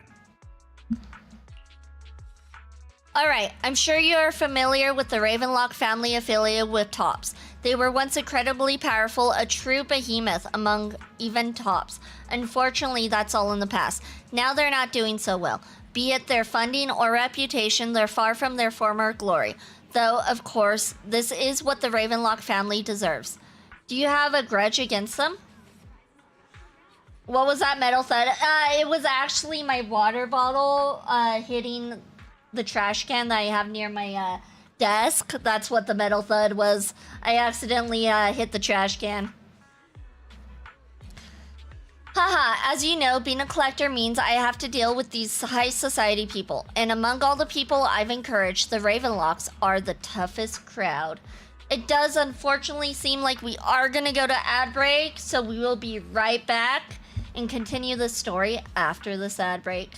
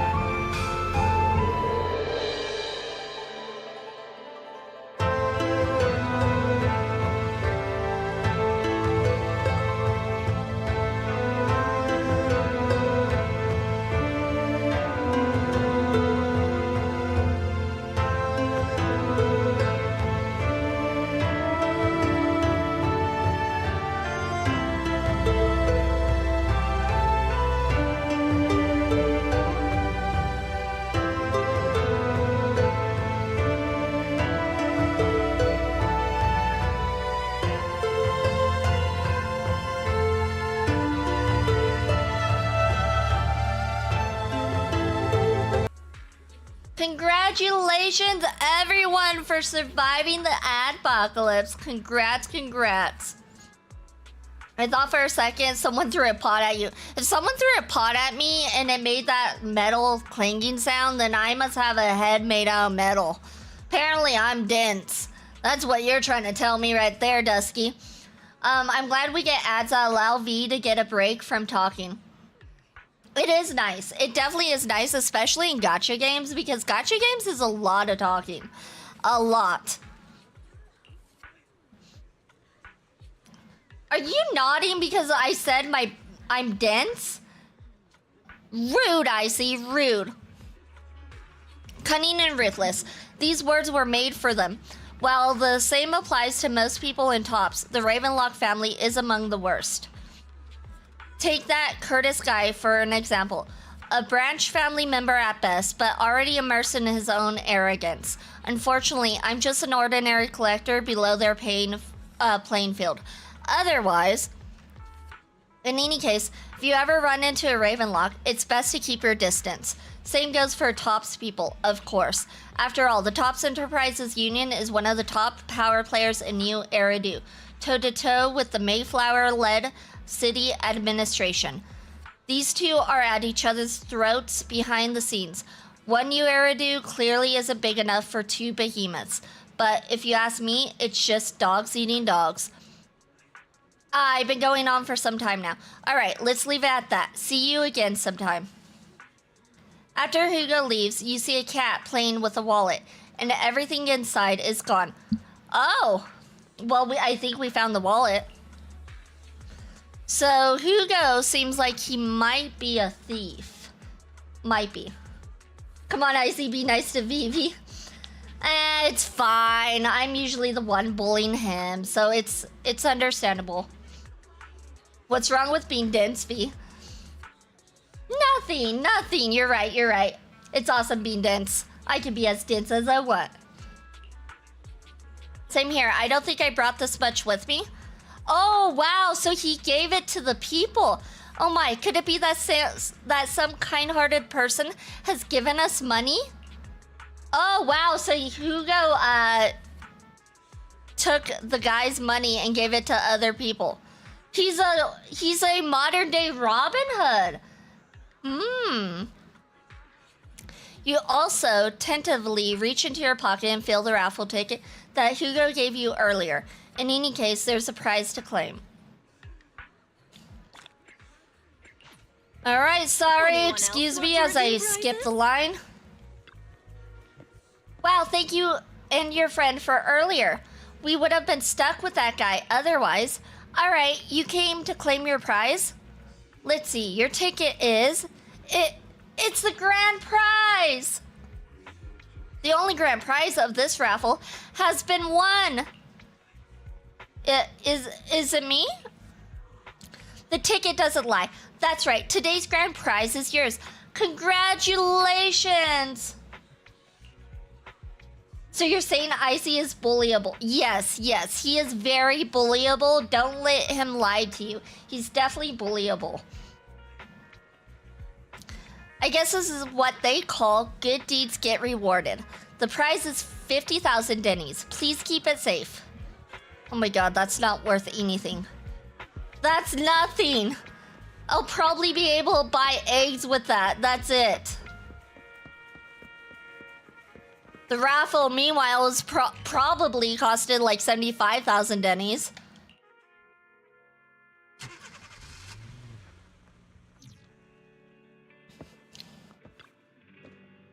What, you actually won and it's the grand prize? That's right. But the grand prize is nearly 50,000 Dennies. That's underwhelming. Though, from a moral standpoint, shouldn't we share some with Hugo? You make a good point. But then again, we don't have Hugo's personal contact. I guess we'll have to wait till we run into him next time. Belle, the news just mentioned the Bringer investigation outcome.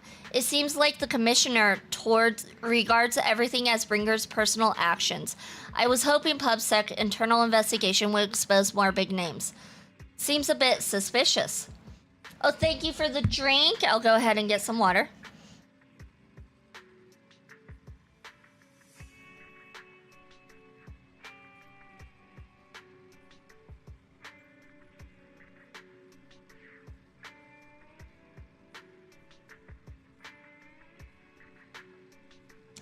Yes, you make a good point. After all, the Exaltists are involved, and PubSec probably doesn't want to disclose more details. I still feel there's some more terrible secret behind all this. Val, your phone just rang. Maybe you should check out who sent you the message.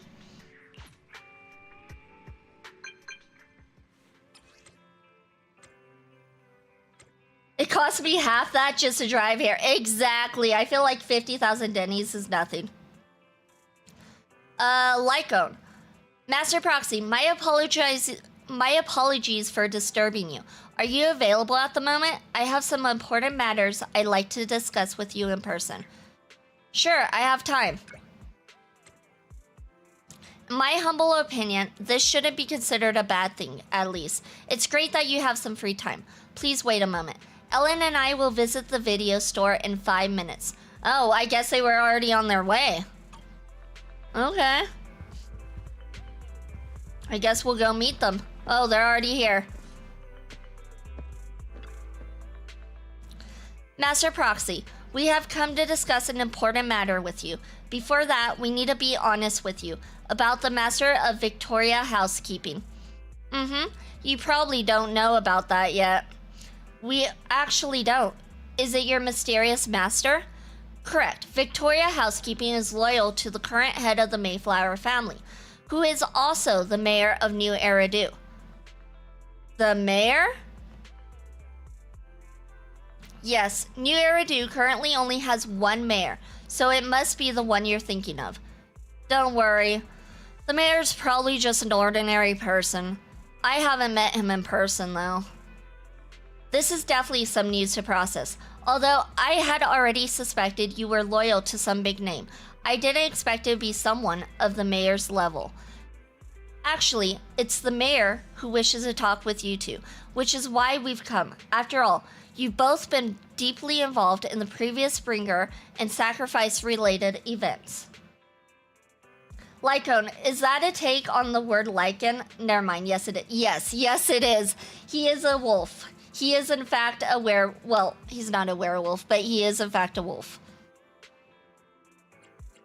The mayor wants to talk to us? I completely understand your concerns. Please be assured, I pledge on my honor that the mayor has no ill intentions and will not hold either of you accountable in any way. He will only contact us through the phone. Well then, let's talk. Thank you very much. Then, without further delay, let's contact the mayor. They're here with me now, sir. I'm glad to have the chance to speak with you, young'uns. Young'uns? Academy used to be a peaceful and comforting place. I'm surprised the mayor says young'uns. You know about Helios Academy? Yes, I do. And I knew your teacher, Carol. She was a kind person.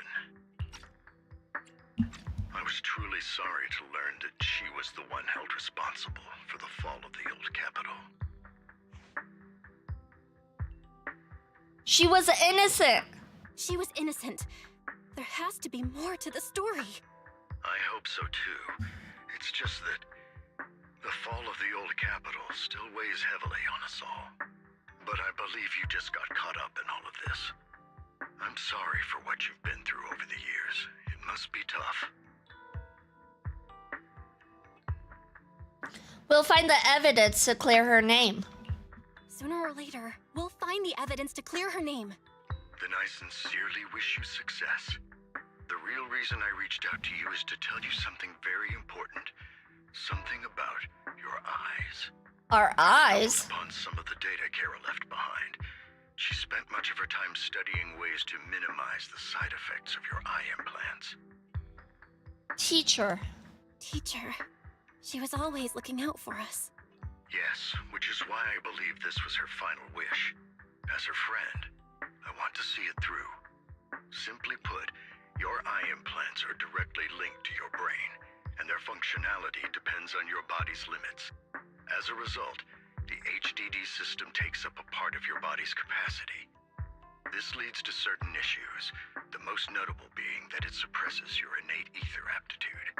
I brought brought in a team of specialists to analyze Carol's data samples, and after some effort, they created a plan to upgrade the HDD system.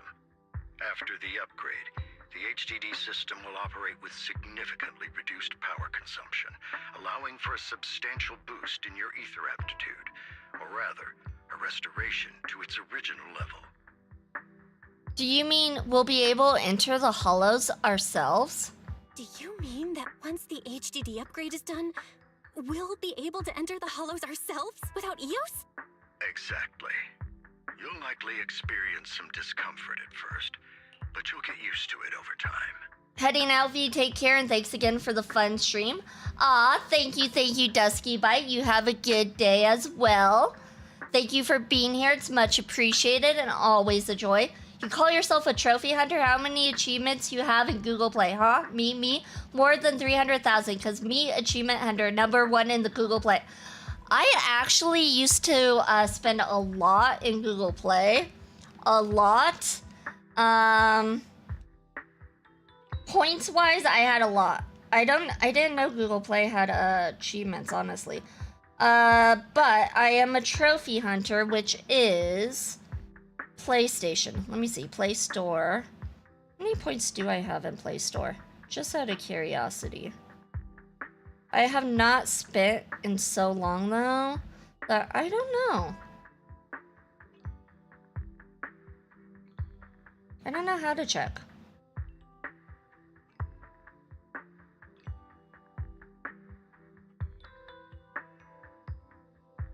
I don't know. I would not be able to answer that, but I do have, what is it, 113, 117? How many platinums do I have? I have this many platinums, 117. So here's one of the bad plots of ZZZ. Oh, we're coming on to a bad plot? Interesting. Okay. I'll have the specialists from Marcel Group continue monitoring your physical condition to reduce the burden on your body and help restore your ether aptitude more effectively. Feels like there's some kind of catch. Are you really giving us such advanced technology for free? Feels like there's gotta be some kind of catch. Besides, you must have known about us for a while. So why wait until now? I'm not asking for anything in return. As for why I didn't reach out sooner, truth is, from what I've learned, your eyes possess even greater power. Perhaps the power within you could affect all of New Eridu. So remember, the whole point of being a proxy is not being close to their clients. Okay, I know that a proxy pretty much uses a bot in place of them. I know that much. But you must understand, power is a double-edged sword. It can be used against enemies or allies. As the mayor of New Eridu, I must ensure everyone's safety. So I hope you'll forgive my caution. I've been observing you for some time. That said, I'm confident to say that everyone at Victoria Housekeeping speaks highly of you. Throw that out of the window after this point. Interesting. So they completely changed the way the game story is? Miss Bell and Mr. Wise are both kind and honorable individuals. I believe they'll use their power for the right cause. Yeah, they're both good people. Thank you for your kind words. Even though we have no idea what this power is. You're not just saying that to get our hopes up, are you? Of course not. It's just that I don't have much information right now. I'll let you know as soon as I do. Well then, I'll let Lycon assist you with upgrading the HDD system. Rest assured he'll guide you through everything. You should be able to follow him with your knowledge. If you would follow me. Lycon begins working on the HDD system. After a while, you feel almost as if an invisible binding within you has been undone. Your eyes and brain feel almost bloated, but it passes quickly, replacing by a sense of lightness and clarity you've never felt before. It's almost like a blurry layer shrouding reality has vanished and a mysterious power swirls within you. How are you feeling now? All good, I think. Really? I'm feeling a bit off. Your body is adjusting. Give it time to adapt to the changes. As a precaution, hold off on entering the hollows until you feel better. I see. In that case, I'll sit back and help Belle for now then. It's quite impressive one of you adapted so quickly. Your ether aptitude is now on par with most hollow investigators, meaning you're ready to explore regular hollows. But you must be careful at first. Lycon, Ellen, why don't you two go along? One of the data piles in the hollow near the metro is malfunctioning, and we need a skilled proxy to address it. I'll assign this task to you. Of course, you'll receive fair compensation upon completion. Take your time at the journeys ahead. You've got plenty of time to uncover your full potential. Alright. Master Proxy, if you are ready, let's enter the hollow together. Please be assured, Ellen and I will protect you and will not let you get hurt.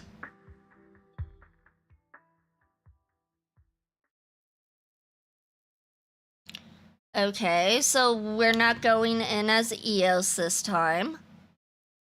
Interesting. Let's confirm the mission objective. The mayor wishes for us to retrieve information from 3 data piles here in order to update the carrier of this area. Retrieving the data is something only the Steam Master Proxy can accomplish, so we'll leave it to you.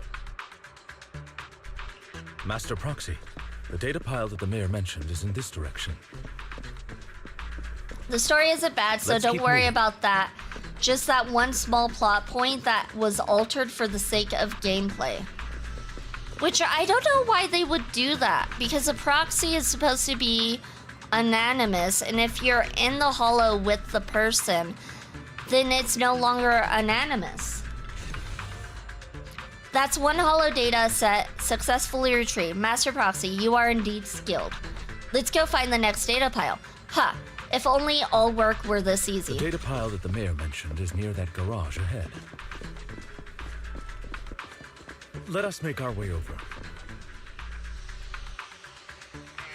What a pain. There's nowhere else to go.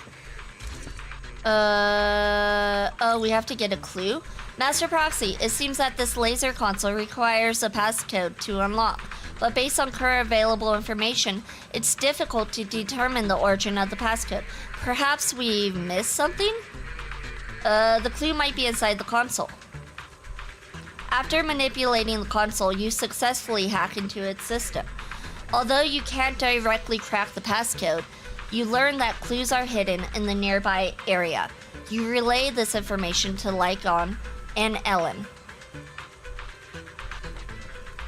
So, the information was hidden in the console. Thank you. Good thing we have the proxy here, or we would be stuck right now.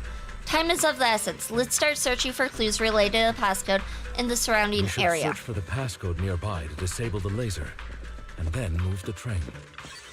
Master, this string of numbers should be the passcode we need. Doesn't this visual effect seem a bit sloppy? Master Proxy, let's input the string of numbers into the console right now. I get it now. So it's 7777. We should be able to That's so enter the easy. passcode now. Master Proxy, let's input the number 7777 into the console. Let's do 1111. No, I'm joking. Is that a wolfman I see? It is a wolfman. His name is Lycon. You know, a play for Lycan. How are you feeling now, Master Proxy? Fantastic! Or should I say fantastic? Never been better. I'm relieved to hear it. If you feel any discomfort, please let us know at once. Yeah, I'll carry you on my back if needed. That won't be necessary. Well, that won't be necessary. You've always had a sharp mind, and now you've got the muscles to match. Thanks for the compliment. Thanks for the compliment. No, I was just thinking. When will you pick up some fighting skills? If you can fight, you can handle things in the hollow all on your own. That'd be pretty neat. Then you'd become more useful as a proxy.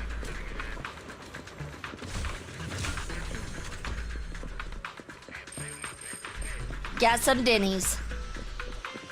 Alright, let's go ahead and go to this data pile.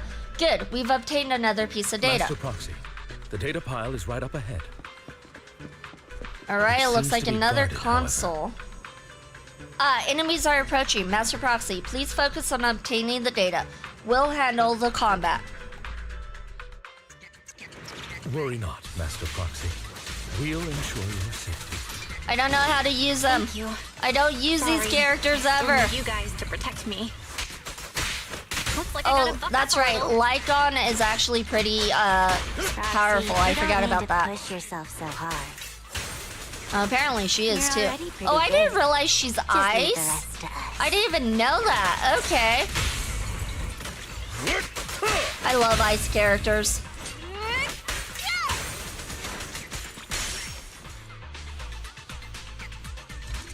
Alright, we need to get a clue. Master Proxy, this console also needs a passcode. Leave it to me. You manipulate the console again like before. This time the passcode is more complex and requires 3 clues around the area to piece together the complete string. You relay this information to Lycon and Ellen. There are 3 parts. Let's hurry and find these scattered passcodes then. Oh, it's another passcode. We should be Welcome able to in, find the Lazy. passcode Welcome nearby. in. Let's keep an eye out for it. Hope you're having a good day, night, evening, afternoon, morning, whatever it is where you're at.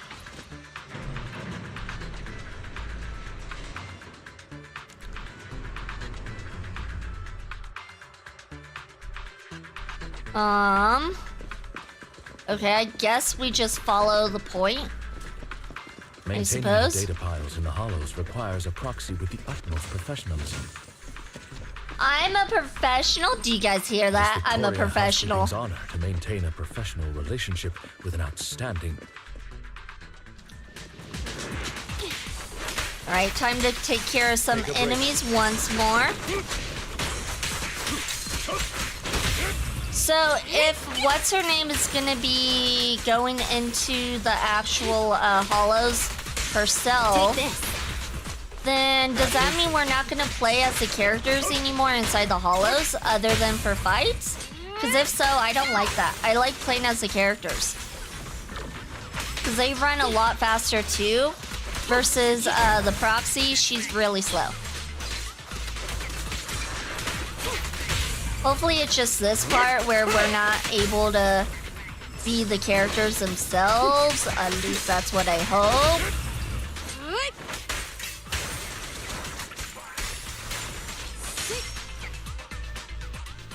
Master Proxy, let's take a look around this area. We might be able to find clues regarding the passcode. Found a clue. Found it. This should be the first digit of the passcode. 0. Let's keep searching for the remaining parts. Alright, we're moving trains. Proxy's moves seemed more fluid in that last battle. Master Proxy, this should be the second passcode. Alright, perfect. We're gonna get ambushed, aren't we? No? Oh, okay. Good. This should be the second digit of the passcode. 4. Based on the information, only one part of the passcode remains. Master Proxy, we've been in the hollow. Oh no, well, play as both How are you characters, Proxy and less EOS. Okay. I feel fine. Gotcha, Nothing out of gotcha. the ordinary.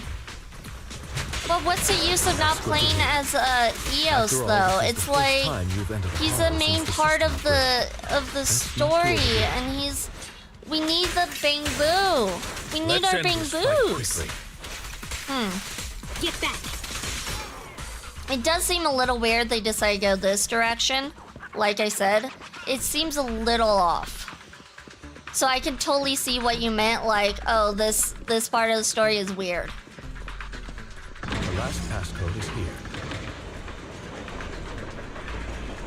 So it was 0, 4, and 5, 1. Let's go back and start the console. Do you still remember the numbers from before? Don't worry, Master Proxy. I have memorized everything. All right, So that's have all. I. 0451 Let us return and open that 0451. How do we get back? I think this way.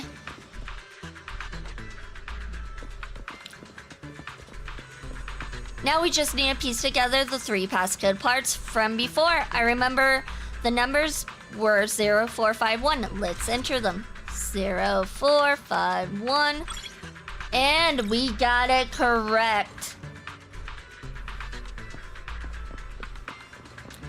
Data pile. This is the last piece of data. Master Proxy, our mission has been successfully completed. Are you experiencing any physical discomfort? Everything is normal. That's wonderful. If that's the case, let's leave the holo and report the mission results to the mayor.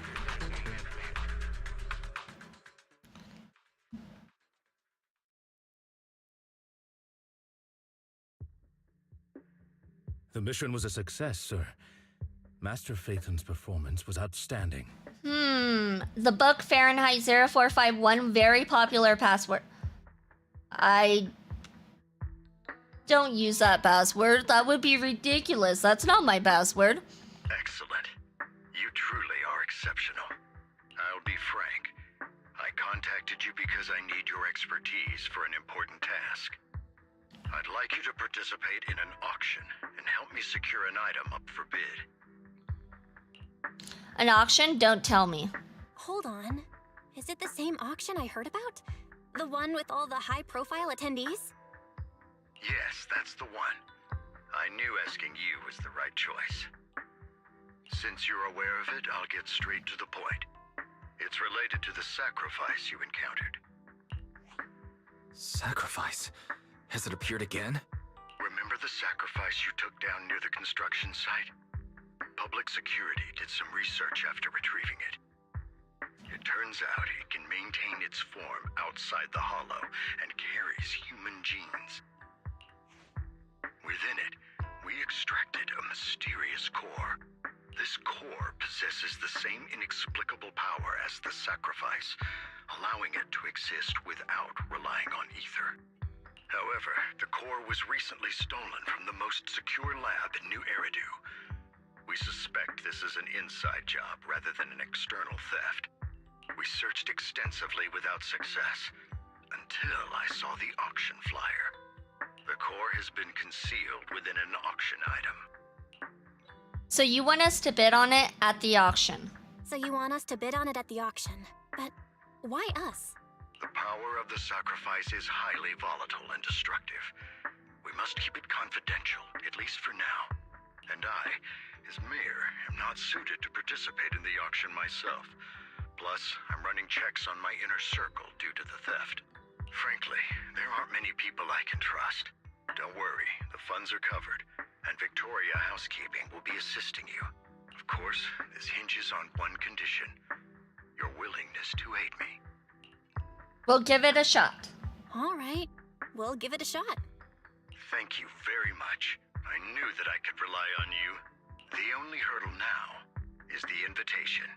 It's exclusive to Tops, so obtaining one might take some time. I'll handle that promptly. I'll leave the rest in your capable hands. The mayor ends the call. You seem a bit puzzled, Master Proxy. The relationship between the mayor and Tops. The relationship between the mayor and Tops seems rather delicate. You're quite perceptive. As you know, the roots of New Eridu's governance lie with the Mayflowers, while Tops is a conglomerate of companies. Power and profit often lay the foundation for conflicts, which is why securing invitations could be tricky for us. Things would be much easier if Tops weren't so involved. But worry not, Master Proxy.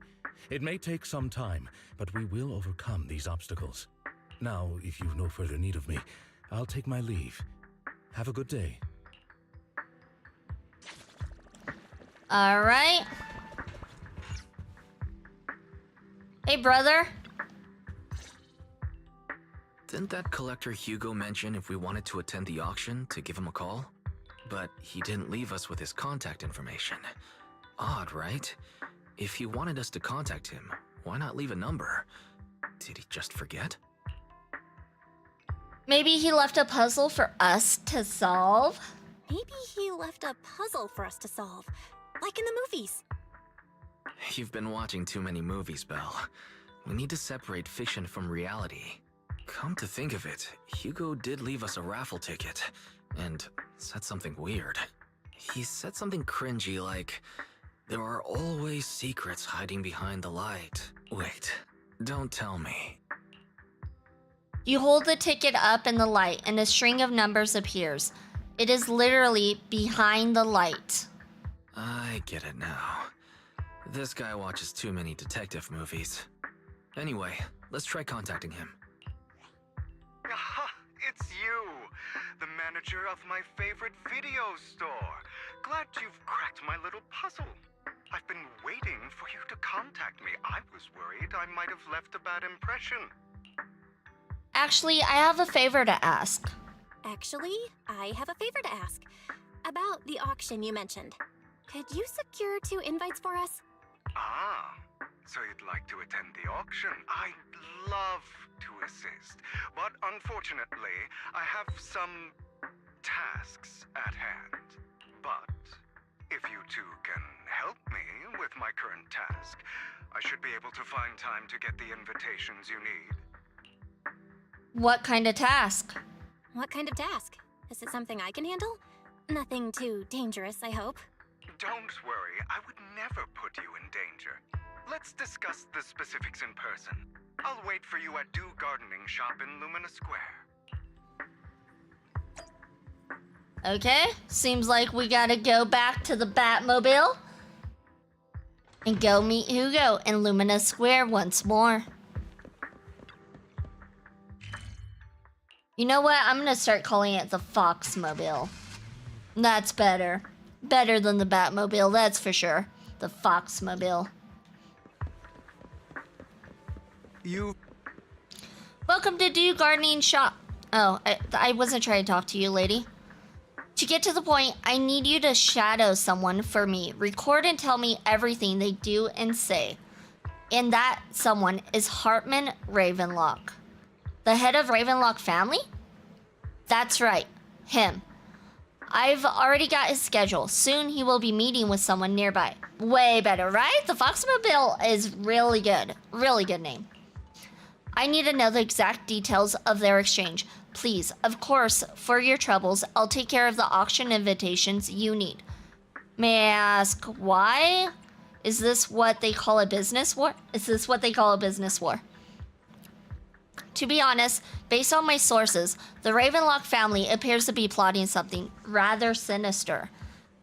You are a complete stranger to him, which will make everything easier. Relax, it's nothing illegal. You just happen to be in the proximity and happen to overhear some things. Even if someone from PubSec shows up, they won't have anything on you.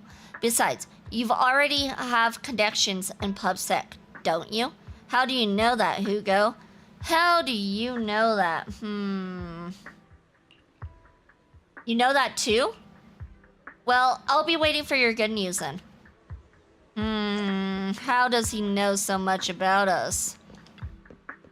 Now we want to talk to you. Hello there. I'd expect that blonde gentleman to be your friend as well. Do you know him? Of course, he often comes here to buy flowers, and he's always very generous. However, he always buys flowers for memorial purposes, said they're for his deceased loved ones. He seems like someone with quite a story.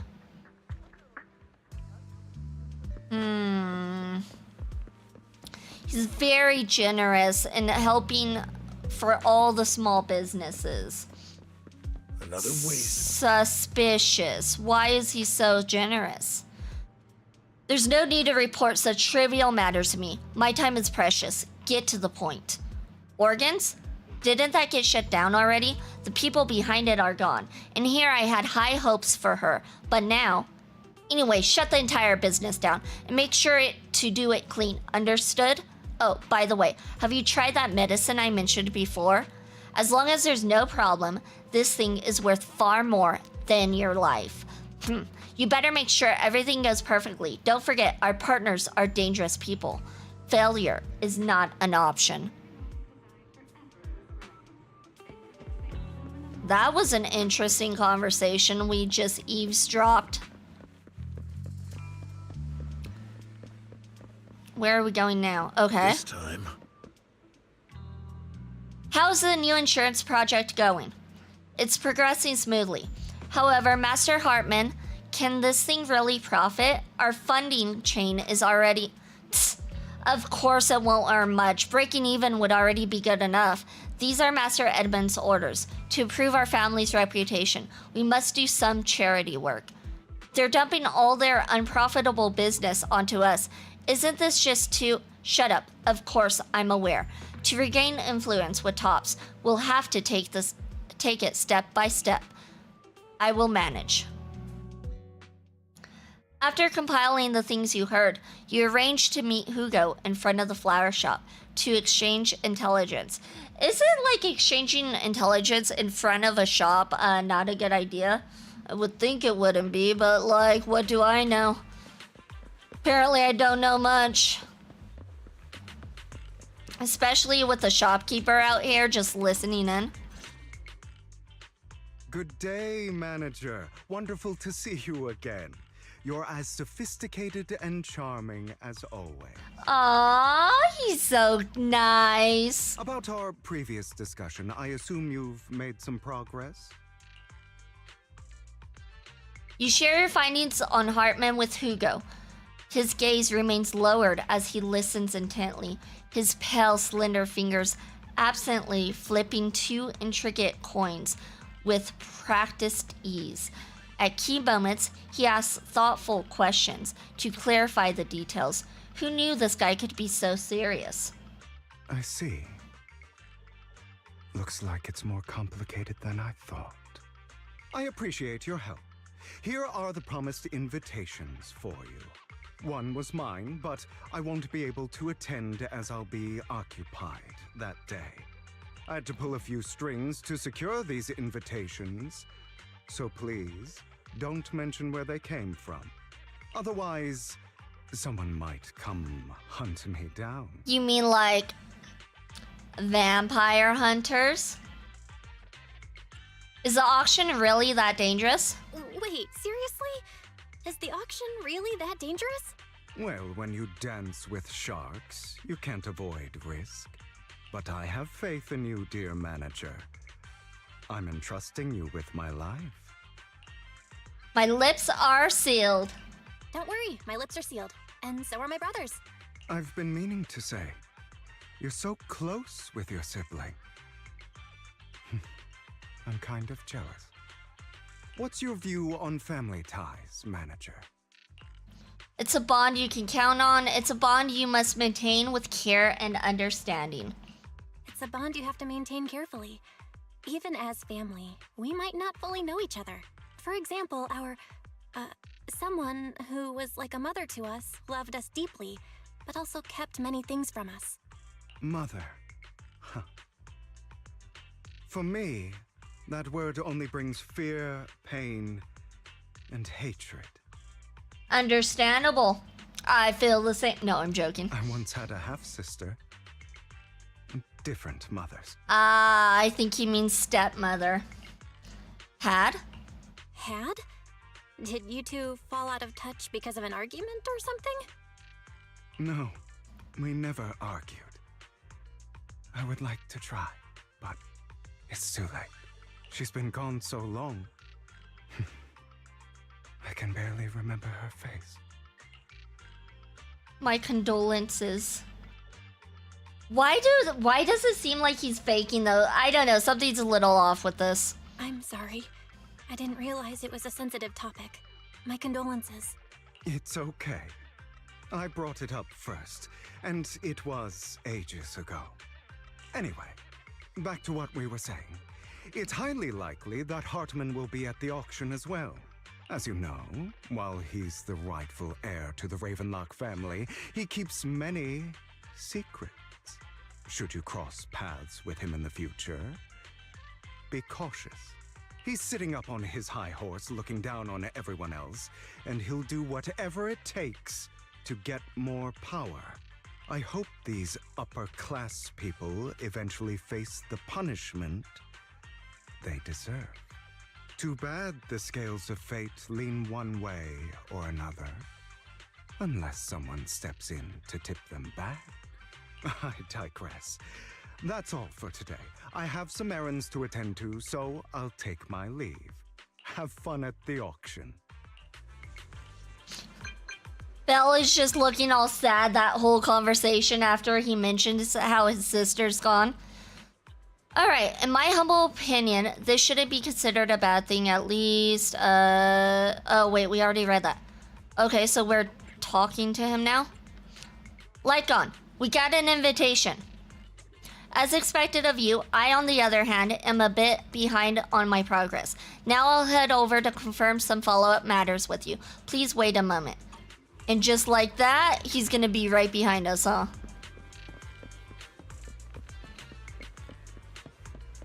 Oh, we're supposed to meet at the shop. I suppose we can meet him at the shop. That would be better, though. It does seem like it is more private than in front of a flower shop. It is a pleasure to see you again. It's been a... What's wrong, Lycon? I seem to have caught a whiff of... No, it's nothing. Probably just my imagination. Master Proxy, may I have a look at the invitation you received? Of course. Oh! I see where they're going with that. Lycon is a werewolf-like creature. Hugo is a vampire. Oh, he was gonna say, I think I smelled vampire. I caught that. I'm smart. This is indeed an authentic invitation. It's truly impressive that you were able to obtain it in such a short time. However, if I'm not mistaken, this invitation came directly from Tops. So you are in contact with Tops as well? I have connections in Tops. I see. You are indeed well connected. Don't worry, I won't pry further if you're reluctant to share. Well then, I'll take my leave. See you at the auction later. Have a pleasant day. Now that we sorted out the invitation, let's get some good rest and prepare for the auction. Rest and prepare for the auction.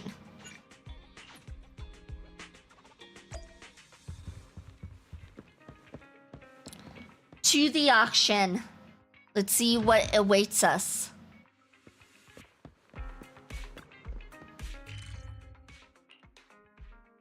To the Foxmobile. Just changed browser. I no longer get Twitch ads. Interesting.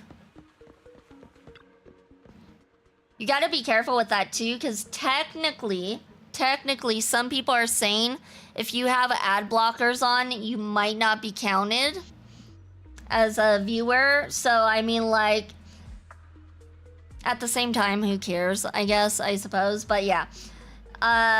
Wait, what? Yeah, I don't know if it's true. But they have said that if you use ad blockers, you don't get counted as a viewer. I don't know if it's true. That's one of the many rumors going on about why numbers are so weird on Twitch.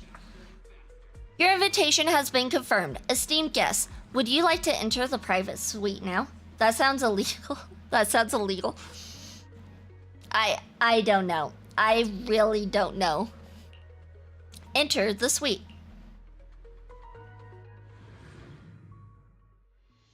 As expected, the private suite looks high-end. They also started doing that too for YouTube. I guess if you're using ad blockers on YouTube, you don't count as views for the video as well, so that's also something. As expected, the private suite looks high-end. No wonder the invitation was so hard to get. There are some expensive-looking desserts and drinks. We seem to be early. Lycon and the others haven't arrived yet. Should we take a look around first? We can also try some fancy desserts and drinks. Meanwhile, a pleading voice suddenly comes from nearby. Please, help me. I really have no other choice. Something's happening over there. Let's go take a look. Lies.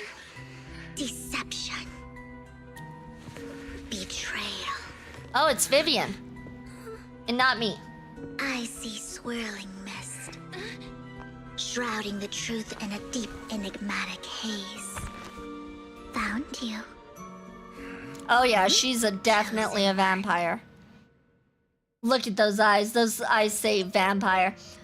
I use Brave. I guess ad blockers are built in. Ad blockers, but not video ad blockers, lazy. I already use Brave. I've used Brave for a long time. Well, not a long time. I want to say about a year I've used Brave. It does block ads like on sites. Like, for an example, PowerPix has so many ads. It is insane. It blocks ads on sites, but it does not block in-video ads. Is it just me or is your stream lagging? Oh no, is it? We've been hit with the lag. You are correct, it is lagging.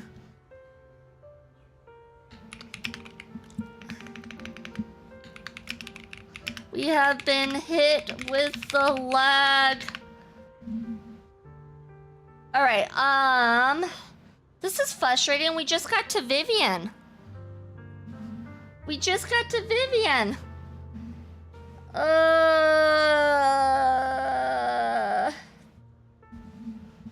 Okay. Oh.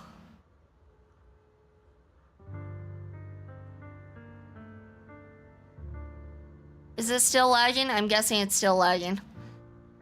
Alright, you guys, since we are having some issues... Oh, it looks like Icy's having issues too. Either Icy's having issues or I'm having issues. We're all having issues.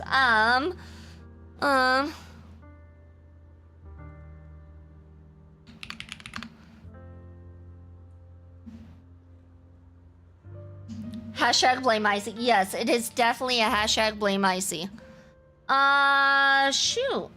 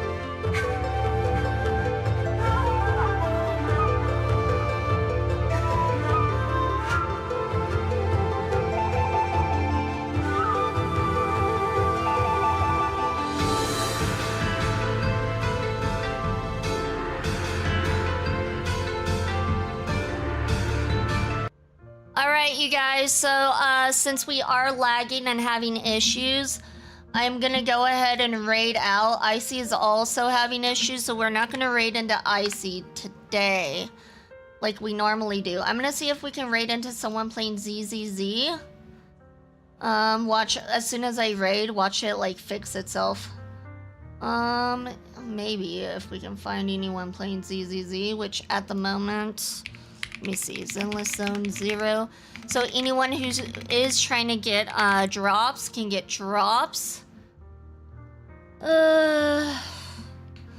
Internet issues or OBS issues, who knows? We'll go ahead and raid into. Let's see who can we raid into?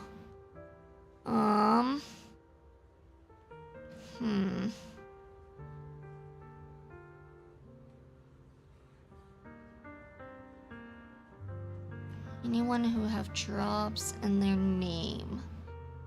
Okay, I don't see people who have drops in their name, which is... Yeah, we're gonna do that. Alright, so thank you everyone for joining. It's much, much appreciated. You guys are all awesome. I will be back on Tuesday, 10 a.m. MST with some Ghost of Yote, 10 a.m. MST. Also, if you guys need, those are my socials. Oh, those are my socials right there. I always post my stream schedule on Mondays to those links right there. And yeah. Also, here's the raid message for everybody. We're gonna raid out to Icy. He can then decide if he's gonna continue trying to stream or if he's gonna raid out too. But yeah, thank you everyone for joining. It's much, much appreciated. Hope to see you guys on Tuesday. And with that being said, please keep all paws and tails inside the right at all times. And here we go.